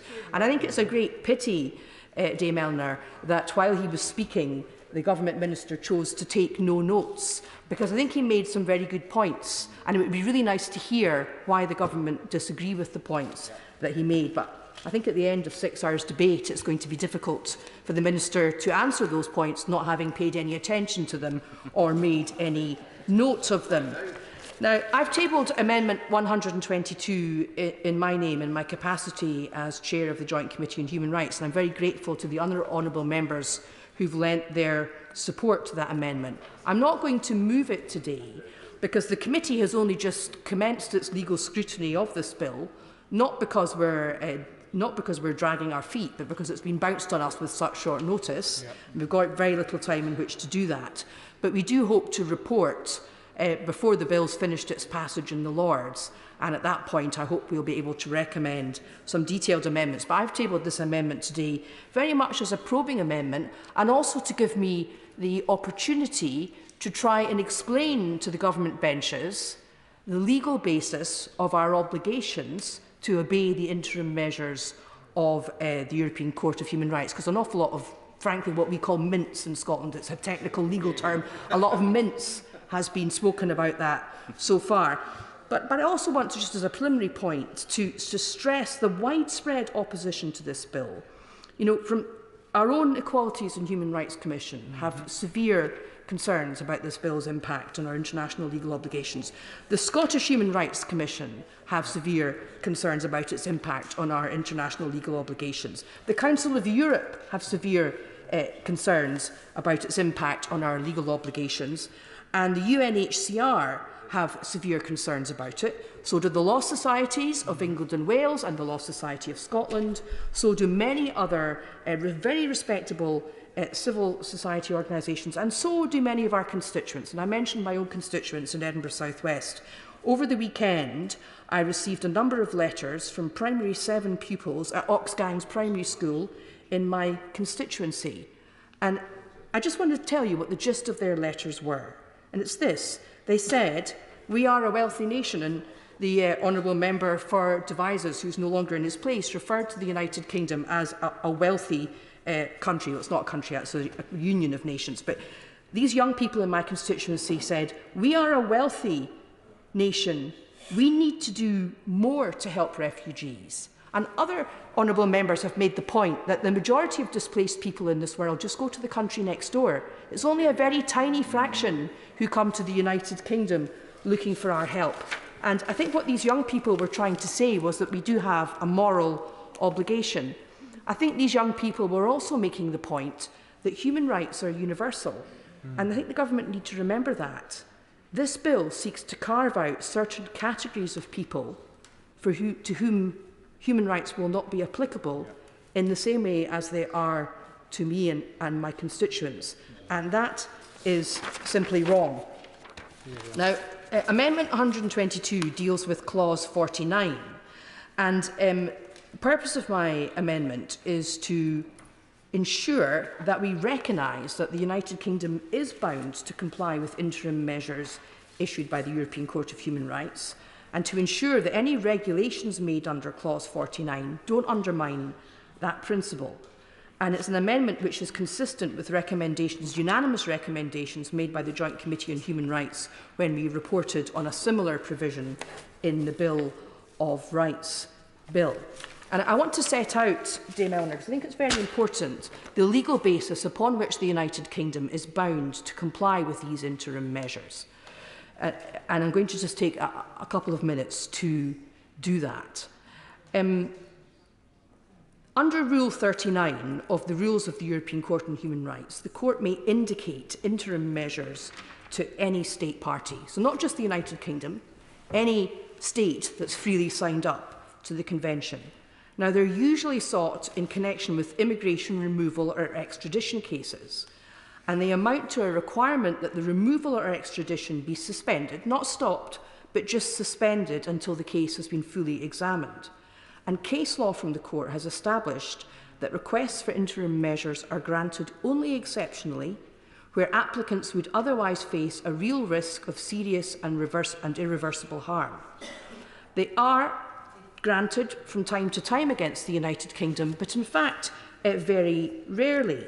And if you look at the year 2021, the European Court of Human Rights received 1,020 requests for interim measures and granted 625 of those. Now, that was across the Council of Europe. But in respect of the United Kingdom, between 2019 and 2021, Rule 39 interim measures were applied for in 880 cases against the UK, but granted in just 7 of those cases. Just 7 out of 180 applications. So riding a coach and horses through our freely entered into international legal obligations in respect of interim measures is really taking a hammer to crack a nut. Now, interim measures appear in the rules of the Court rather than in the Convention itself, which has led some commentators, including some members opposite, to argue that the UK is not bound to comply with them, particularly because Article 46 of the Convention, which concerns the binding force and execution of judgments, only commits the UK to abide by final judgments of the Court and doesn't mention interim measures. However, the Grand Chamber of the Court has held that a failure to comply with interim measures amounts to a violation of Article 34 of the Convention, under which the high contracting parties undertake, and I quote, not to hinder in any way the effective exercise of the right of applicants to bring their claims before the Court. So the Court itself has said that a failure to comply with interim measures is a breach of Article 34 of the Convention. Now, we all know that the reason why the government's so exercised about this issue is because interim measures were indicated by the European Court in relation to the government's attempts to remove asylum seekers to Rwanda, despite the domestic courts not granting an injunction. And clearly this has caused severe concern in the government because the interim measures were issued without the United Kingdom having made submissions and having a chance to be heard, and without a reasoned judgment. And I do think if there are good faith and meaningful negotiations going on between the United Kingdom and the Council at the moment, I hope it would be discussed that in future there might be an opportunity for the UK to be heard before an interim measure is granted. Those who are lawyers in the Chamber will know that frequently governments and other big bodies who are often sued lodge with the courts in the English and Welsh system or the Scottish system what we call a caveat, so that if anyone applies for an interim order against them, they get the right to be heard. And I think that would be a reasonable reform of the Strasbourg system. But the mere absence of that provision at the moment would not justify us ignoring the obligations that we've signed up to and the convention we've signed up to as interpreted by the court. And anyone who in the chamber who's used to dealing with litigation will know that interim measures, both interim injunctions in England and interim interdicts in Scotland, are frequently granted without the other party being heard, because they are interim measures to preserve the status quo while a lasting decision is made. And if you are looking at being removed from this country, having come here seeking sanctuary, being removed to Rwanda, then an interim measure, pending the full determination of the impact it might have upon you, is actually rather important. For example, LGBT people were mentioned earlier by my honourable friend.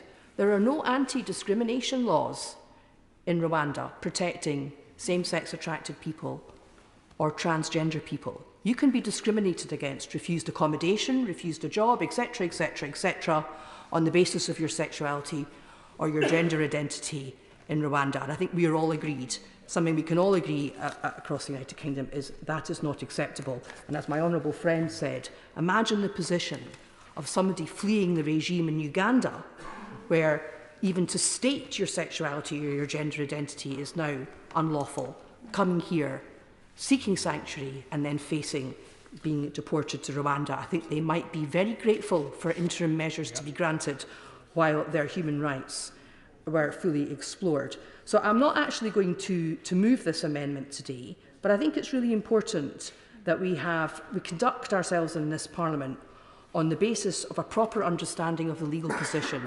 rather than populist slogans.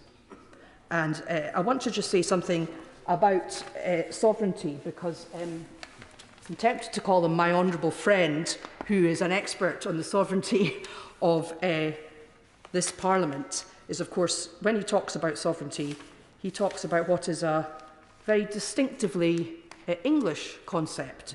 The notion that Parliament has unlimited sovereignty is a distinctively English principle that really has no counterpart in Scottish constitutional law. I will give way in a moment. I just want to develop my point, and then I'll give way to him, because I know we've been arguing about this for years. But I think it's an important point to make, because it's sometimes assumed that this Parliament just took on the character of the English constitution when it unified with the Scottish Parliament. And perhaps it's worth just considering that there are other notions of sovereignty. In my country, the people are sovereign, not the Parliament, and they can choose to share their sovereignty with, for example, the Edinburgh Parliament, with, for example, this Parliament, and, for example, with other international institutions. So this endless obsessing about the sovereignty of Parliament, I don't think is particularly helpful. And where I really disagree with the Right Honourable Gentleman is in this. I think the Human Rights Act was, in fact, a very elegant solution to fulfilling our rights under the Convention, while also respecting the sovereignty of this Parliament. And I'll give way to him on that point. William Cash. I'd like to reply to the Honourable Lady by saying that the sovereignty of the United Kingdom Parliament is of the United Kingdom Parliament. I know she'd really quite like to leave it, but on the other hand, she is bound by it, and the Withdrawal Agreement Act 2020 specifies quite clearly that the sovereignty is guaranteed. Joanna Cherry. Well, it was the union between Scotland and England was freely entered into. I know that some people are under the misapprehension that now it's some sort of Hotel California situation where you can check out but you can't leave. But I think, really, that is really a fundamental misunderstanding of the nature of the union.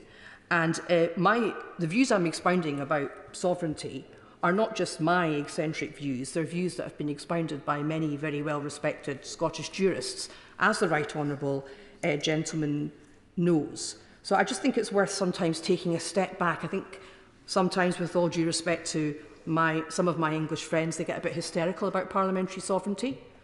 Sovereignty can be shared, and ultimately, I believe that sovereignty lies with the people. And I think I'll just leave it at that point. Thank you, Dame Eleanor. Laura Farris. Thank you very much, Dame Eleanor. It is actually genuinely a pleasure to follow the member for Edinburgh South West, and I'm going to try and avoid too much mince in my own speech, but continue in the respectful tone that she just struck. I'd like to take the heat a little bit out of this debate and say I think that the British people would recognise in the United Kingdom a country that has honoured its commitment since the launch of the 1951 Refugee Convention to offer sanctuary to those with a well-founded fear of persecution. And the record of the last 7 years, where close to 500,000 people have been granted asylum on humanitarian grounds, bears testimony to that. Now, I think they would also recognise that there are peculiar and unique problems that have arisen with the small boats crossings. 5 years ago, in 2018, 300 people made that journey. Last year, it was 45,000. Of those, 80% were men, aged between 18 and 40. All of them had paid a people smuggler. All of them had the physical strength and the wherewithal to make a journey across continental Europe and through the small boat.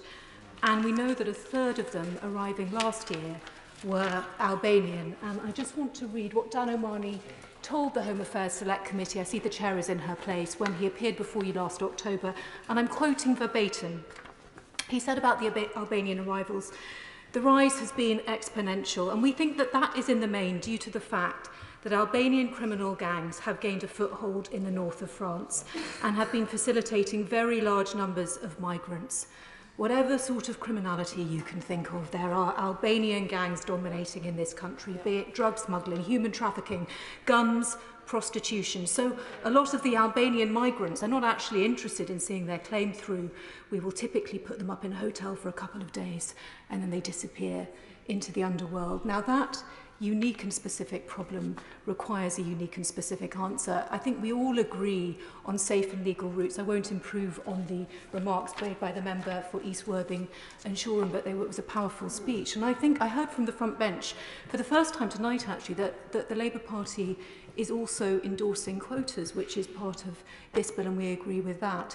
If my intervention earlier wasn't clear enough, what I was simply saying is that Harvey Redgrave, writing for the Tony Blair Institute, in a really thoughtful piece actually last July, was talking about safe and legal routes, out of country rights of appeal, quotas, but he was also talking about an absolute prohibition on small boat arrivals. And that really is the issue in this legislation where we're having a dispute. Now, actually, Dame Eleanor, I rise to speak in response to new clauses 131 and 132, two Conservative clauses, and it's very unusual. Well, actually, they both then, one is in his place. It's very unusual for me to speak in response to... Yes, I will give way, sorry. Just before the Honourable Lady moves on, and I'm grateful for her giving way, of course, what many countries do is have a cap per se on immigration. In Australia, Parliament debates an annual cap. When David Cameron and George Osborne were running the Conservative Party and the Honourable Member, the Right Honourable from Maidenhead was Home Secretary, we said that should be tens of thousands. Perhaps that's what we should go back to. Well, I think it is certainly true that the promise which is inherent in the Refugee Convention, which is an offer to the world at large, which was conceived in an era pre-EasyJet, pre-people going on holiday to any country, pre-mass migration, certainly requires a different lens to look through it in the year 2023, and many of our international partners are now talking in this way, and we may have to have a debate on that in a different occasion where we talk about that issue more broadly. But responding to I'm just going to make a tiny bit of progress. I haven't really started and there's not that much time. I'm going to respond to new clauses 131 and 132, and together they do something slightly different, but they have the same effect. Dame Eleanor, I'll look at you, and I hope that my honourable friend for devisers won't be offended if he has to look at my back. But one of them excludes the jurisdiction of the European Court of Human Rights, and the second clause seeks to disapply the relevant sections of the Human Rights Act insofar as they may be relevant to decisions that are taken in this bill. And I want to say at the outset, I understand the impulse that has brought my honourable friend here, and that is the frustration with the exercise of the Rule 39 injunctive relief decision in July, which the Honourable Lady covered so well in her speech. But she will know as well as I do, and I think she even said this, Rule 39 is not an inherent part of the European Convention on Human Rights. She said in her speech it is a rule of the court. The decision was taken by a single judge alone. She's quite right to point out that that is common and standard in injunctive proceedings.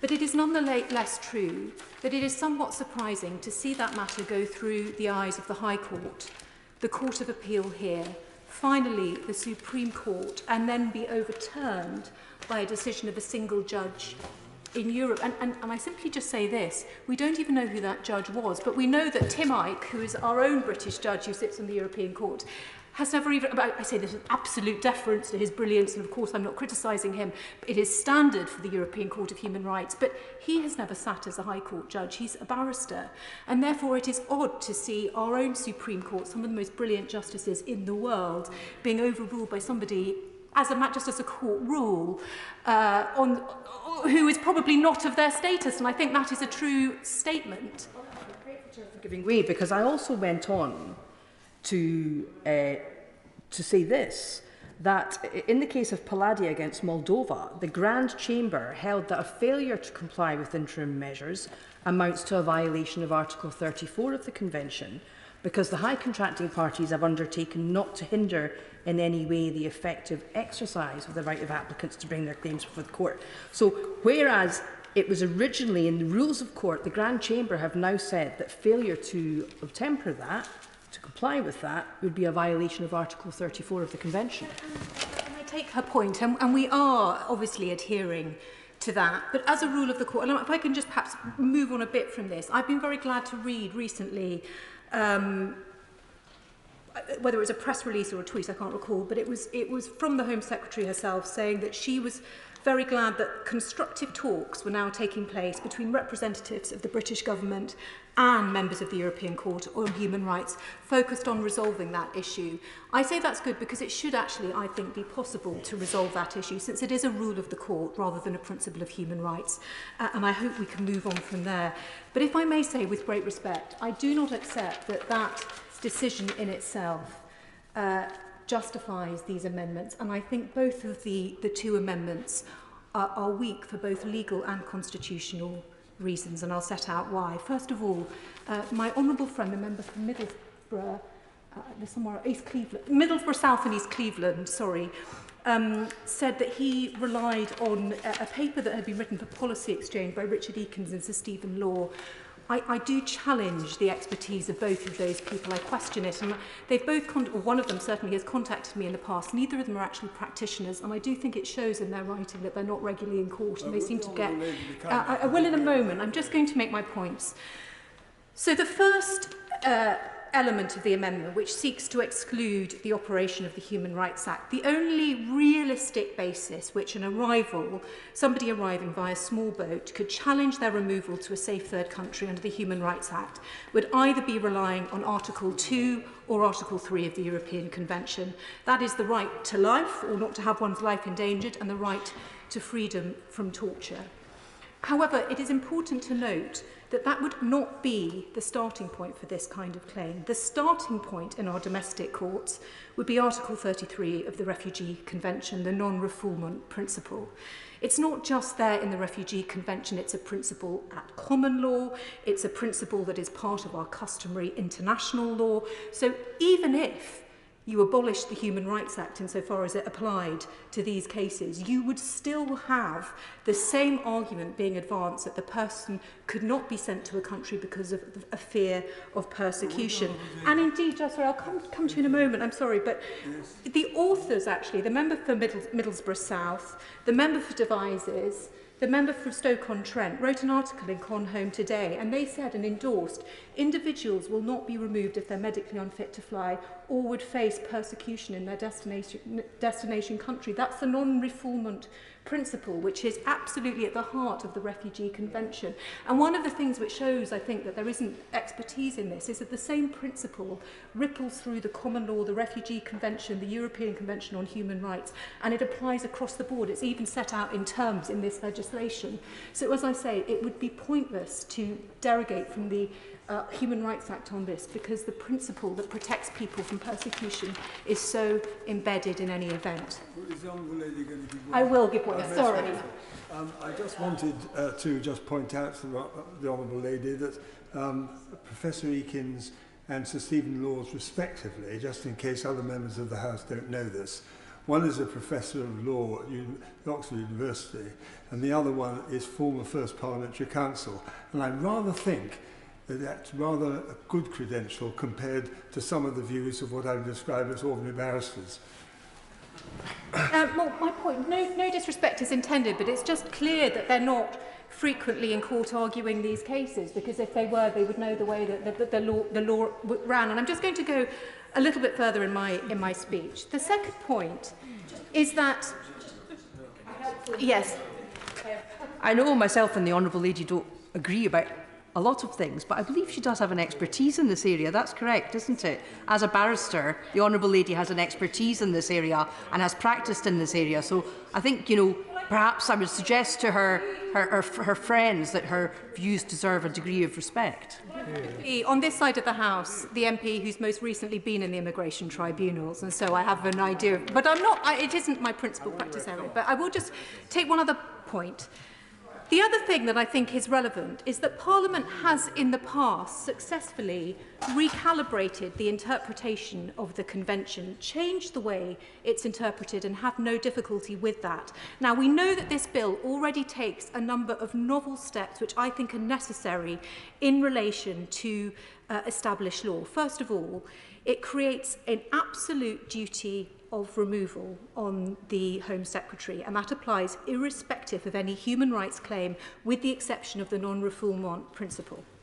It also expands powers of immigration detention, granting the Secretary of State a power to determine the period that is reasonably necessary, in some ways overriding established Hardiel Singh principles. And thirdly, it limits the rights of appeal. The individual has a right of appeal, but that's capped at 1. Now, in my very respectful submission, the government must have the opportunity to see these clauses enacted, because I believe that they will be upheld by the European Court of Human Rights. I think back to 2012, when the coalition government changed the immigration rules in relation to the issue of the deportation of foreign national offenders and the application of Article 8, which is the right to respect for private and family life. Parliament took the view that that was being interpreted too often in favour of the former criminal, ex-convict. And as a result, it set new rules in the established immigration rules at section 398 onwards, which made it clear that there were very limited circumstances in which Article 8 should be engaged. It made clear, Parliament said in terms, that the balance should be struck in favour of the overwhelming public interest in deportation above any Article 8 claim, unless there were very compelling circumstances to the contrary. That was upheld in successive decisions by our appeal courts, beginning with MF Nigeria in the Court of Appeal. Now, that decision by Parliament to basically circumscribe the ambit of Article 8 when it applied to criminals was taken to the European Court of Human Rights, and for years actually they wouldn't even hear the issue at all. But then in 2017 they did in the case of Ndidi, and I reminded myself about how they approached that case today. And in fact, the argument was being made, quite a compelling Article 8 argument. The person had arrived as a baby in the United Kingdom, they'd never been anywhere else. The offending was quite low level, it was sort of drug dealing rather than any harm to the person. And the courts here have obviously said that he must be deported to a country that he'd never been before. He challenged the European Court of Human Rights. And the European Court said, no, the British government is absolutely entitled to circumscribe the application of Article 8 in the way that it has, and his claim was rejected. And so my simple point is that you can do things in the way the government is seeking to do in this bill, which may well be compatible with the European Convention of Human Rights. And I have really struggled to find any example of the court overturning primary legislation, which is what this is, or constructing it in a way that is disadvantageous to the member state. And I would just make one point. The fact that so many MPs go back to the prisoner voting case doesn't actually enhance their case. That case is 20 years old and has been reversed. I accept without reservation that that was wrongly decided. I think it was overreach. But I've heard nothing from these benches within the last 20 years that suggests that the court is still making the same mistakes. And I think the absence of any, again, we've talked about the Nationality and Borders Bill not being a success, but that wasn't because the European Court of Human Rights said it was, unlawful or overreached. We simply concluded that it didn't work yet. So for those reasons, I think the bill already goes very far, and I think it should be given the chance to work through, and I will give way. Well, this is a fascinating description of the three ways we can deal with this. One way is to leave the convention altogether, which is what I would favour, but that's not what we're proposing or debating tonight. The second way is to have some kind of notwithstanding clause of the kind that's been proposed. And the third way is to assume that through the interpretation of the court of the will of Parliament and Government, we will have our way. Now, the Honourable Lady is making a good case for the third, but the problem with that is placing a great deal of faith, although she says she does so on the basis of precedent, on the court to honour the will of this House. And I'm not sure that I would have the same degree of faith, and I recommend to her, if she doesn't like Professor Eakins and so on, to look at the Home Secretary, when she was Attorney General's, speech on the interpretive matters she describes, which she gave to Cambridge University. The Honourable Lady sits down when someone else is standing up. Laura Farris. Sorry. Just to come back on that, I think it is dangerous to conflate what I think has been understood on these benches to have been court overreach in the application of Rule 39, with which I agree, with an over-enthusiasm of the court to involve itself in primary legislation, which is what this is going to be. And I see no precedent for that concern, so I hope I can allay your fear to some extent. And then the final point that I wanted to make is... Yes, I will, yes. Very grateful to my honourable friend for giving way. Is there not a fourth option to add to the list of our right honourable friend from South Holland and the Deepins? Call me old-fashioned, if you will, but it's just to make sure that His Majesty's government ensures that we meet our international obligations wherever they are. That is option 4, and is one which I think commands quite strong support across this House. Well, I thank my honourable friend for his intervention, and it brings me on to my final argument, that I think it is a dangerous path to go down, wrenching change from either the applicability of the Human Rights Act or from the jurisdiction of the court. The European Convention on Human Rights is fundamental to the devolution settlements in Wales and Northern Ireland, and it also plays a distinct role in the Belfast Agreement, the Good Friday Agreement. And I just wanted to read out, since we're so near to the 25th anniversary of that agreement, how the European Convention on Human Rights was framed as an integral safeguard. And I quote, "There will be safeguards to ensure that all sections of the community can participate and work together successfully in the operation of these institutions that all sections of the community are protected from, including the European Convention on Human Rights, which neither the Assembly nor any public body can infringe." So in a climate where at the time of the conclusion of that agreement there was a deep scepticism about British courts following, for example, the establishment of diplomat courts and other things which were controversial at the time, it isn't just something that is paid lip service to, but it's integral to the proper functioning of that agreement.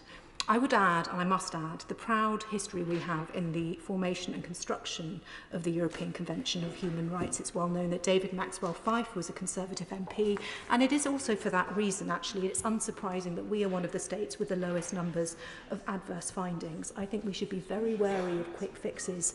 We said throughout the Brexit debate we'd be taking back control of our borders, but it's more complex than that. And the point I'm making, actually, in this speech tonight is leaving the convention or derogating from the convention is not the answer. It won't do the job anyway, and I think it will. I think it will undermine the effect of this bill, which I think will be upheld as lawful by the European Court of Human Rights in the event that it's referred there. Stella Creasy. Thank you, Madam Chair.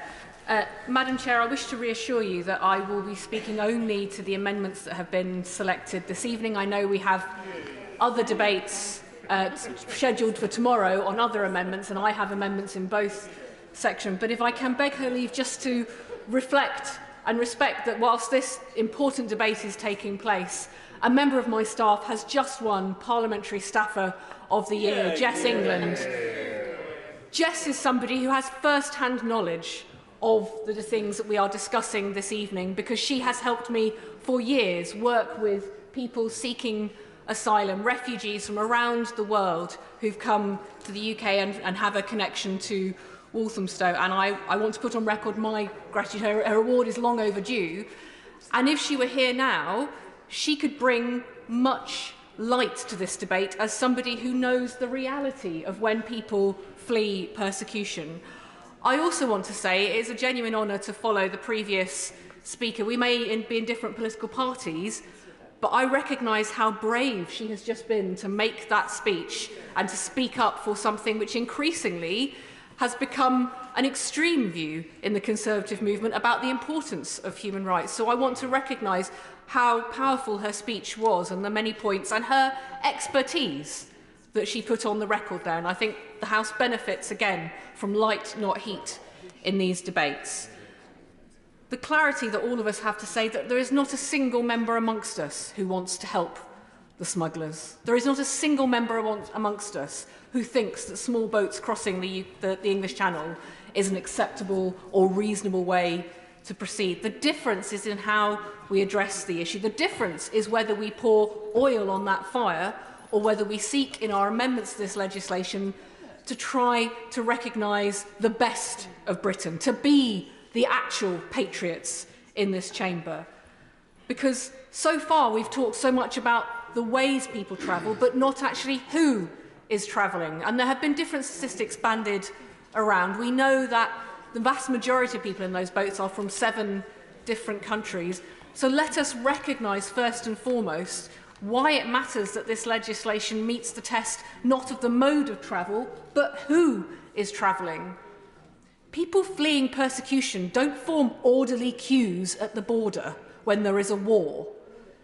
When they're facing persecution for their political or their religious beliefs, they can't turn to the state to ask them to get their paperwork in order, to email it to them so they may cross the border and have copies with them.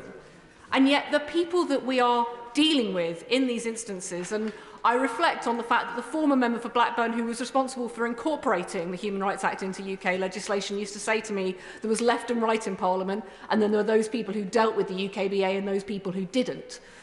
When you are dealing with people who have fled persecution, you know firsthand that it is not a simple, straightforward, linear experience that accommodates well the kind of bureaucracy and administrative process that the member opposite from South Holland wishes. That's indeed why the Refugee Convention itself says that refugees should not be prosecuted for destroying their documents for issues around immigration fraud or indeed by their mode of travel, because it is to recognise the reality that when the decision is life or death, life matters. And I see no irony in suggesting that to him. Honestly, I'll sit down. I'm very grateful to my honourable friend. She's making a really important point here that's not just pertinent to the small boats, because of course we witnessed with safe routes exactly the same issue where people were fleeing in fear of their lives from Ukraine. We opened up safe routes, but many of those people had to leave all their important documentation behind. I agree with the honourable gentleman. In fact, those of us who are still dealing with people from Afghanistan, people who put their lives on their line to help the British forces, who have not been able to come here, who listen to the Minister talk about the idea that somehow we have taken 25,000 people under those schemes, and have not, because their families are still stuck. Their families are still stuck. And if the Minister wants the casework, I've raised it on the record before, of a family who were split up when they could go to the Baron Hotel. If the Minister will take the casework, I'll take the intervention, because that family needs to be here.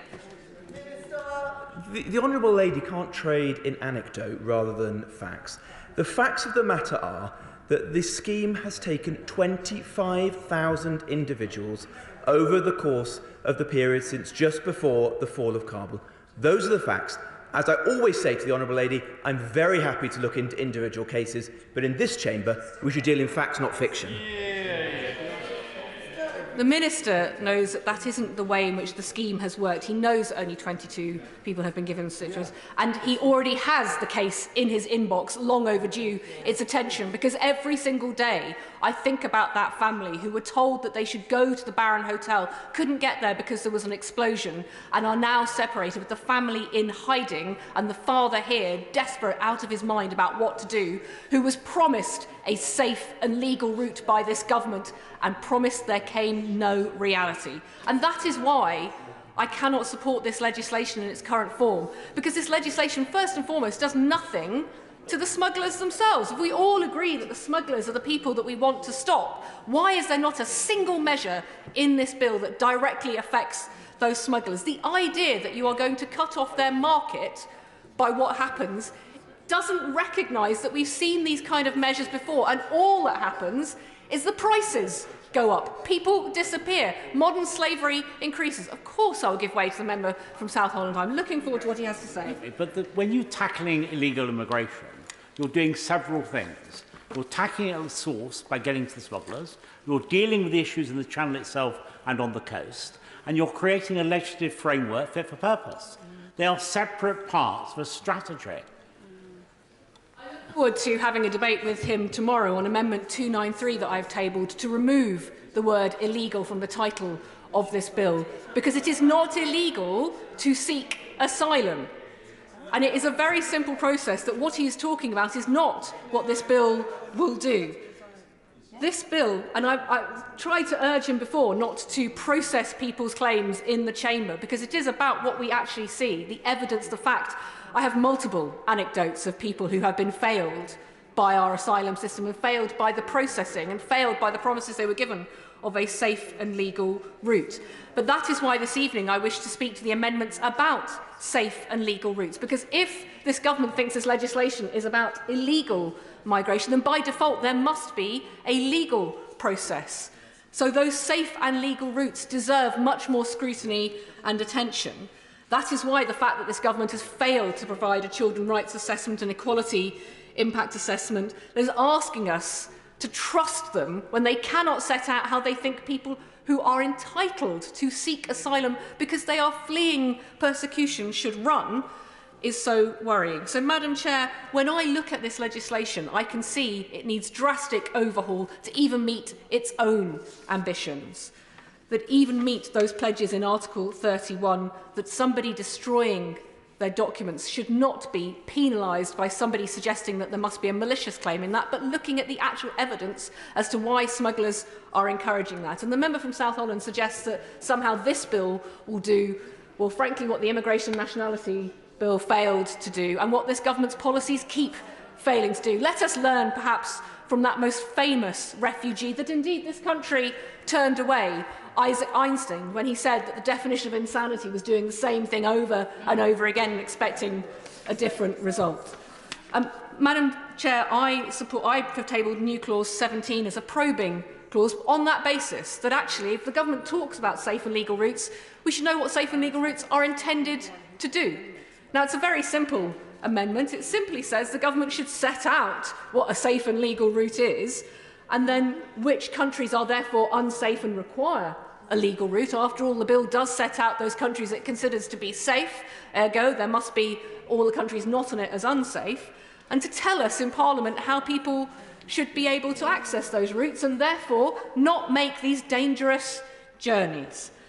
I also support the amendment by the member for East Worthing, new clause 13, and also the proposals put forward by my colleague from Sheffield in new clause 10, all of whom I think we would all agree want further work, but all get towards that simple principle of, well, what is the role of a safe and legal route in this legislation in itself? If this legislation is about illegal migration, then what is the point of safe and legal routes? And it's also why I've tabled Amendment 138, which will be debated tomorrow, about how that might then play a role in the actual asylum processing place in itself.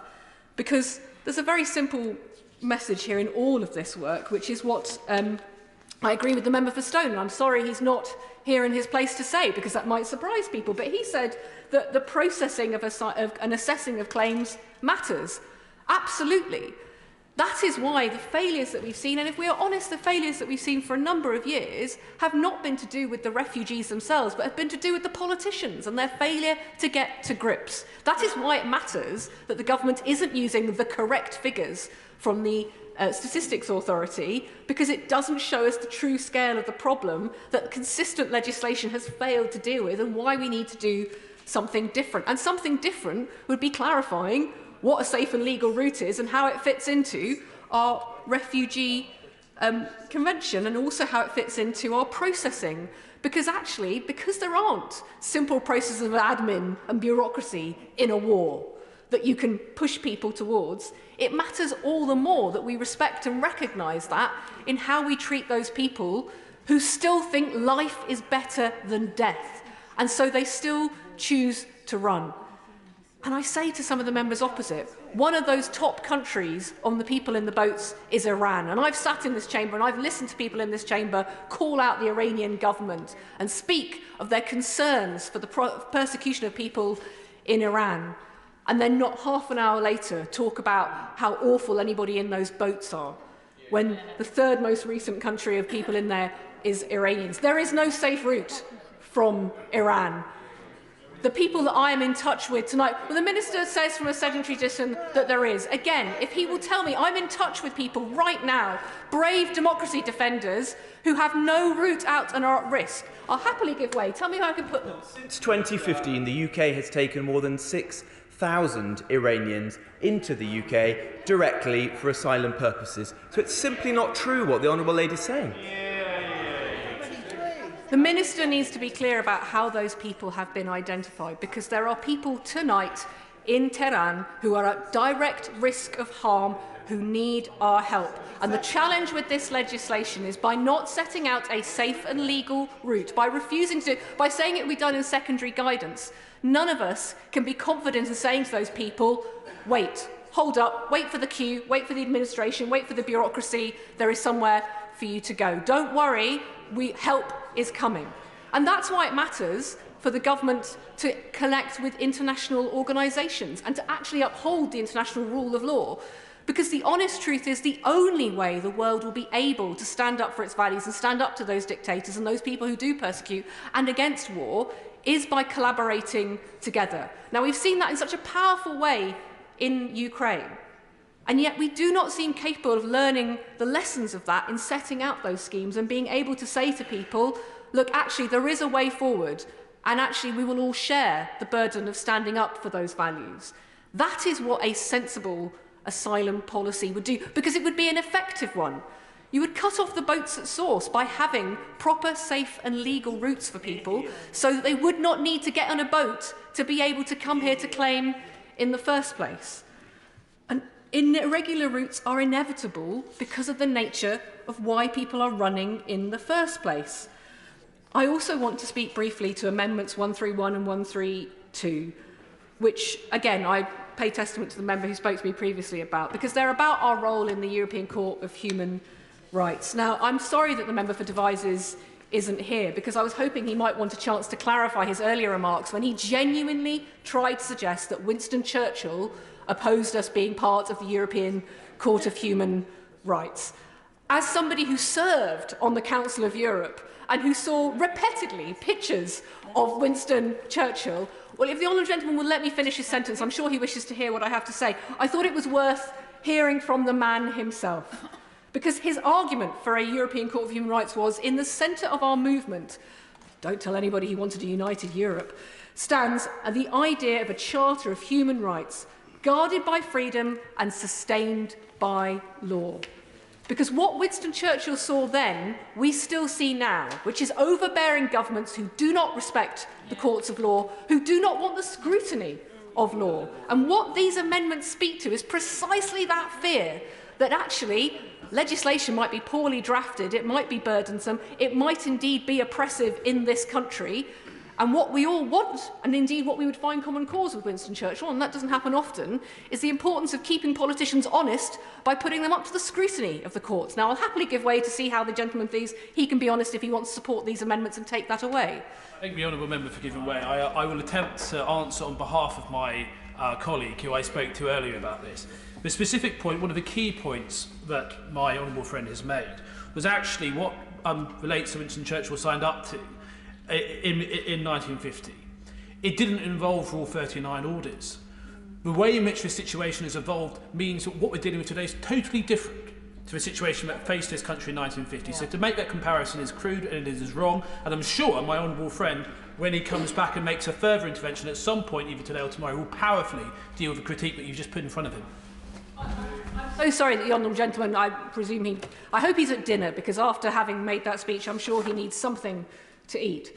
But I just simply say that is not what Winston Churchill did stand up for. And those of us who have served on the Council of Europe and seen in detail and read in detail his speeches, let alone subsequent Conservative governments who were part of the development of the Council of Europe, where indeed we didn't just scrutinise those judges, we helped appoint them and vote for them. So we had a direct role in choosing them. It doesn't accord with what he was arguing, which is that this is out of kilter. Every single step of the way, the United Kingdom has been part and parcel of developing the European Court of Human Rights.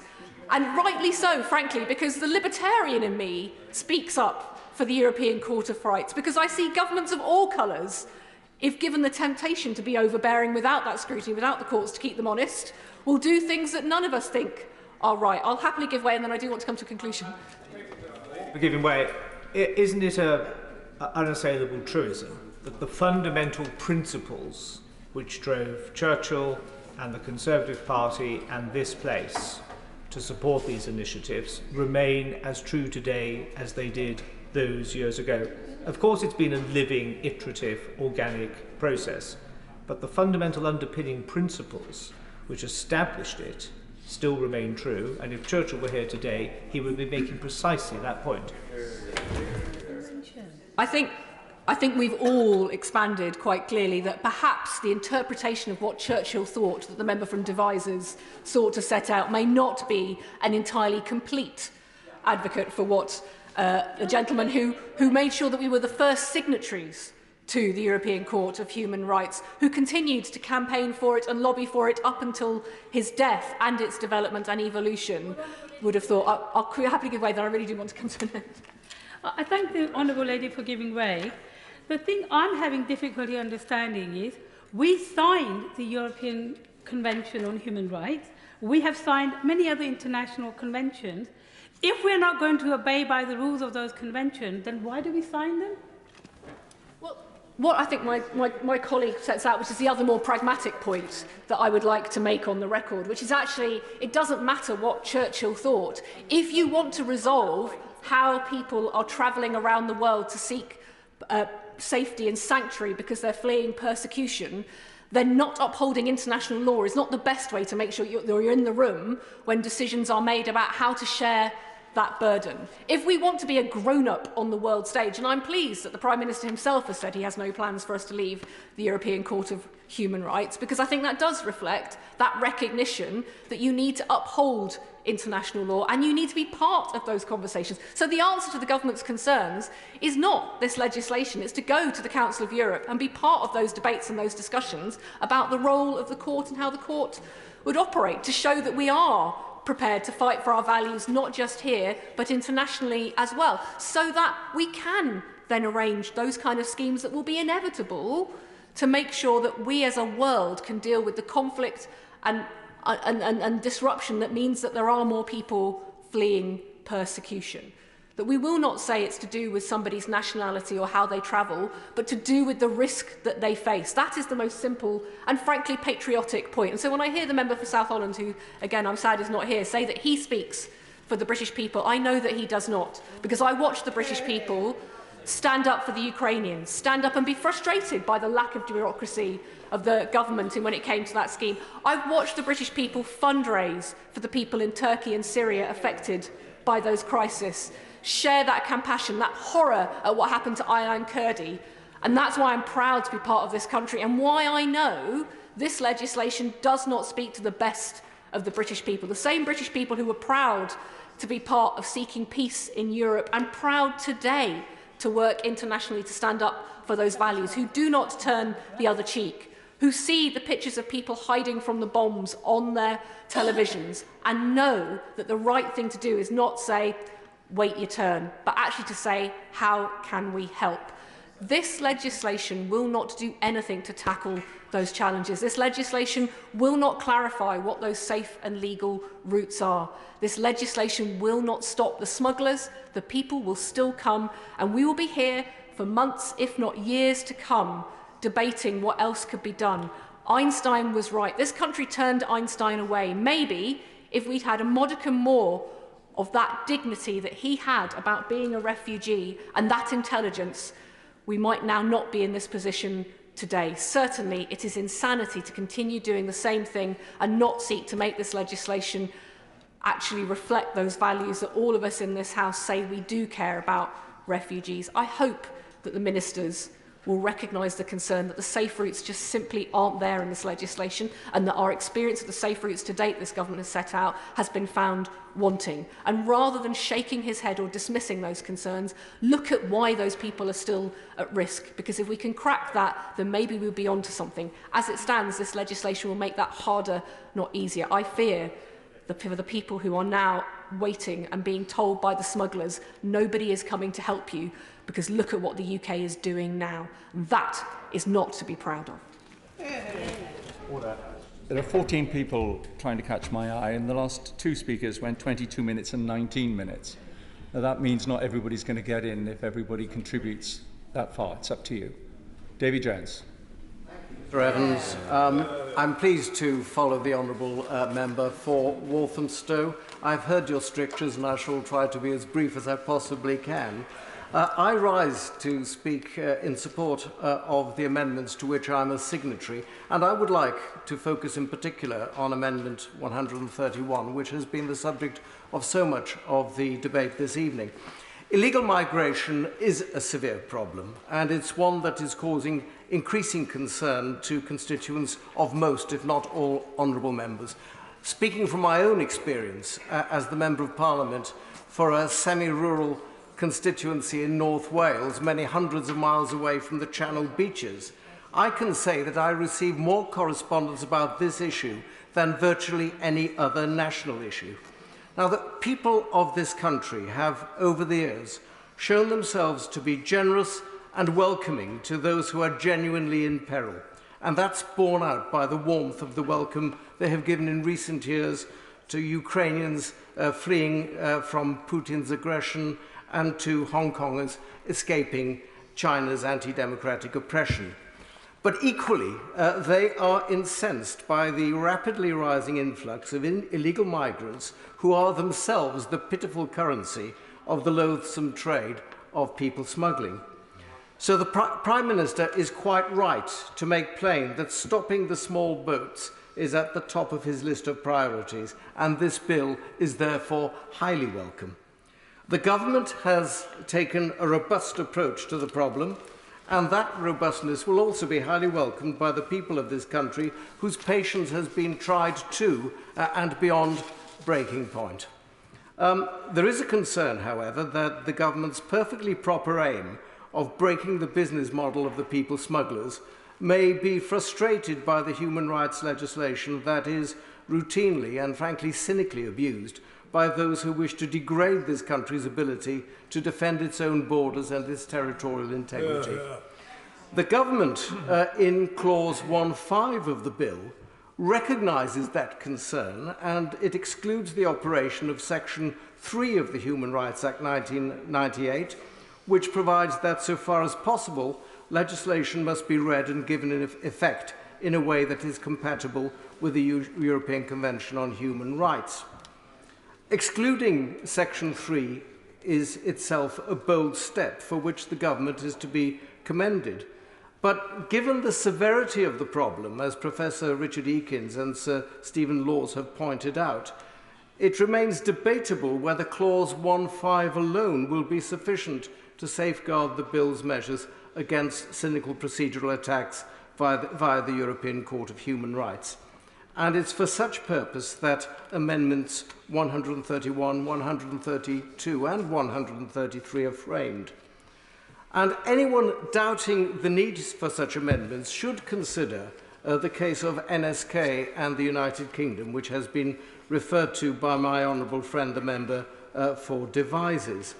That, to repeat, was a case where on the 13th of June last year, a duty judge of the European Court of Human Rights made an order granting an application for a Rule 39 measure preventing the removal of an asylum seeker to Rwanda.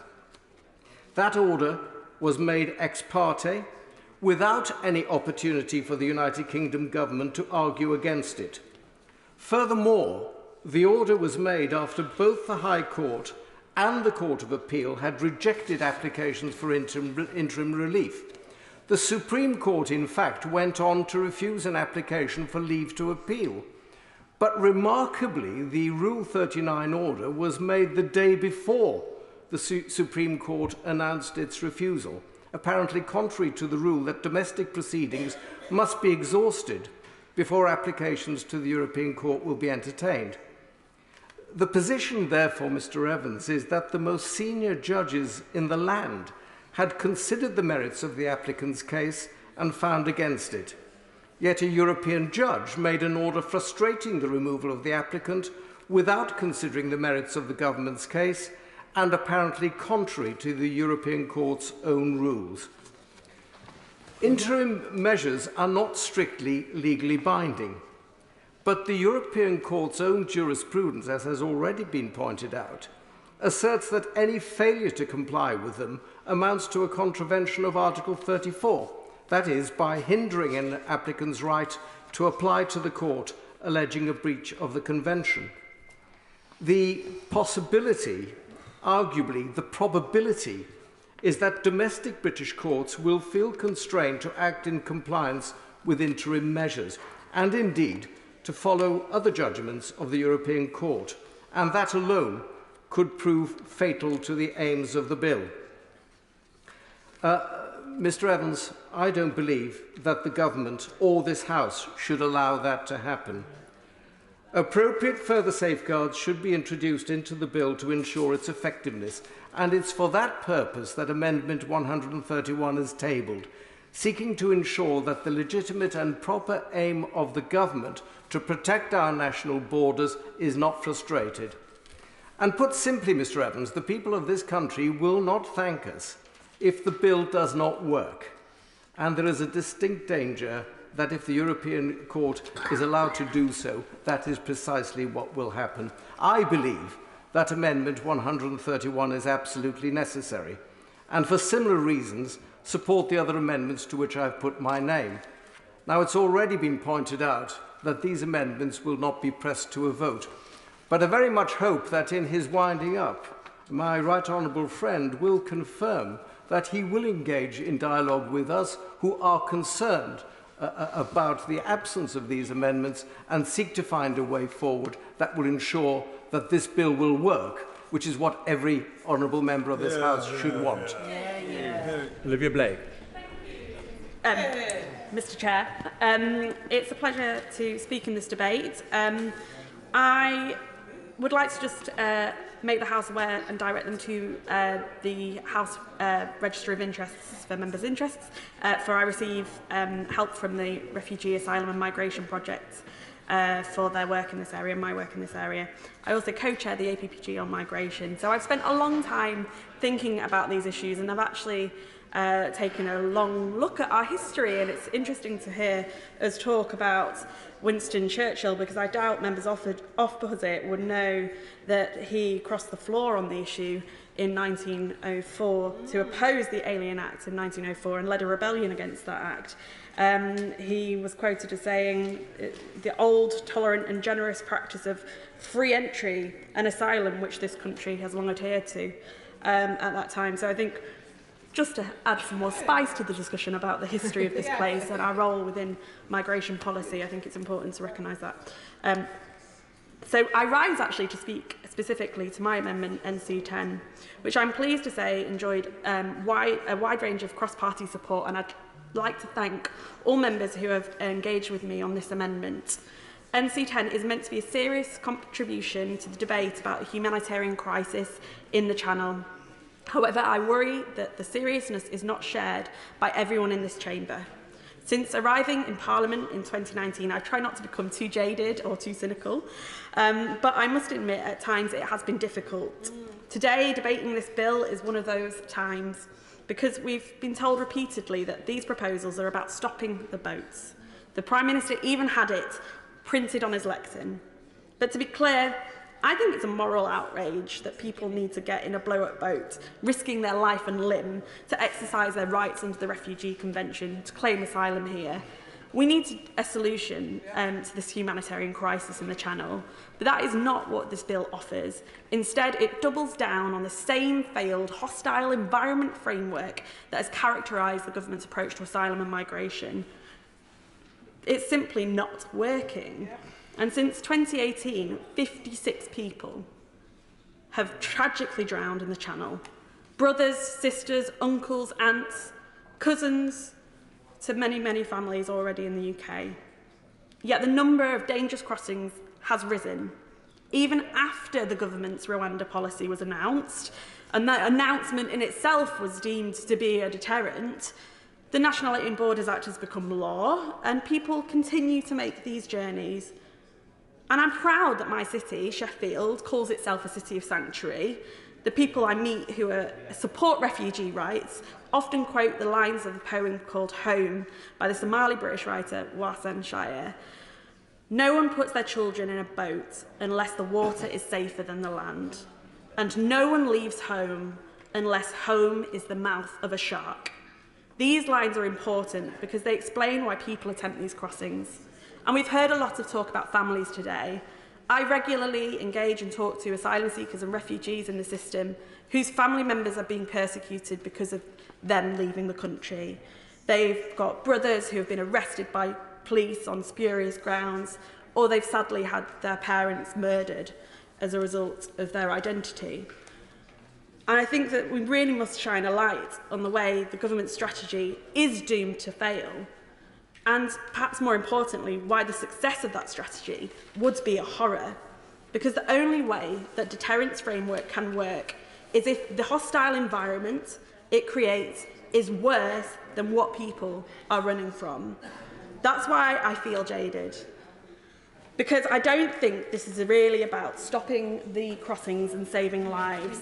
These proposals aren't about how people come here to claim asylum. They're about stopping people from claiming asylum at all. This isn't about fairness. It's about populist electoral politics, throwing red meat to a section of hardline anti-refugee opinion. What better example than the cruelty of stripping away the modern slavery provisions of asylum seekers who have survived human trafficking? This legislation, as it stands, would persecute the persecuted. It would criminalise the victims of crime. To be frank, too, I suspect that there are some on the other side of the House who think it's a good thing the bill violates the UN Conventions of International Human Rights Law. And the government's credibility is so shredded that they believe the only route to future electoral success is to wage a culture war, gleefully reciting pre-rehearsed lines about lefty lawyers, while the situation for some of the most vulnerable people in the world gets worse and worse. But the government could perhaps prove me wrong, and I give them that opportunity. A start would be supporting and looking into the proposals of NC10. The amendment builds on the proposals of the PCS Union and Care for Calais, two organisations working at the front line of the crisis. It offers a practical solution to a humanitarian crisis in the Channel by creating a safe passage visa. The visa would give entry clearance to those already in Europe who wish to come to the UK to make an asylum claim. I think one of the disconnects and the paradoxes of the government's policy as it stands is that there is no way for the many thousands of people who have already started their journey to get onto a safe and legal route. That is a paradox. You can't reduce the number of boats if the people who are going to try and make that journey are already on their journey and have no alternatives to come to the UK. That's why a safe passage visa is so important, because those journeys are so dangerous.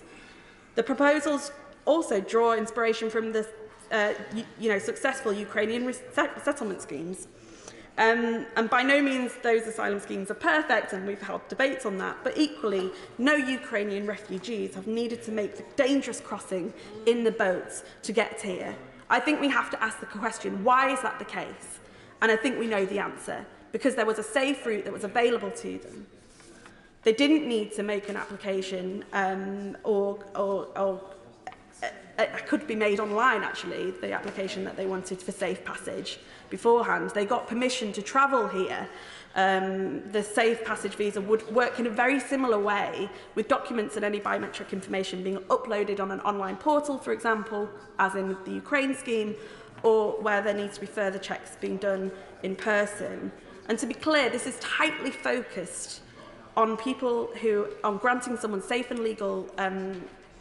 legal access to the UK from Europe, because they would have a valid asylum claim as set out in the current immigration rules when they arrive. Once they've arrived in the UK, they would then go on to asylum processing centres to submit their applications as normal, meaning that most of the screening and processing would happen as normal in the UK, meaning that we wouldn't have to look into costly measures of arrangements with other countries, that we would take ownership of our responsibilities to these people who are going to make these journeys anyway.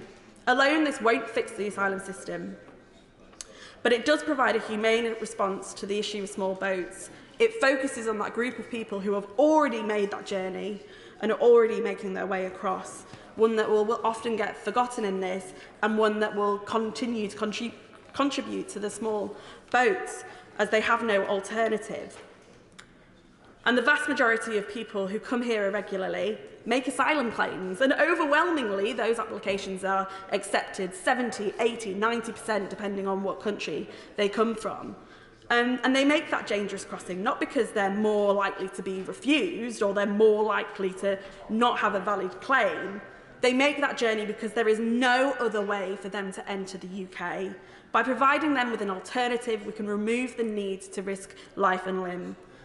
Ministers have a choice. They can go on demonising refugees, genuine asylum seekers, talking up this threat that billions of people are coming here, when that is just an absolute falsehood, and daubing stop the boats on government lecterns. But that might generate headlines for a short while, but it won't help anyone, and it won't stop anyone from making that crossing. Or there's another option. Prove they're serious about ending the life-threatening crossings. Drop the securitised Fortress Britain rhetoric. Uphold international law and embrace a humane approach that tackles the underlying causes of the dangerous boat journeys. In doing that, we can save lives. In doing that, we can meet the obligations that we have. And doing that, we can be a fairer country, one that I know my hundreds of constituents who have emailed me against this bill truly believes that we should remain and continue to be. Jack Brereton. Thank you, Mr Evans. I'm pleased to contribute further to this debate on the vital illegal migration bill, which promises tangible action to address the frustrations of my constituents in Stoke-on-Trent South. As I've said previously, I very much support the actions of this government and the Prime Minister in taking a tough new approach to tackling illegal migration. And I wanted to challenge some of the things that the honourable members have said opposite, particularly the honourable member for Westmoreland and Lonsdale, who isn't currently in his place. He said about there not being any safe and legal routes beyond those country-specific schemes. In fact, 50,000 people have come since 2015 through routes open to any country. This includes the Refugee Family Reunion Scheme, UK Resettlement Scheme, Community Sponsorship Scheme, and Mandate Resettlement Scheme. In total, this means that there have been 480,000 people have come via safe and legal routes since 2015. Stoke-on-Trent has been more generous than most other places in the country, and many feel that their generosity has been taken for granted, and that their genuine concerns about irregular migration have been ignored or even held in contempt, particularly by the party opposite and the lefty activist lawyers determined to frustrate the democratic will of the people. And because their determination to frustrate the will of this elected House is so strong, I do think that we need, at this committee stage, to close all potential loopholes. Indeed, the amendments to which I have attached my own name are those which I felt would make a belt and braces bill against scurrilous actions. The amendments in the name of my honourable friend and neighbour, the member for Stone, will ensure that a successful suspensive claim will be the only way to prevent removal. No ifs, no buts, no tying it all up in challenges to circumvent the intended will of this Parliament. We have been shown time and again that any lack of crystal clarity will be exploited by activist lefty lawyers. The danger is that people will lose faith in the democratic process and mainstream parties if democratic mandates and acts of Parliament are constantly frustrated by loopholes that we have left. Unprecedented pressure necessitates unprecedented actions, and it is actions in this bill that will actually break the people smugglers' model of taking money to get people illegally into Britain with what has been a relatively small chance of ever being removed under the overwhelmed legacy system that this Home Secretary is having to reform radically. I do hope these actions will be properly resourced, not just financially, but in terms of the available skills and workforce professional, including some of those that will be based at the Home Office hub in Stoke-on-Trent. But our job today is to make this bill unambiguous in its confirming its intent to enable the removal of illegal migrants and ensure the primacy of this House in delivering on the democratic will. Small boat people smuggling is a dangerous and unacceptable trade in human lives, and only by smashing the trader's business model can we really bring an end to this. And that means we must also frustrate the business model of the activist Labour lawyers who look for any loophole or ambiguity for their own political ends to making borders irrelevant and impossible to protect. So in addition to supporting the amendment in the name of my honourable friend the member for Stone, I support the amendments from my honourable friend the member for Devizes and my honourable friend the member for Middlesbrough South and East Cleveland. The Human Rights Act should not be misused to remove control of our national border, and the same applies to the European Court.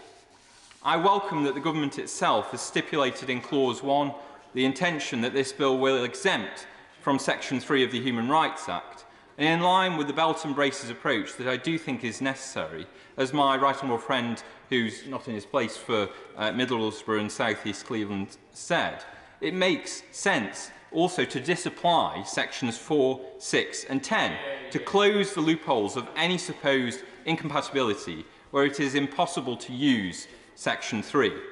So, Mr Evans, absolutely. Mr Evans, I'm very grateful to my friend for giving way, and he's doing an excellent job of standing up for the people of Stoke-on-Trent as well as North Staffordshire. He has very proudly put his signature to the amendment that I've also signed, which is about the amendment for Devizes' campaign about ECHR. Let's be crystal clear about what this amendment will do. It's about making it perfectly crystal clear to UK courts that Order 39s that come from the European Court of Human Rights that are not based in law are not to be taken into judgment by UK courts when it comes to the removal of illegal economic migrants who have come from safe mainland France. And therefore, we're simply reconfirming what was in the original convention back in the 1950s, where these Order 39s didn't even exist or mentioned. And we want to ensure, therefore, that we deliver for the will of the people like Stoke-on-Trent that my honourable friend served so well. I thank my honourable friend for Stoke-on-Trent North for making that point, and I entirely agree with what he said. The people in Stoke-on-Trent absolutely want us to see robust action on this, and we will not continue to tolerate the powers of Strasbourg and the European courts overriding the decisions of this House and of British courts. So, Mr Evans, if we don't stop illegal entry and misuse of the asylum system, then we will not be able to give proper attention to those in genuine need, and nor will we enjoy the support of the general public. This bill is about fairness and ensuring that resources are available for those in genuine need, but it needs to have a belt and braces to ensure it does not end up in a lucrative legal battle for activist lawyers. Real change is needed to tackle the unprecedented pressures and look to the improvements that are needed. I look forward to those constructive discussions with ministers. We must never again allow our generosity and compassion as a nation to be abused by people smugglers with dangerous small boats. And that was a much shorter contribution, so things are looking brighter to get everybody in. Patrick Grady. Thank you, Mr Deputy Speaker. Bills of major constitutional significance are usually treated about on the floor of the House, in committee of the whole House. But the Government refused to send the Elections Bill or the retained EU Law Bill to committee of the whole House. It sent them upstairs to public bill committees. And yet it finds time for this bill, which stretches any claim to reflect what was even in the Tory manifesto, to have its committee stage here in the House. And I wonder why that is. One effect, of course, is that there's no opportunity to hear from stakeholders to take evidence on the bill, and perhaps that's not a surprise, because there doesn't seem to have been a single briefing or intervention from anyone with any interest or experience in the field of immigration or asylum policy or law that is actually in support of what the Government is proposing. The only people cheering this on are the populist, hard-right elements of the Conservative backbenches and, I suppose, the Cabinet, and their friends in the equally right-wing media outlets. And even then, it seems that this is a bill that pleases no one, because the range of amendments that have been tabled from the backbenches from all sides of the House shows the risk that the Government is taking and the damage that it's doing by pursuing wedge issue and dog whistle politics. The Brexiteers, and seemingly with the tacit support of the Home Secretary, are seeking to use their amendments to expunge any last vestige of what they see as European influence in the United Kingdom by taking us out of the ECHR. But meanwhile, on the opposition benches, many of us, including my honourable friends from Glasgow Central and Cumbernauld and Forsyth, are proposing a wide range of amendments that actually seek to reduce or negate some of the very worst aspects of the bill. Amendment 76, for example, which I hope we'll be able to test the will of the House on later on, would make it much clearer that the need for protection, the experience of human rights abuses, or being a victim of slavery or human trafficking would be grounds for a claim to suspend a deportation process. While Amendment 77 puts much stronger restrictions on the definitions of a third country to which asylum seekers could be deported. And many of the other SNP amendments have similar effects, trying to introduce some of the element of fairness and respect for human rights, whether that's about the time available for appeals and considerations or the grounds on which such claims can be made. But the key issue in this evening's groupings is that if the Government really wants to stop people arriving here on small boats, it has to provide safe and legal alternatives. And the reality is, at the moment, for the majority of people who currently arrive here and successfully claim asylum, such routes don't exist. What are the safe and legal routes for someone from Eritrea or from Iran? That question has been asked multiple times and it's not been properly answered, because if they were safe and legal routes available, people wouldn't be coming. Incidentally, this bill is supposed to have a deterrent effect, and it's backdated to the 7th of March, so I wonder how many people have been deterred already. Has there suddenly been an evaporation of landings on the south coast of England? I suspect not, and that maybe shows that the bill is not going to have the effect that the Government wants it to have. And even where schemes for safe and legal routes do exist, such as for Afghanistan, that, like the proposals that are contained in this bill, they go nowhere near far enough. The amendments that I've tabled, Mr Evans, including amendments 177 and 179, alongside my honourable friends, make the point that it's far better, first of all, to think in terms of targets rather than caps for safe and legal entrance. This country is crying out for people to come here and help make our health service, our social care system, our hospitality industries, our agricultural sector work more effectively and efficiently. But too many people who could be productive, who want to be productive, are left sitting in hotels at the taxpayers' expense when they could be earning a wage that pays for their own accommodation and contributes back into the tax system. So the Secretary of State, as we say in Amendment 173, needs to be consulting with Scotland's Government about any target it sets for safe and legal arrivals. And there is clearly cross-party consensus on this. Many constituents in Glasgow North support, as I do, new Clause 10 tabled by the Honourable Member for Sheffield Hallam which would establish these kinds of safe passage schemes. And the other amendments to that end, tabled from across the House, I think the Government needs to pay attention to, not least the proposal from the Honourable Member for East Worthing and Shoreham. But, Mr Chair, the House would be within its rights to push every single clause in this bill to a vote over the next 2 days. If the Tories really want this bill to become law, they should be made to work for it. Staying up late in this place to walk through the lobbies is barely a minor inconvenience compared to the hardship and horror that most people seeking asylum in the UK have already faced and do continue to face before and after they reach these shores. People who come here seeking asylum are fleeing wars where this country has manufactured or sold the weapons from, natural disasters where this government is refusing to take climate change seriously, and hunger and disease where this government is slashing the aid budget that could fight those challenges. If this bill isn't amended beyond recognition, then it will undermine any claims that this government has to uphold the global treaties and conventions that have maintained stability and respected human rights around the world since the Second World War. The vast majority of these people on these islands, and certainly among the residents of Glasgow North, want to live in an inclusive, diverse and welcoming society. And if this government is going to undermine that, then they will find and build that society themselves in an independent Scotland. Miriam Cates. Thank you, Mr Chairman, and I rise to speak in support of the principle of Amendments 131 to 134, which seek to strengthen the illegal migration bill by preventing spurious claims, whatever they may be, from being used to resist the removal of those arriving in Britain illegally. Now, these amendments aim to close any potential loopholes in the bill that would limit its effectiveness.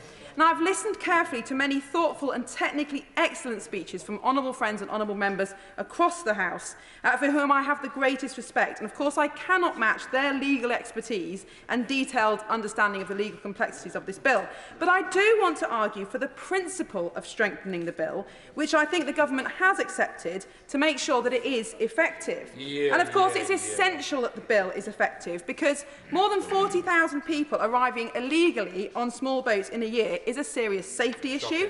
It's a national security issue. It's an economic issue, with £6 million a day being spent on hotels to house migrants.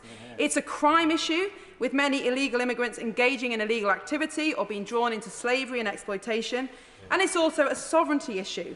And many ask, who is really in control of British borders, our elected parliaments or foreign courts? Now, if this bill does not work, if it does not result in the swift deportation of those who arrive here illegally, then it will not have a deterrent effect and we will not stop the boats. The objective of these amendments is therefore to strengthen the legislation, to significantly reduce the likelihood of unjustified legal challenges using human rights legislation that was never meant to provide cover to international gangs. Now, I thank ministers for their consideration of the intention of these amendments. But some who oppose these amendments and this bill will cite compassion. And I wholeheartedly agree that those who are genuinely fleeing war and persecution deserve our compassion. And many should be, and are, offered a home here in the UK. But our compassion should be directed at those who are genuinely helpless and without agency. And of course that includes children, but not those who do have a choice about whether or not they leave their home country, or indeed those who choose to exploit others through international human trafficking. And in many ways, this debate epitomises the great arguments of our time, between those whose understanding of human rights is that anyone should more or less be able to do whatever and go wherever they want, and those who believe that strong boundaries and firm rules and proportionate restrictions are essential for strong families, communities and nations. It's an argument between those who think that as a wealthy country we somehow have unlimited resources and don't acknowledge that population growth over recent years has put serious limits and stretch on our capacity, for example, housing, and those who realise that even though we are in a wealthy and fortunate position, there are serious limits on our resources. Many of those who argue against strong borders and strong action against illegal immigration are not themselves personally affected by illegal immigration. Their wages are not threatened by the black market economy. They don't rely on essential local resources that are taken up with housing migrants. Their children are not sent to school with young men who are clearly not children. And their sense of agency and national identity does not rest on the integrity of our borders or the sovereignty of our Parliament. For those whose lives and culture are not negatively impacted by thousands of people arriving here on small boats, it makes sense to argue for open borders in the name of compassion. But for many people, for many of my constituents, these are luxury beliefs. And the reality is that high and clearly visible levels of illegal immigration are a threat to ordinary people's safety, security, identity and sense of fair play. Believing in and upholding strong borders and firm boundaries is not uncompassionate or bigoted. It is a prerequisite for a fair, safe and cohesive nation. Ultimately, when boundaries are not upheld or laws are not enforced, it's always the vulnerable that suffer, as criminals exploit loopholes and drain much-needed finite resources away from those in genuine need. Now, I'm not going to give way because I've been given a 5-minute limit by the Chair. Now, we all want those genuine asylum seekers to be able to find safety here in the UK. And as the Minister has said, this country is surpassed by only 3 other nations in our acceptance of refugees from the UNHCR schemes. But the exploitation of our borders and laws by those who are not in genuine need, and worse, by abhorrent international people smuggling gangs, is neither fair nor compassionate, and it must end.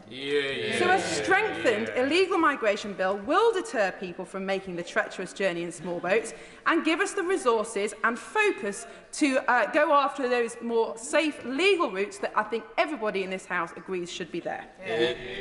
Senator Bagan. Thank you, Mr. Chair. And I rise to speak against the government clauses before the House today and in favour of several amendments seeking to limit their horror and inhumanity. The changes made by clauses 37 to 48 to the legal and human rights of asylum seekers breach the UK's human rights obligations. The proposed timescales and tests, combined with the lack of judicial oversight, build in unfairness and undermine access to justice.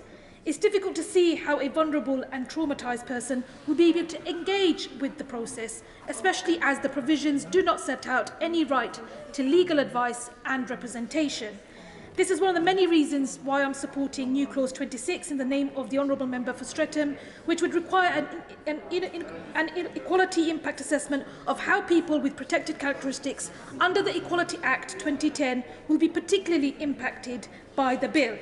Indeed, protections for vulnerable people, pregnant women and children are being tossed aside in favour of new powers to indefinitely detain people at greater risk of harm, including survivors of torture, trafficking and modern slavery. The new and sweeping powers of arbitrary detention are nothing short of spine-chilling. This bill will increase the number of people detained, whilst removing the bulk of the essential safeguards put in place to protect people and adding to the inherent harm caused by indefinite detention. And this is despite the UK's immigration detention system being plagued by mismanagement, profiteering of private companies and incidents of systemic and direct abuse and neglect, including scandals reported at Brook House Immigration Removal Centre, Manston Short-Term Holding Facility, Harmondsworth IRC and many others. And what is the purpose of this sweeping and illegitimate restriction of people's liberties? And what is the crime that such individuals have committed to be treated in a manner worse than serious criminals are dealt with and with less rights? Well, Mr. Chair, this government is today proposing to punish people for seeking asylum.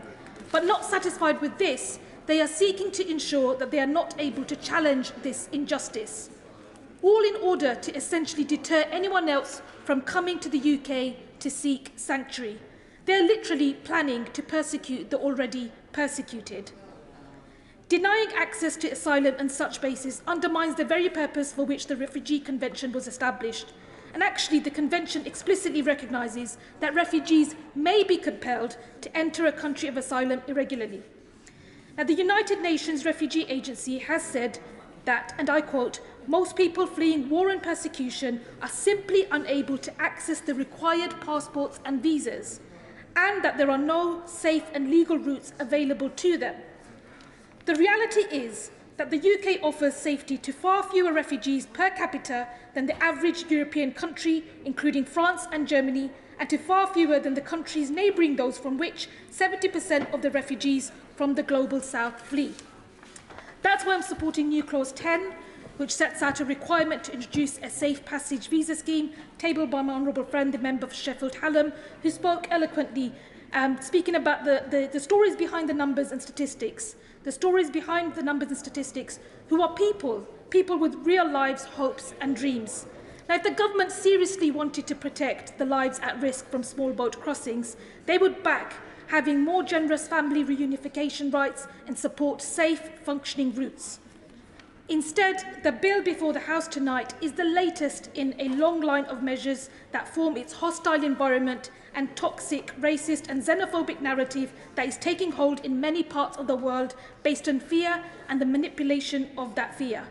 It's immoral, deeply cruel and divisive. It breaks international law, crushes human rights, and it is shameful. Thank you very much. Tom Hunt. Thank you very much, Mr. Evans. I think I've waited a very long time to speak on this bill. In the second reading, I think I waited for 4 hours and didn't get called, and I've waited a good amount of time here today. So it's done is maybe more determined to get my points across. And I have to say, I didn't sign any of the amendments that are in front of us today. I had some sympathy with many of the amendments, particularly 131, Amendment 131, my honourable friend and member for Devizes, and also my right honourable friend, the member for Middlesbrough and South East Cleveland, which is Amendment 132, and of course my very senior colleague, the honourable member for Stone, 133 and 134, and actually something might surprise some people, but I had a little bit of sympathy with my honourable friend, the member for East Wortham and Shoreham, actually, with his amendments 72, 73, 74 and 75. However, I don't think now is the right time to pursue such amendments until we've sorted out the scourge of illegal immigration that currently impacts this country. And so, of course, in a general sense, it wouldn't surprise people to know that I welcome the illegal migration bill. I think having a situation where we have 45,000 people a year illegally entering the country, mostly men, mostly young men, statistically proven, many from safe countries, safe origin countries, and of course every single one of them has gone through France and multiple other safe European countries where they've refused to claim asylum and they've decided to shop between different safe European countries, and they've come here and, you know what, actually having a dream of moving to the UK because of job opportunities and wanting to be, you know, an economic migrant is a very noble dream. But of course my advice to them would be to engage with our legal migration points-based system, and we will make a determination and whether your dream and our needs meet. Because of course we are the party that believes in controlling our borders. We are the party that believes in strong border controls. The Labour Party get incredibly sensitive when anybody suggests that they believe in open borders. But of course, you know, I simply say to them, show me the evidence. Show me the evidence that you believe in controlled immigration. Show me the evidence that you don't believe in open borders, because when I look at your record, every single thing you vote on is against precisely those things. So I don't think it is unreasonable for me and colleagues to come to the conclusion that you are in fact opposed to all border controls. As I say, show me the evidence.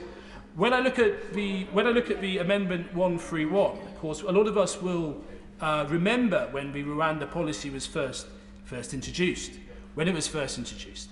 And a lot of us supported it because we saw what happened in Australia, and we saw that they had a massive problem with illegal immigration. And they went down a route of offshore processing, and today they don't have a massive problem with illegal immigration. It is quite simple. A few people opposite say, oh, Australia didn't work. Well, actually, we looked into it in detail and met Australian officials, it did work. And actually, we think that going ahead with the Rwanda policy would clearly, if it was given chance to work, provide a significant deterrent. It would save lives at sea. And it would enable us to have a compassionate, controlled asylum system, which most of us want. I think virtually all of us in this place want. So it was incredibly frustrating when we saw that despite the Brexit referendum, when we had a majority of people in this country expressing a wish to take back control of our borders, we had an elected Prime Minister looking to move forward a policy to do precisely that. But at the very last moment, even though our own courts okayed it, we had a foreign judge in another land thwarting the whole thing and coming up in the courts now for almost getting towards a year. The damage to that on our democracy, my constituents can see that. It is deeply damaging, and it is unsustainable state of affairs for us as a sovereign country to be in a situation where that is allowed to happen. And of course we were promised that the Nationality and Borders Bill, what became the Nationality and Borders Act, would resolve all of these issues.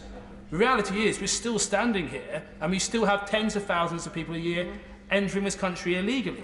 And that foreign judge has been able to essentially mean that there were flights to Iran didn't get going, and how many crossings have come about as a result of that. We also have a situation where the High Court took 6 months to come to a conclusion. Hopefully next month we could have the Appeal Court giving it the green light, the Supreme Court don't call it in, and we could actually have flights going off next month. And then we'll see whether the approach works or not. I think that it will. In terms of the support there is for this, because we've heard lots of different honourable friends, honourable members talk about whether there's public support. Well, it's quite clear from what I've seen that there is public support for this bill in the country. In fact, I think the support for this bill in the country is overwhelming. And I also think, we all engage with our constituents, and I've engaged with mine, and actually the support for Rwanda policy is also overwhelming. And the anger that has come about, and I won't talk to the amendment that is placed tomorrow with regards to hotel accommodation. I won't talk to that, but I will briefly.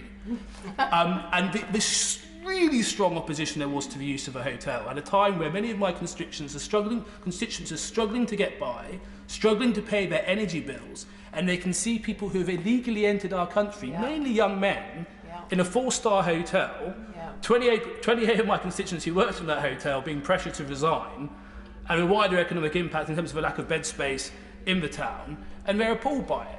Of course, others take different views, and obviously last weekend we had a number of Labour local councillors and the Labour MP candidate supporting the use of a hotel by those who enter our country illegally, which is quite an interesting view, and one that I'd actually advise them probably to change, bearing in mind that the surveys I've just done show that there's many people who still intend to vote Labour, I don't know why, but who actually have really hard-line views on immigration.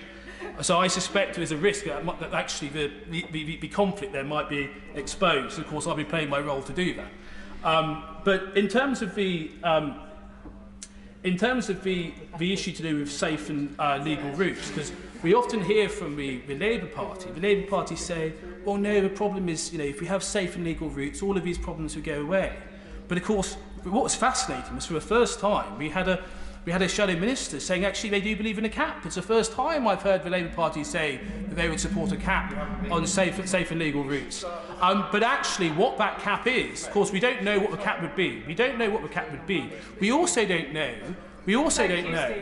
because we know that if there were these safe and legal routes, that actually many people would fail through that route and they'd probably still try and enter our country illegally by a small boat. Right. So what would the Labour Party do with those individuals in those circumstances? Of course, they don't know. The key thing here, and of course we come to safe and legal routes, but I do think the approach of my honourable friend earlier in terms of safe and legal routes, I do think it's a place we need to get to. But I think we have to take the public with us. And right now, understandably, the majority of the country are furious about illegal migration. They are furious about people jumping the queue. So we need to deal with that. And once we deal with that, we can move to that place of talking about safe and legal routes. But I think right now would be too soon. And I also talk to the fact that there are hundreds of millions of people in the world who would like to move to our country of course there's hundreds of millions who would like to move to our country who could conceivably get refugee status. So if we talk about a cap to safe and legal routes, we then need to talk about prioritisation. And the question, which is it right that we prioritise young single men from Albania over, for example, some of the refugees I met 2 weekends ago. Where was I 2 weekends ago? I was at the Rohingya camp in Bangladesh. It was the third time I've been there. And you know who I spoke to? Overwhelmingly women and children who had fled directly from Myanmar. Some of the women had been raped. Some of their dads have been killed. Their brothers have been killed. And when I asked them what they wanted, all they said is they want to go home safely. They don't have a choice about shopping between different European countries about where they go. They don't have that choice. And the reality is, I want us to have compassion as a country. I want us to have a cap I want us to have safe and legal routes, and you know what? Once we get control of the system, I might be happy with that cap being quite high. And actually, I might want us to play our role, but the reality is right now, for every person who comes in illegally from somewhere such as Albania, realistically, because of limited resources, that's one less person from somewhere like the Rohingya camp that we can support. They are working directly against the interests of some of the most vulnerable in the world. That is a fact. So the idea that... so I'm incredibly pro genuine refugees. And this argument, another argument we heard earlier, which is that I think once we get the small boat situation sorted out, once we tackle illegal migration, we can put in place a cap driven by compassion. And if that cap, if there's an unforeseen disaster somewhere and there's a huge earthquake in another country, then I'm sure we'll be able to come back to this place to ask for this place, via our elected chamber, to extend that cap. And you know what? I think most people in the country would support that. But where do we want to get to? We want to get to a place where we take a large number of some of the world's most desperate people. But to get there, we've got to get control of the system. We've got to go over people smugglers. And I know that this bill seems tough, but it is the only way. It is the only plan. So I'm proud to speak. I'm proud to speak in favour of the amendments, particularly from my honourable friend, Amendment 131. We've talked. Winston Churchill has been brought up by the opposition.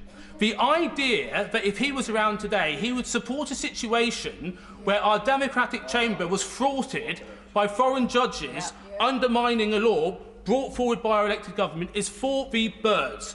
Would not be the case. And I rest what I've said. Thank you very much. Nick Whitley. Thank you very much, Mr. Chairman.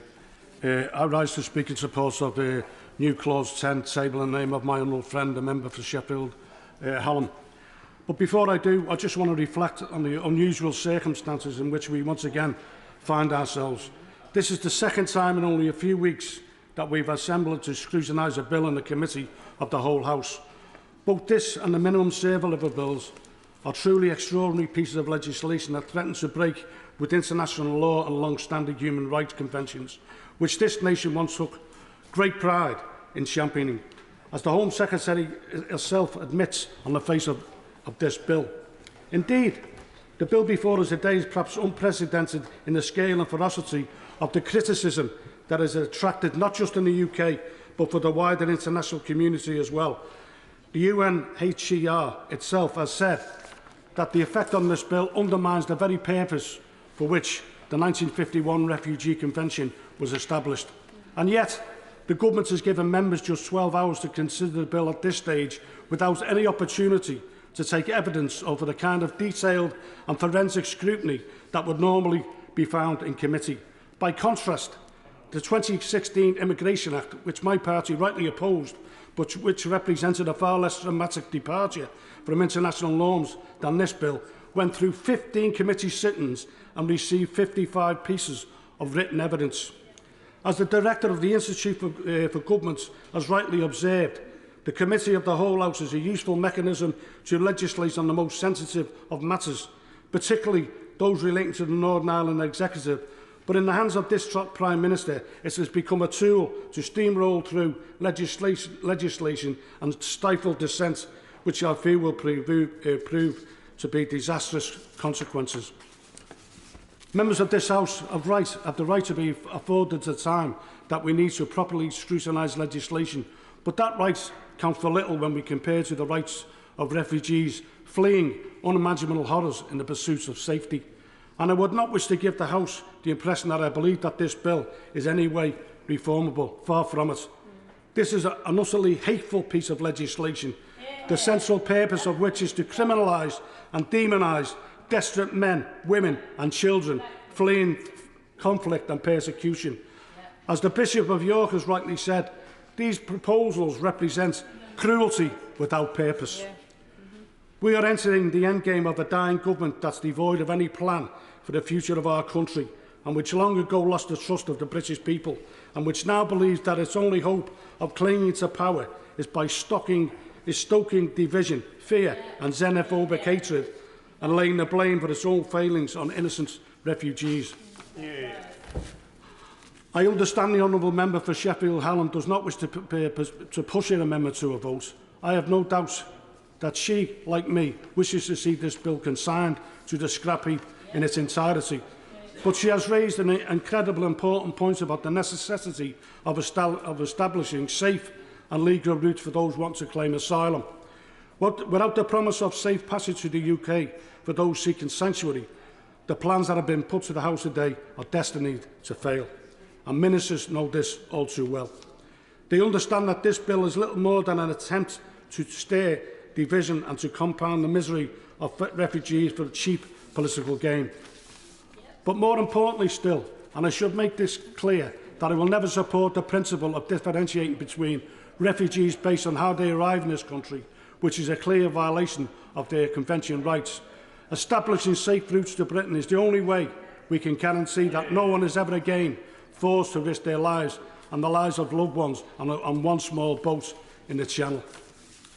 Finally, I want to remind the House that last year more than 230,000 visas have been issued to Ukrainians. Now, I have said many times before that we should in fact be doing far more to assist those fleeing the war in Ukraine. But to date, not a single Ukrainian has been forced to resort to small boat crossings or people smugglers to reach the UK. And mercifully, not a single Ukrainian life has been lost in the Channel. We have a model that already works. It's time to ensure that everyone seeking refuge has the ability to get here safely. It's time to extend safety routes for all. Thank you very much. Alison Thulis. Thank you very much. I rise to support the clauses in my name and the over 50 clauses and that of my honourable colleagues. We do not believe this bill is fixable. We believe this bill is pretty abhorrent, really, in terms of ripping up people's human rights. And contrary to what a member suggested earlier on, human rights are not a luxury belief. Human rights are for everybody, everywhere, all at once. And we should not be trying to remove them for anybody, and particularly for people who have suffered serious cases of trauma. And we made amendments to this bill in a number of different ways to try and point out the many and various deficiencies within this. And I pay tribute to my honourable friend from Cumbernauld, Clysouth and Kirkcaldy East, who has been incredibly diligent in going through the bill and seeing what we could take out and try and reverse some of the more harmful aspects of this. And first to turn to Clause 37 and Part 7 of that in a third country, which aims to set tighter rules of which kinds of countries we might want to return people to, because not all other third countries out there are particularly safe for people, and we think we should be a lot tighter about where we want to send people back, a point I will return to tomorrow. In Clause 40 at point 4a, and point 4b, I want to just highlight particularly the assurances that the government claims it's going to take in considering a serious harm suspensive claim. It says the Secretary of State must take into account the following factors: any assurances given by the government of the territory specified in the removal notice. So that I guess the government just takes on trust that they say that they're not going to do any harm to somebody who has perhaps been a critic of that government. They'll say, oh no, it'll be fine, you return that person, they'll be fine, we'll look after them just fine until they don't. We won't find that out. That person won't find that out until they are returned. At point B, it says that any support and services, including in particular medical services provided by that government. And again, I have had cases where the person has receiving HIV/AIDS treatment in this country, which has got their condition under control. They cannot guarantee that if they are returned to another country that they will be able to continue that treatment. And in some cases, that is tantamount to a death sentence, returning with that condition or returning to a country where that condition cannot be managed. And I have a constituent at the moment who is waiting for a decision on her case, who is in renal failure and cannot make progress on her treatment because the Home Office will not get its finger out and give her a decision to allow her to continue with that case. So it is a very pressing issue. And he squints at it, but if he actually returned to any of the cases that I raised with him, we'd actually make some progress. We also want to amend some of the claim periods that are outlined in the legislation. They are incredibly short and absolutely unrealistic. I mean, this government doesn't do anything in 4 days or 8 days, so to suggest that they're going to make any decisions in that is entirely unrealistic. But in a practical sense, it means it's going to make it very, very difficult for people in those situations to make their claim. It's going to make it difficult for them to access a solicitor. Yeah. And in another very different practical sense, it makes it very difficult for those people to actually make a claim, because for many people who come to this country in situations where they are seeking asylum, they can't do things in the timescale that the government wishes because they have experienced considerable trauma. And anybody who understands dealing with considerable trauma will appreciate that you will not be able to extract from that person all of the things that might, in the government's view, be compelling evidence in a timescale of just a couple of days. Victims of torture, victims of trafficking, victims of people who have been forcibly recruited, people who have been asked to rape members of their family or in some cases their neighbours, cannot disclose all of those things just like that. They will need time to work through this. They will need specialist expertise and support to make those cases and those claims. And they will not ever be able to make their best case in the pressure of a few days. And the government, I suspect, knows this, because they're going to make it as difficult as possible for people to make those claims. That's the very purpose of why they are short-circuiting this process. And experts who would have given evidence had the government given us time to hear proper evidence, such as those from Freedom from Torture, those in the Equality and Human Rights Commission, who have said in their submission to all of us in this bill, they say a claim for suspension of removal must be made within 7 days of a notice of removal, which may present challenges for people who are traumatised or otherwise in vulnerable situations, do not speak English or lack adequate legal advice. They are trying to prevent people from making claims by making it so short. It is quite a deliberate strategy. And last week I had the privilege of meeting the Rainbow Sisters, part of the Women for Refugee Women group. And they told me in great detail how difficult it was for them as lesbians to describe to a Home Office official why they were making that claim. Because in the countries that they had come from, countries which I will return again to tomorrow, outlined at the back of this bill, such as Ghana, such as Kenya, such as Nigeria, they were not allowed in those countries to describe the feelings that they held, because they could be prosecuted, they could be in prison, they could be whipped for being gay. So to expect those people to come here when they don't have the language to describe their experiences, they don't have any evidence to describe their sexuality, that they have to do that in order to make a claim with compelling evidence, that sending them back to those countries would put them at risk, it is really quite impossible in those circumstances for those women to describe their situations.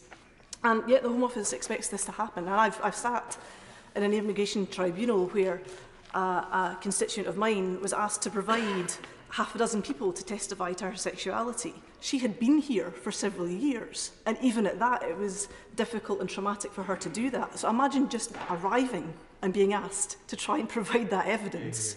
It would be incredibly difficult for anybody to do under any circumstances, but particularly asking women to do it in this circumstance. And the government, again, I suspect, knows this. I want to turn now to clause 49.3, I believe, right at the end here, page 52. And it says here that the Secretary of State may add a state to the list, which they've described above that, only if satisfied that there is in general in that state no serious risk of persecution of nationals of that state. Now this is a list to which the Secretary of State can add whenever she so feels that she wants to. And I would say that in general is doing a lot of heavy lifting in that particular clause, because in general there may be no risk. Specifically, there might be a significant risk to that person, to somebody of that sexuality, to somebody with a particular protected characteristic. And again, it overlooks really in this bill the protections that the government ought to be giving to people who are coming here to seek asylum. Moving to the cap on the numbers that has been described, and members over there have been quite excitable about the idea of a cap. I mean, there's no cap number in this bill. It's for the Secretary of State to decide at some other point. The Secretary of State could set that cap at 0 if she wanted to, because it's to be set. It's to be set, as he well knows, in regulations which this Parliament cannot amend. So it is not for the Parliament, it's for the Secretary of State, as he well knows. He knows how statutory instruments work in this place, as do we, and he knows that it's not something this House can amend. He is absolutely being a bit expedient with the truth if he's suggesting that the House can amend it. It can't. He knows that.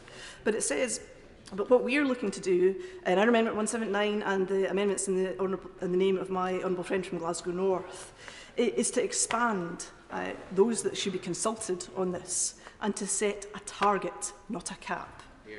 Because it is not enough to set a cap. And we know that there are circumstances. Imagine you're the 100+1 person to be set by this cap. It could separate a family, it could separate siblings, it could separate a husband and wife who don't meet the threshold, who just follow the wrong side of this threshold of this cap. So the government needs to do a whole lot more, in my view, to make sure that we are actively doing our bit in the world. And setting a cap is nowhere near doing our bit in the world.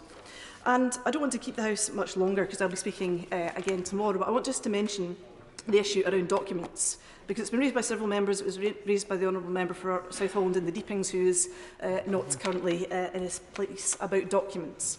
Now, when Afghanistan fell, Dame Rosie, when Afghanistan fell, I was contacted by constituents who were terrified for their family members in Afghanistan. I had in the region of 80 families in my constituency who had relatives in Afghanistan, and I'm only aware of 2 families who were able to get reunited with their families of that 80. That is the government not doing enough by people who have family here, who could be safe, who could be out of Afghanistan, and they are not. And where it relates to documents is that people in Afghanistan had documents which, if the Taliban found those documents on them, would prove that they had worked for British forces, and it would be their death sentence. So people in Afghanistan burned those documents. That's why people will turn up here with no documents, because those documents would have been their death sentence had they been found in their possession. And members on the other side who seem to think that not having documents is some kind of admission of guilt of some kind fail to understand the very real pressures that asylum seekers face when they make these dangerous journeys, when they try to seek sanctuary here to regain relationships with people that they know. They will run and they will run and they will keep running until they find safety, and that is the reality, and that's what this bill denies people. Yasmin Qureshi. Thank you, Dame Rosie. I wish I could say that it was a pleasure to speak in this debate, as I normally do, but I'm actually incredibly sad that I'm having to speak in this debate. This bill, I think, is one of the most repugnant pieces of legislation this government is trying to pass through. And there are a number of reasons for that. Firstly, this government and the Home Secretary knows that she is breaching human rights laws, and also they know that this legislation actually will not work either. But the reason they want to go ahead with it is because it is to throw red meat to some of their voter base, some of the very hard right-wing voters in our country. This is what this bill is appealing to, and they are the people who will be voting for this party when they see this legislation come through. Now, I don't make these allegations lightly. I've been hearing debates since the beginning today, and some of the justification that the members opposite have given, lefty lawyers, somehow as if it's a term of abuse. I'm a barrister. I spent many years studying to be one.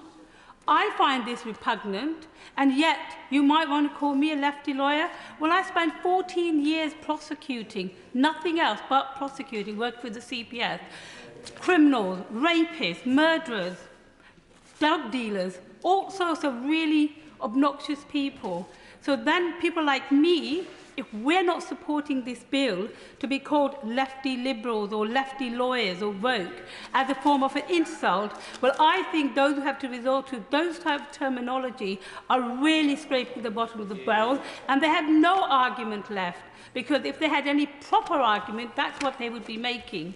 We've had much discussion about the European Convention of Human Rights, and it's surprising everybody says, oh, the European Court did this to us.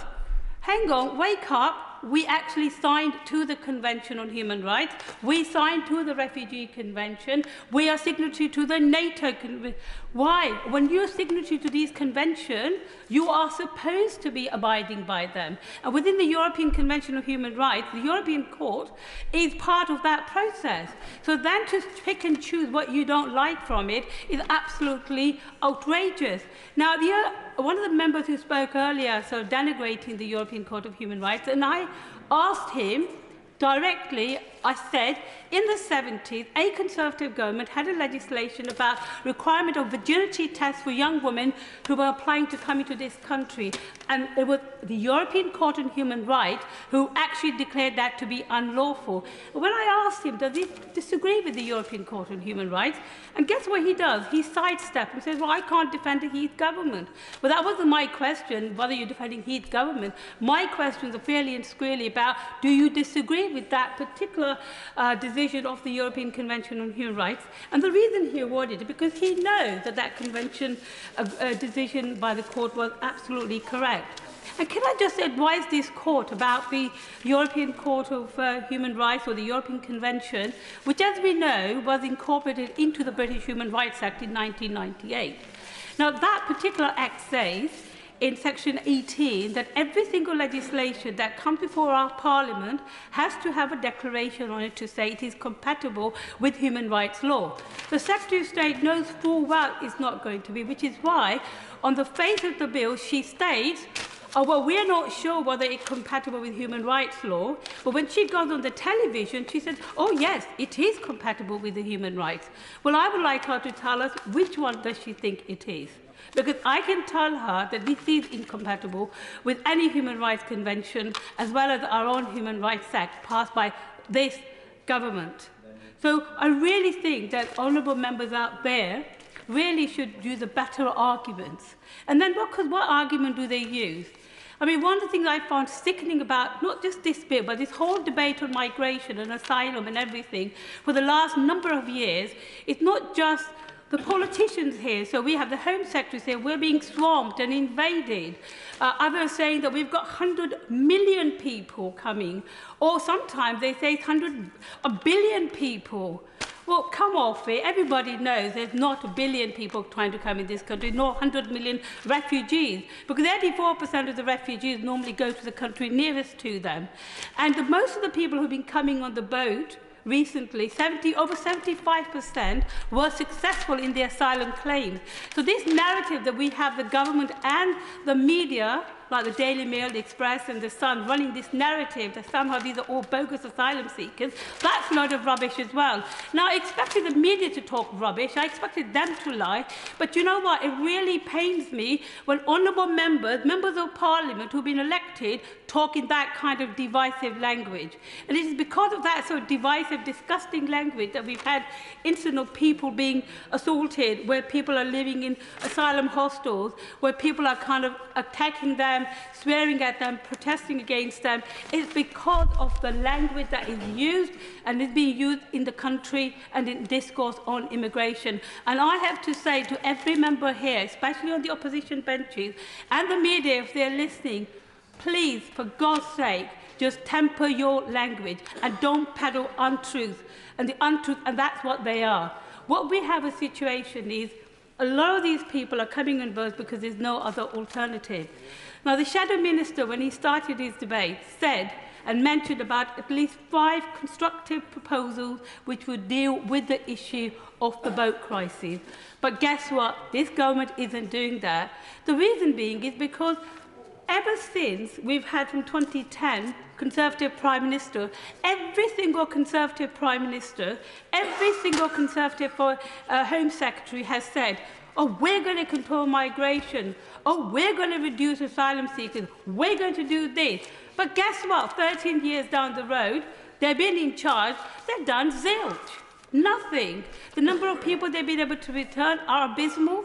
When we left office, 18,000 people were on the asylum application, but now there's 160,000. Right. 13 years of your government being in control. What have you done? Nothing. It's all rhetoric, it's all talks. Sorry.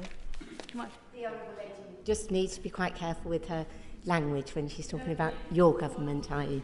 Yes. Thank you, Dame Rosie, for reminding me of the fact that you know, this government's had a control for the last 13 years, a Conservative government, and yet they've not been able to deal with it. The reason is because unless you take some constructive, proper proposals and not running to what's the best headline in the Daily Mail, or should I say the Daily Hate, right? You know, they don't think that that's worth it. So this piece of legislation is absolutely horrendous, and I'm really sad that we're here again, because a few years ago we had the Nationality and Borders Bill. We had all these bills. Every time we had those bills, it was said, we're going to control migration, illegal migration. Guess what? Nothing happened. It's all hot air, it's all smokes and mirrors. It is trying to fool the people of this country that you're trying to do with something when you know that you're not doing. And if your best attack...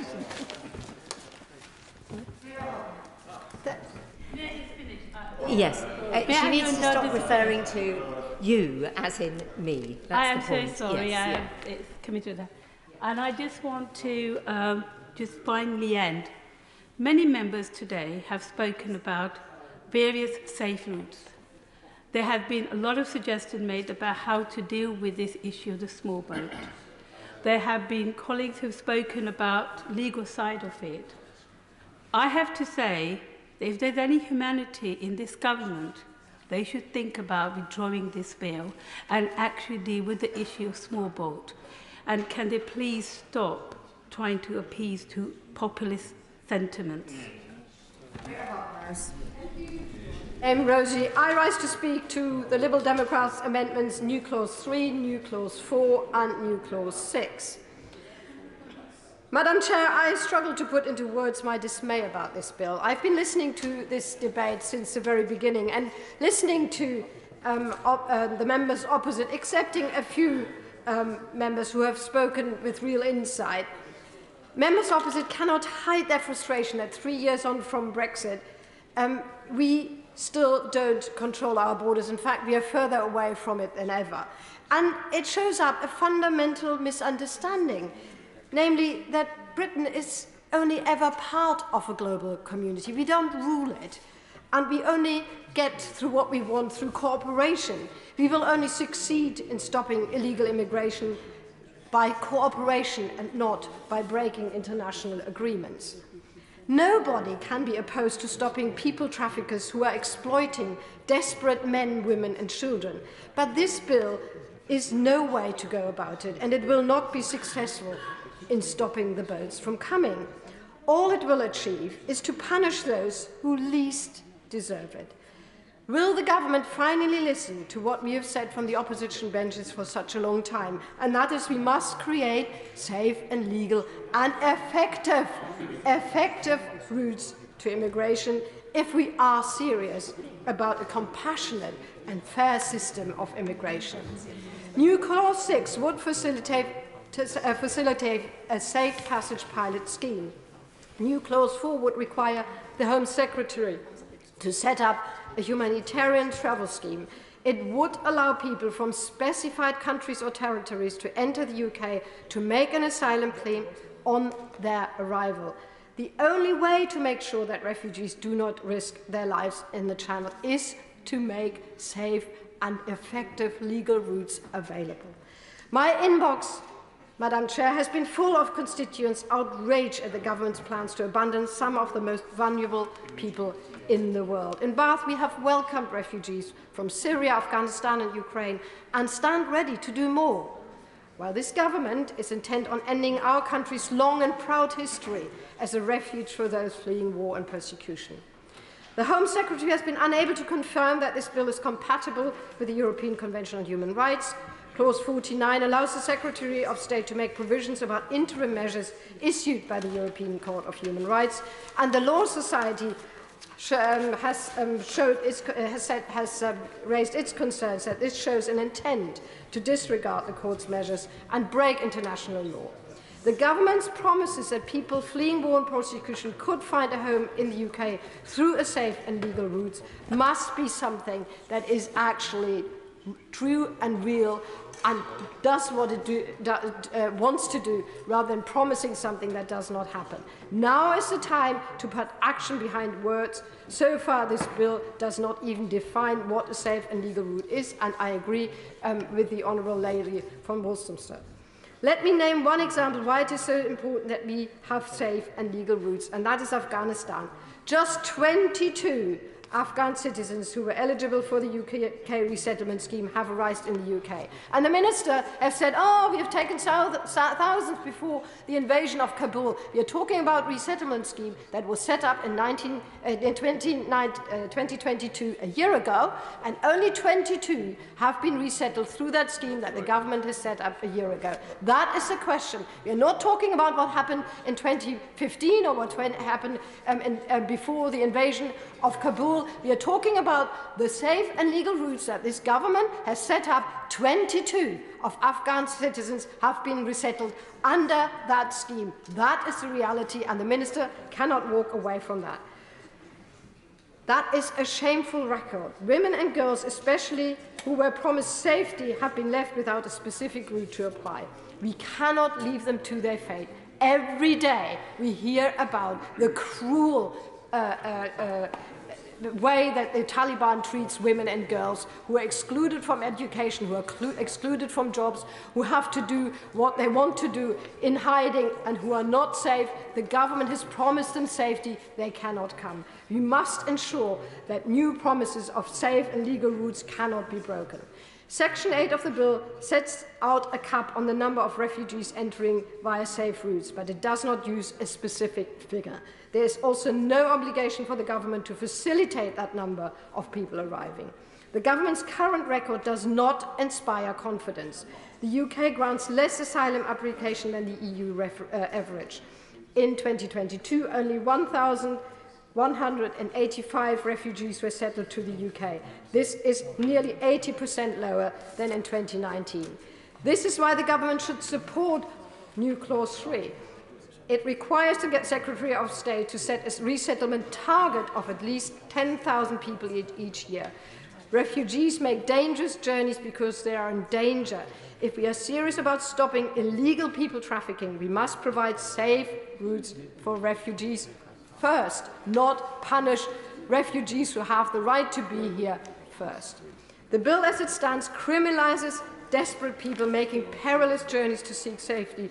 Refugees who are coming here because they believe they will find sanctuary here.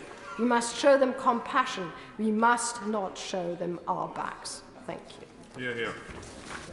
Jim Shannon. Thank you, Madam Chair. It's indeed a pleasure to be called second before the end of the day for a change. But moved up, Jim. Things are looking good, Johnson. There. But can I thank you very much, Madam Deputy Speaker, for calling me? And indeed, it is a pleasure to speak in this.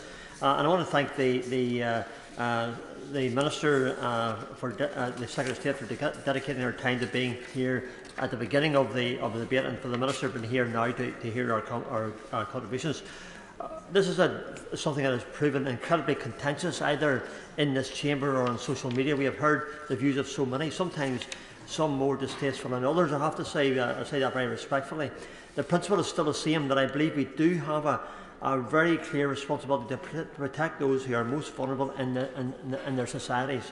But we cannot say that the invitation can be extended to everyone with no questions asked to discuss the steps we can take to perfect our asylum system. I want to speak, if I can, to new Clause 6. It's in relation to safe passage, and also to new Clause 24 and 25, which refers to Northern Ireland. The Joint Committee on Human Rights have raised significant concerns in this bill in relation to parallels between trafficking, slavery and asylum, This bill will have an unintended but nevertheless devastating impact on victims of modern slavery.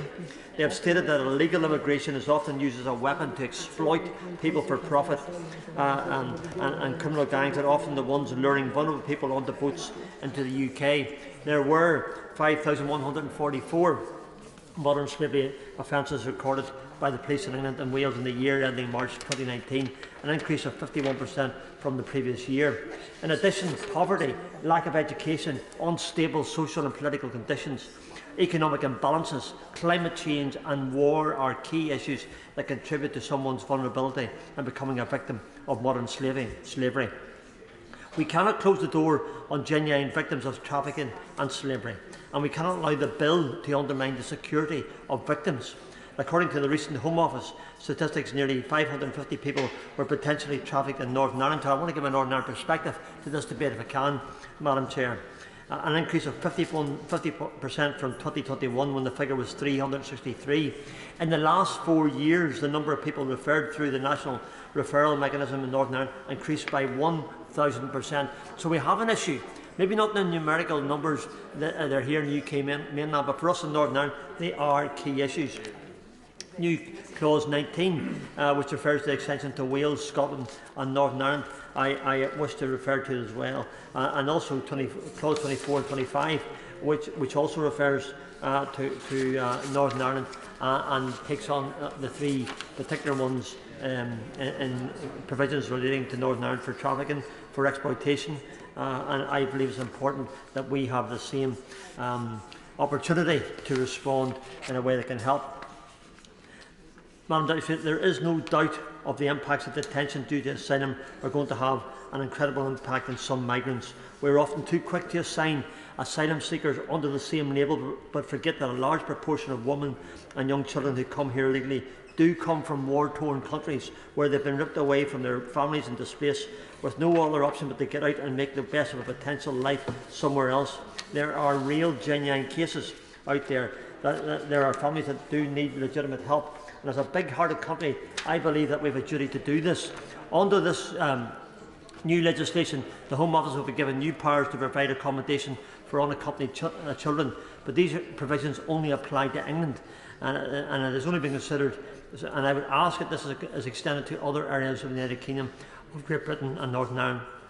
In terms of detention, there is no doubt that we do have to compare circumstances. There is a difference between those that I just mentioned, those people, women and children who are displaced, and those who come with no children, no family, and are usually young. They have the ability to build a new life elsewhere, if possible, because they are healthy, whereas for women and children who have been forced out, detention policies do need to be different. To conclude, Madam Deputy Chair, to keep within the time limit that others have adhered to, I am in support of some of the aspects of this needed bill. I respect its contents and the efforts by the Minister to try and come up with a solution that gets a balance. But I think we all need some assurances in relation to how it addresses the issue of modern slavery and trafficking potentials. Too many people are forced into this each year. I have no doubt that the Secretary of State and the Minister here tonight and her department will do all they can to ensure this is dealt with. But given the sheer volumes of how this is impacting on our country and our great nation, the United Kingdom of Great Britain and Northern Ireland, I would urge this is dealt with as a matter of national security and with a matter of urgency. And the quicker we get it sorted, the better. And let's ensure that those people who are genuine asylum seekers are given the opportunity to come to this country. And I would wish to see that happening as well. Madam Speaker, thank you very much. Well done. Mary Kelly-Foy. Thank you, Dame Rosie. Let me be clear, this bill is inhumane. It's not an illegal migration bill, it's an anti-refugee bill and an extension of the failed hostile environment policy introduced by the party opposite. And the anti-refugee MPs have been emboldened by the Home Secretary's rhetoric. The Home... Can I just continue? No, I'm not going to give way at this point.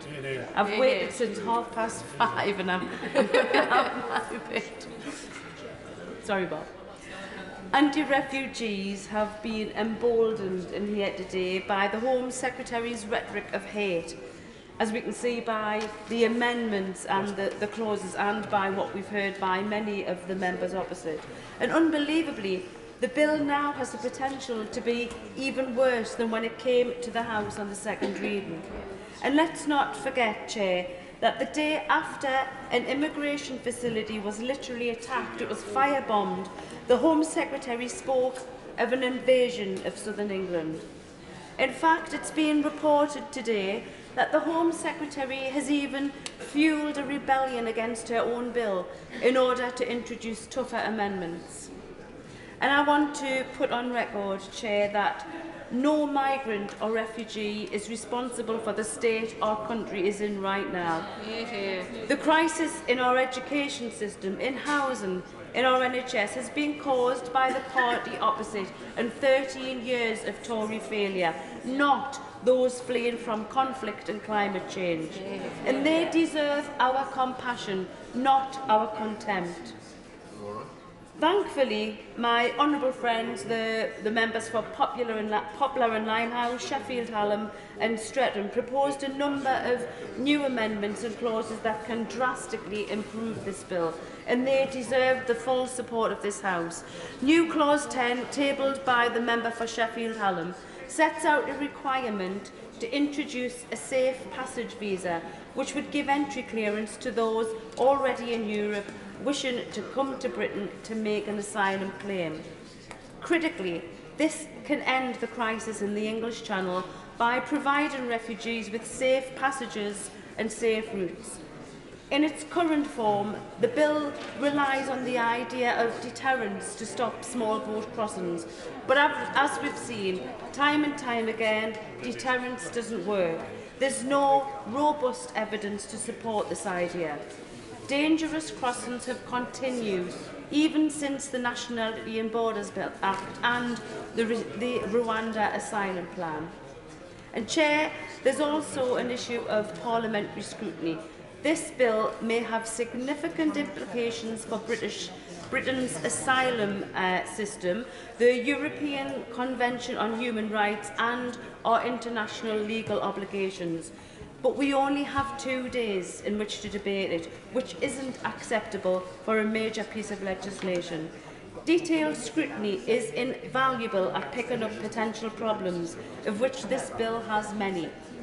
And the members opposite have no right to speak about parliamentary sovereignty when they're rushing this piece of complicated legislation through with minimal scrutiny.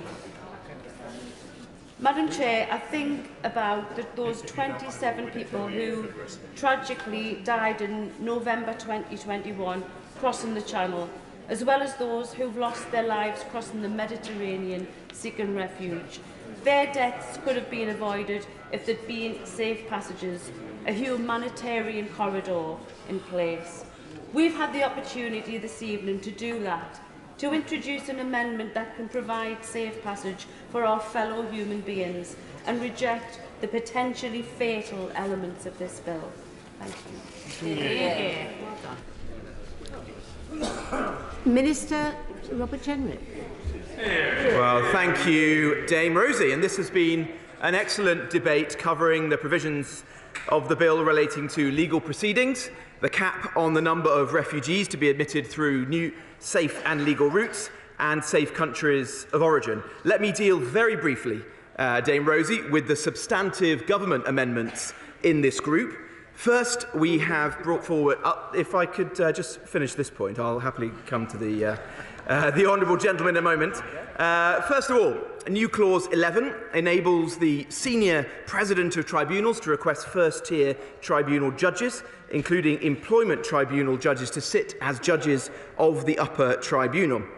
This amendment extends existing deployment powers, which are an important tool for the judiciary to manage the fluctuations in demand in our courts, making best use of their time. We're also, Dame Rosie, bringing forward new clause 12, which enables appeals under the bill to be heard by the Special Immigration Appeals Commission rather than the upper tribunal in appropriate cases. And this, Dame Rosie, is necessary to safeguard the sensitive material which would cause harm to the public or individuals if it were revealed in open court.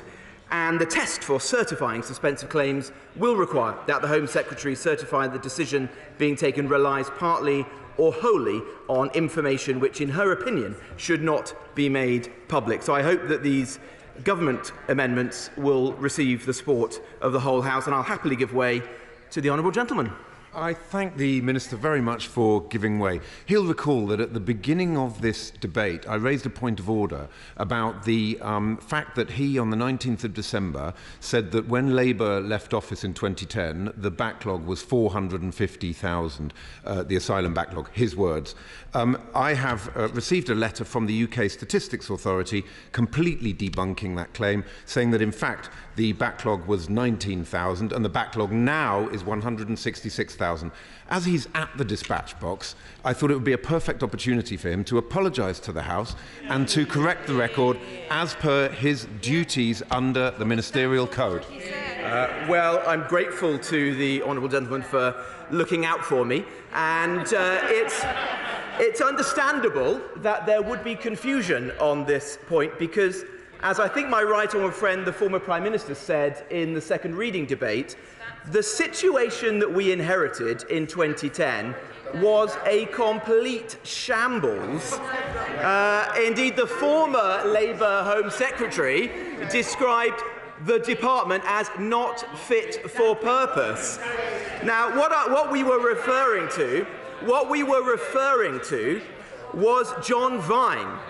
John Vine was the Chief Inspector of Borders and Immigration, and he conducted a report into the shambolic handling of the immigration system by the last Labour government, and he said that in 2007, the UK Border Agency created the euphemistically titled Case Resolution Directorate to conclude approximately 400 to 450,000 unresolved legacy records. And he said such was the inefficiency of this operation that at one point over 150 boxes of post, including correspondence from applicants, from members of Parliament and their legal representatives, lay unopened in a room in Liverpool. That room, I'm told, was colloquially known as the Room of Doom. Well, Dame Rosie, we're fixing the system, and I'm pleased to say, no, I'm not going to give way again, he's had his moment.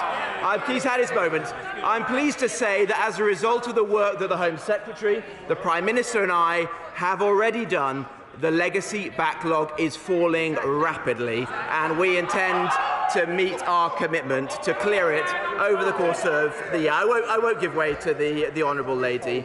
Now, I don't want to detain the House for too long, so let me turn to the key points that have been raised tonight. Firstly, with respect to, I thought, the very powerful speeches from my honourable friends, the members for Devizes, for Middlesbrough South, for Stone, for South Holland and the Deepings and others, relating to the important question of injunctive relief, Rule 39, how we as a sovereign parliament handle ourselves and ensure that we secure our borders. I thank my honourable friends for their contributions, and I recognise the positive intention of the amendments that they have tabled. I am certainly keen to give them an undertaking to engage with them and other colleagues who are interested in these points ahead of report stage of the bill. We are united in our determination that this bill will be a robust bill, that it will be able to survive the kind of egregious and vexatious legal challenges that we've seen in the past, and that it will enable us to do the job and to remove illegal immigrants to safe third countries like Rwanda. I would add that the bill has been carefully drafted in collaboration with some of the finest legal minds, and we do believe that it enables us to do the job whilst complying with our international law obligations. But we are going to engage closely with colleagues and ensure that the final bill meets the requirements of all on our side of the House. Now, I won't give way to the honourable gentleman. Let me also speak briefly about the point made by a number of colleagues about Rule 39 in particular and the events of last summer. And I'll only say this, that we in government share the frustration of those, certainly on this side of the House, about what happened with the Rwanda flight in June, where a case was conducted late at night, at the last minute, with no chance for us to make our case or appeal its decision. That was deeply flawed. And I thought that the Honourable Lady for Edinburgh South West was right when she said in a thoughtful contribution that that does raise concerning issues. I think that raises issues of natural justice, and they're ones that my rightful friend, the Attorney General, and others within government are taking up with the court, and we want to find a more satisfactory way for the court to behave in such circumstances in the future. I will turn briefly to the swathe of amendments brought forward by the SNP. At this rate, there are going to be more amendments to this bill brought forward by the SNP than there are refugees that the SNP accommodate in Scotland. Instead of pruning the already excessive forest of legal challenges that we find, the Honourable Lady is proposing a Kafka-esque array of new ones. What she wants to do is turn the robust scheme that is within this bill into a sieve. We can't allow that to happen because the mandate of the British public is clear. They want us to stop the boats. That's what this bill does. That's what we intend to achieve. Now, if I could turn to my honourable friend, the honourable member for Worthing East and Shoreham. And I want to thank the honourable gentleman for his contribution. And we have listened very carefully to his arguments. As the Prime Minister has said, it is precisely because we want to help genuine refugees that we need to take full control of our borders. Safe and legal routes, like those that we have brought forward in recent years, the safe and legal routes that have enabled almost 500,000 people to come into our country for humanitarian purposes since 2015, are exactly how we will achieve that. And I can commit to engage with him and other colleagues ahead of report stage in setting up safe and legal routes, if necessary bringing forward further amendments to ensure that there are new routes in addition to the existing schemes, and accelerating the point at which they become operational, with our intention to open them next year. And in addition, I can confirm that we'll accelerate the process of launching the local authority consultation on safe and legal routes at the same time as commencement of the bill. And I hope that satisfies the honourable member. I would add, as a former local government secretary, that one provision in the bill, mentioned by a number of colleagues on this side of the House, but curiously not mentioned by those opposite, is extremely important, which is that we will not make promises on this side of the House, in this place, at the expense of local authorities and our constituents.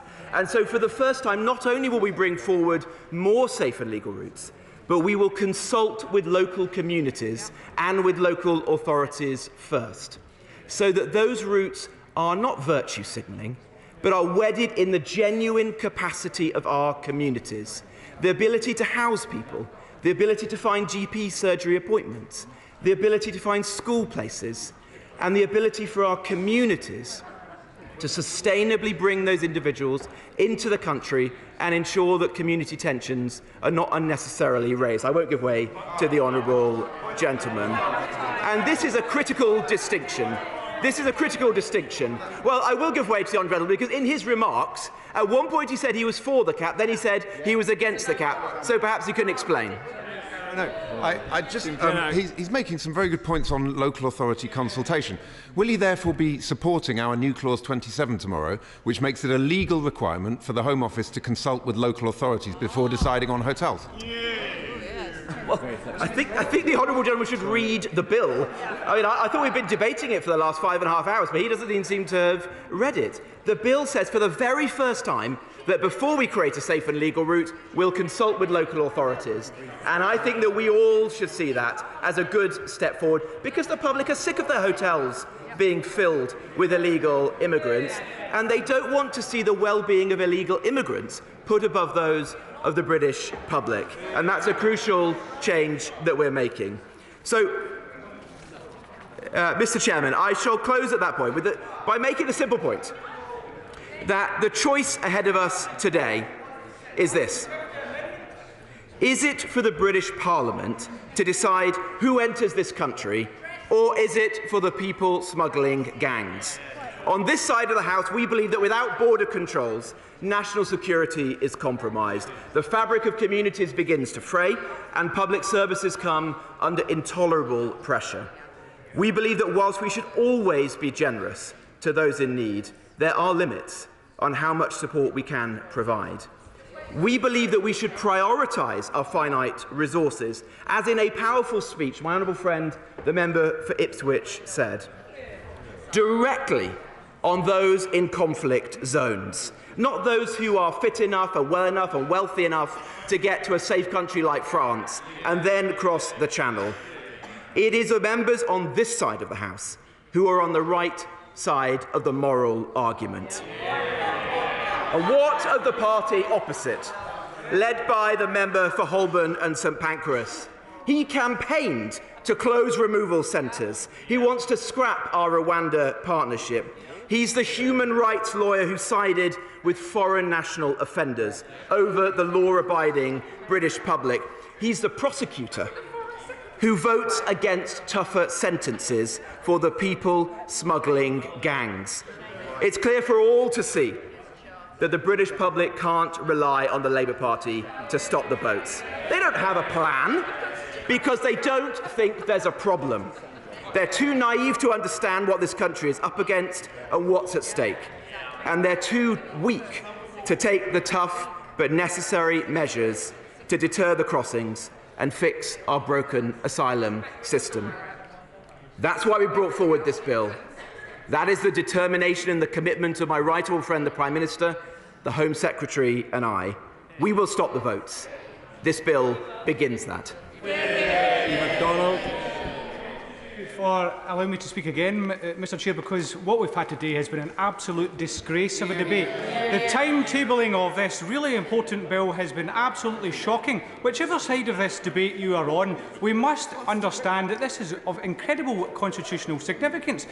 There are questions here about whether or not we are breaking some absolutely fundamental treaty obligations, and yet we've been treated to nothing more than a few slogans and not a single effort to address any of the amendments that we put down in good faith. Those amendments were put down not just off my own bat, but in consultation with the Law Society of Scotland, immigration law practitioners, lots of respected organisations who deserve to have their voice heard here, and they deserve to be treated with respect by this government. So this whole process has been an absolute embarrassment to Parliament. Where is the impact assessment that we should have had before this bill? That is just as disgraceful as the lack of respect for the amendments that have been tabled today. So, Mr Chair, what we've had today is not a serious debate. We've had slogans, we've had dog whistle rhetoric, and we have a government that has just shown that it's all slogans and absolutely no respect for this Parliament at all. Order. I'm anticipating 4 divisions, and I'll try and assist the House as to when they are likely to happen. But firstly, we go to Sir William Cash, and is it your pleasure that Amendment 133 be withdrawn? Mr. Deputy Speaker, in the light of the firm and clear assurance given by my right honourable friend in relation to my amendment and my leave of the House, I withdraw the amendment. Amendment by leave withdrawn. Now I think we come to the first of the divisions, and I've selected Amendment 76 for separate decision, and I call Alison Thewlis to move Amendment 76 formally. The question is that Amendment 76 be made. As many that have been say aye. Aye. Or the contrary, no. Division, clear the lobby.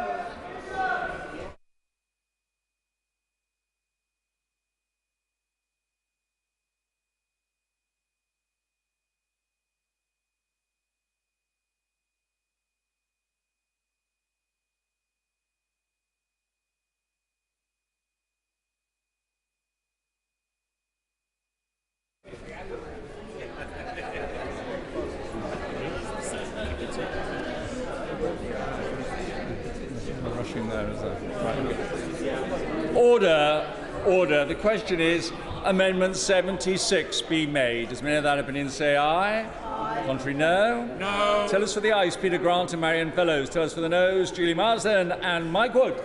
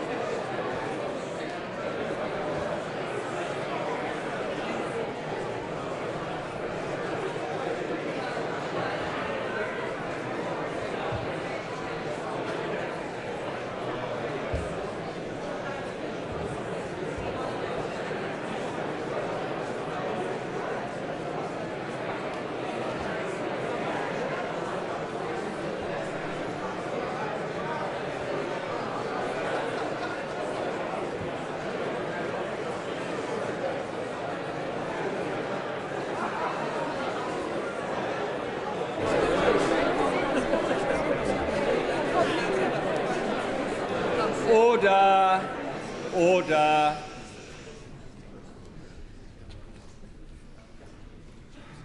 The ayes to the right, 244. The noes to the left, 308.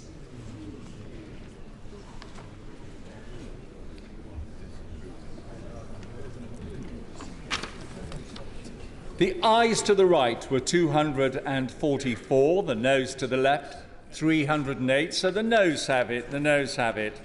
Unlock. With the leave of the House, I will put together the stand part questions on clauses 37 to 44. So the question is that clauses 37 to 44 stand part of the bill. As may that please say aye? Aye. No, I think the ayes have it. The ayes have it. We now come to clause 45, and I call the Minister to move Government Amendment 67, 69 and 68 formally. Formally? The question is that Amendments 67, 69 and 68 be made. As may that opinion say aye? Aye. Contrary, no.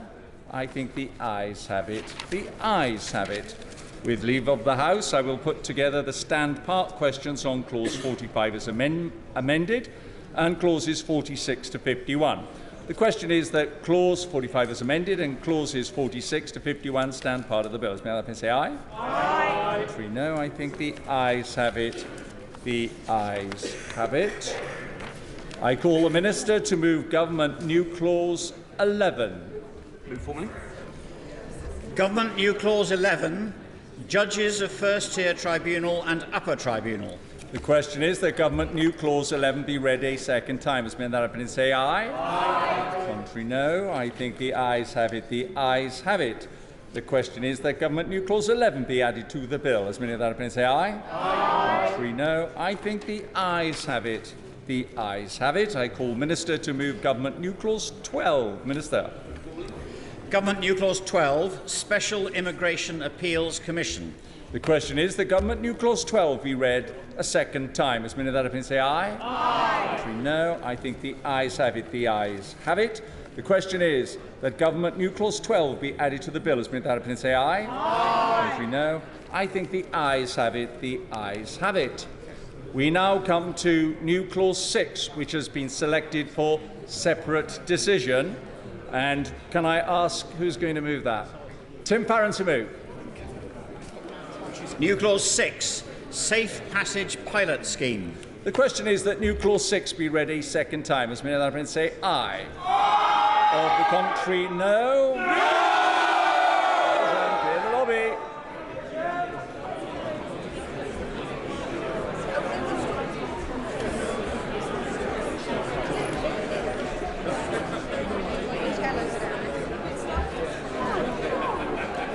Come on, hop along. You can go first.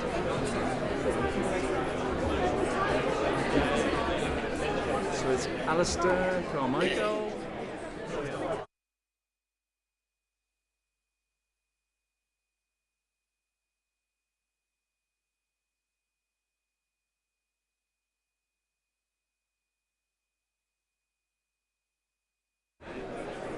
Order. Order. The question is that New Clause 6 be read a second time. As many of that opinion say aye. Aye. On the contrary, no. No. Tell us for the ayes, Alistair Carmichael and Wendy Chamberlain. Tell us for the noes, Julie Marsden and Mike Wood.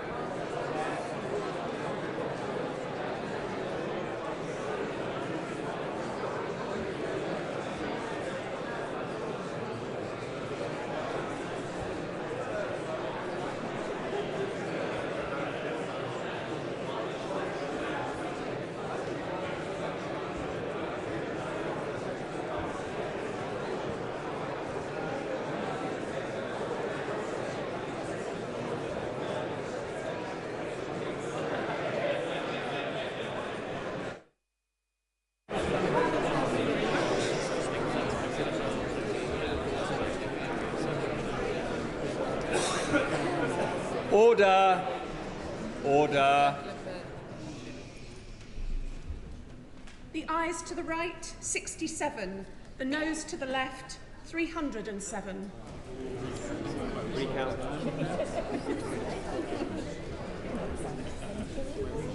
Thank you. The ayes to the right were 67, the noes to the left 307, so the noes have it, the noes have it. Unlock. We now come to new clause 24, which has been selected for separate decision. Call Stephen Kinnock to move. New clause 24, safe and legal routes, family reunion for children. The question is that new clause 24 be read a second time. As many of that opinion say aye. Aye. Of the contrary, no. No. Vision, clear the lobby.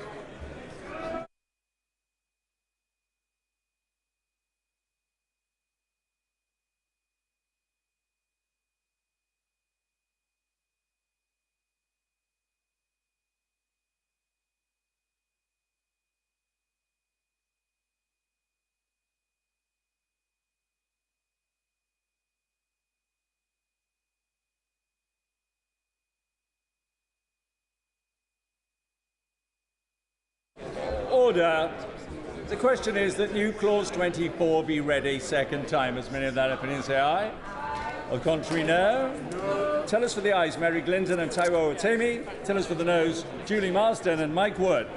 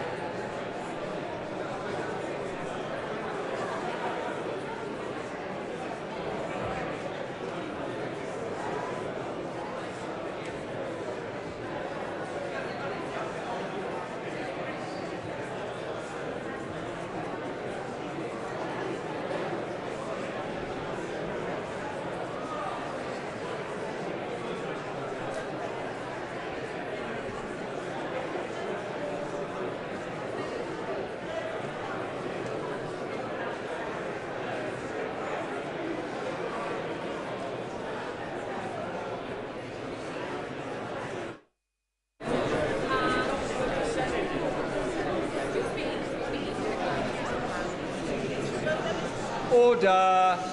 Order. The ayes to the right, 248. The noes to the left, 301.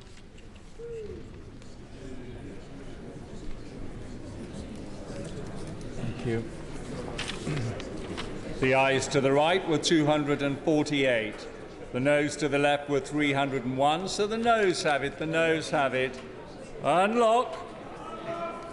We now come to new clause 25, which has been selected for separate decision. And I call Stephen Kinnock to move. Move formally, sir. New clause 25, international cooperation. The question is that new clause 25 be read a second time. As a minute, that say aye. Aye. The contrary, no. Vision, clear the lobby.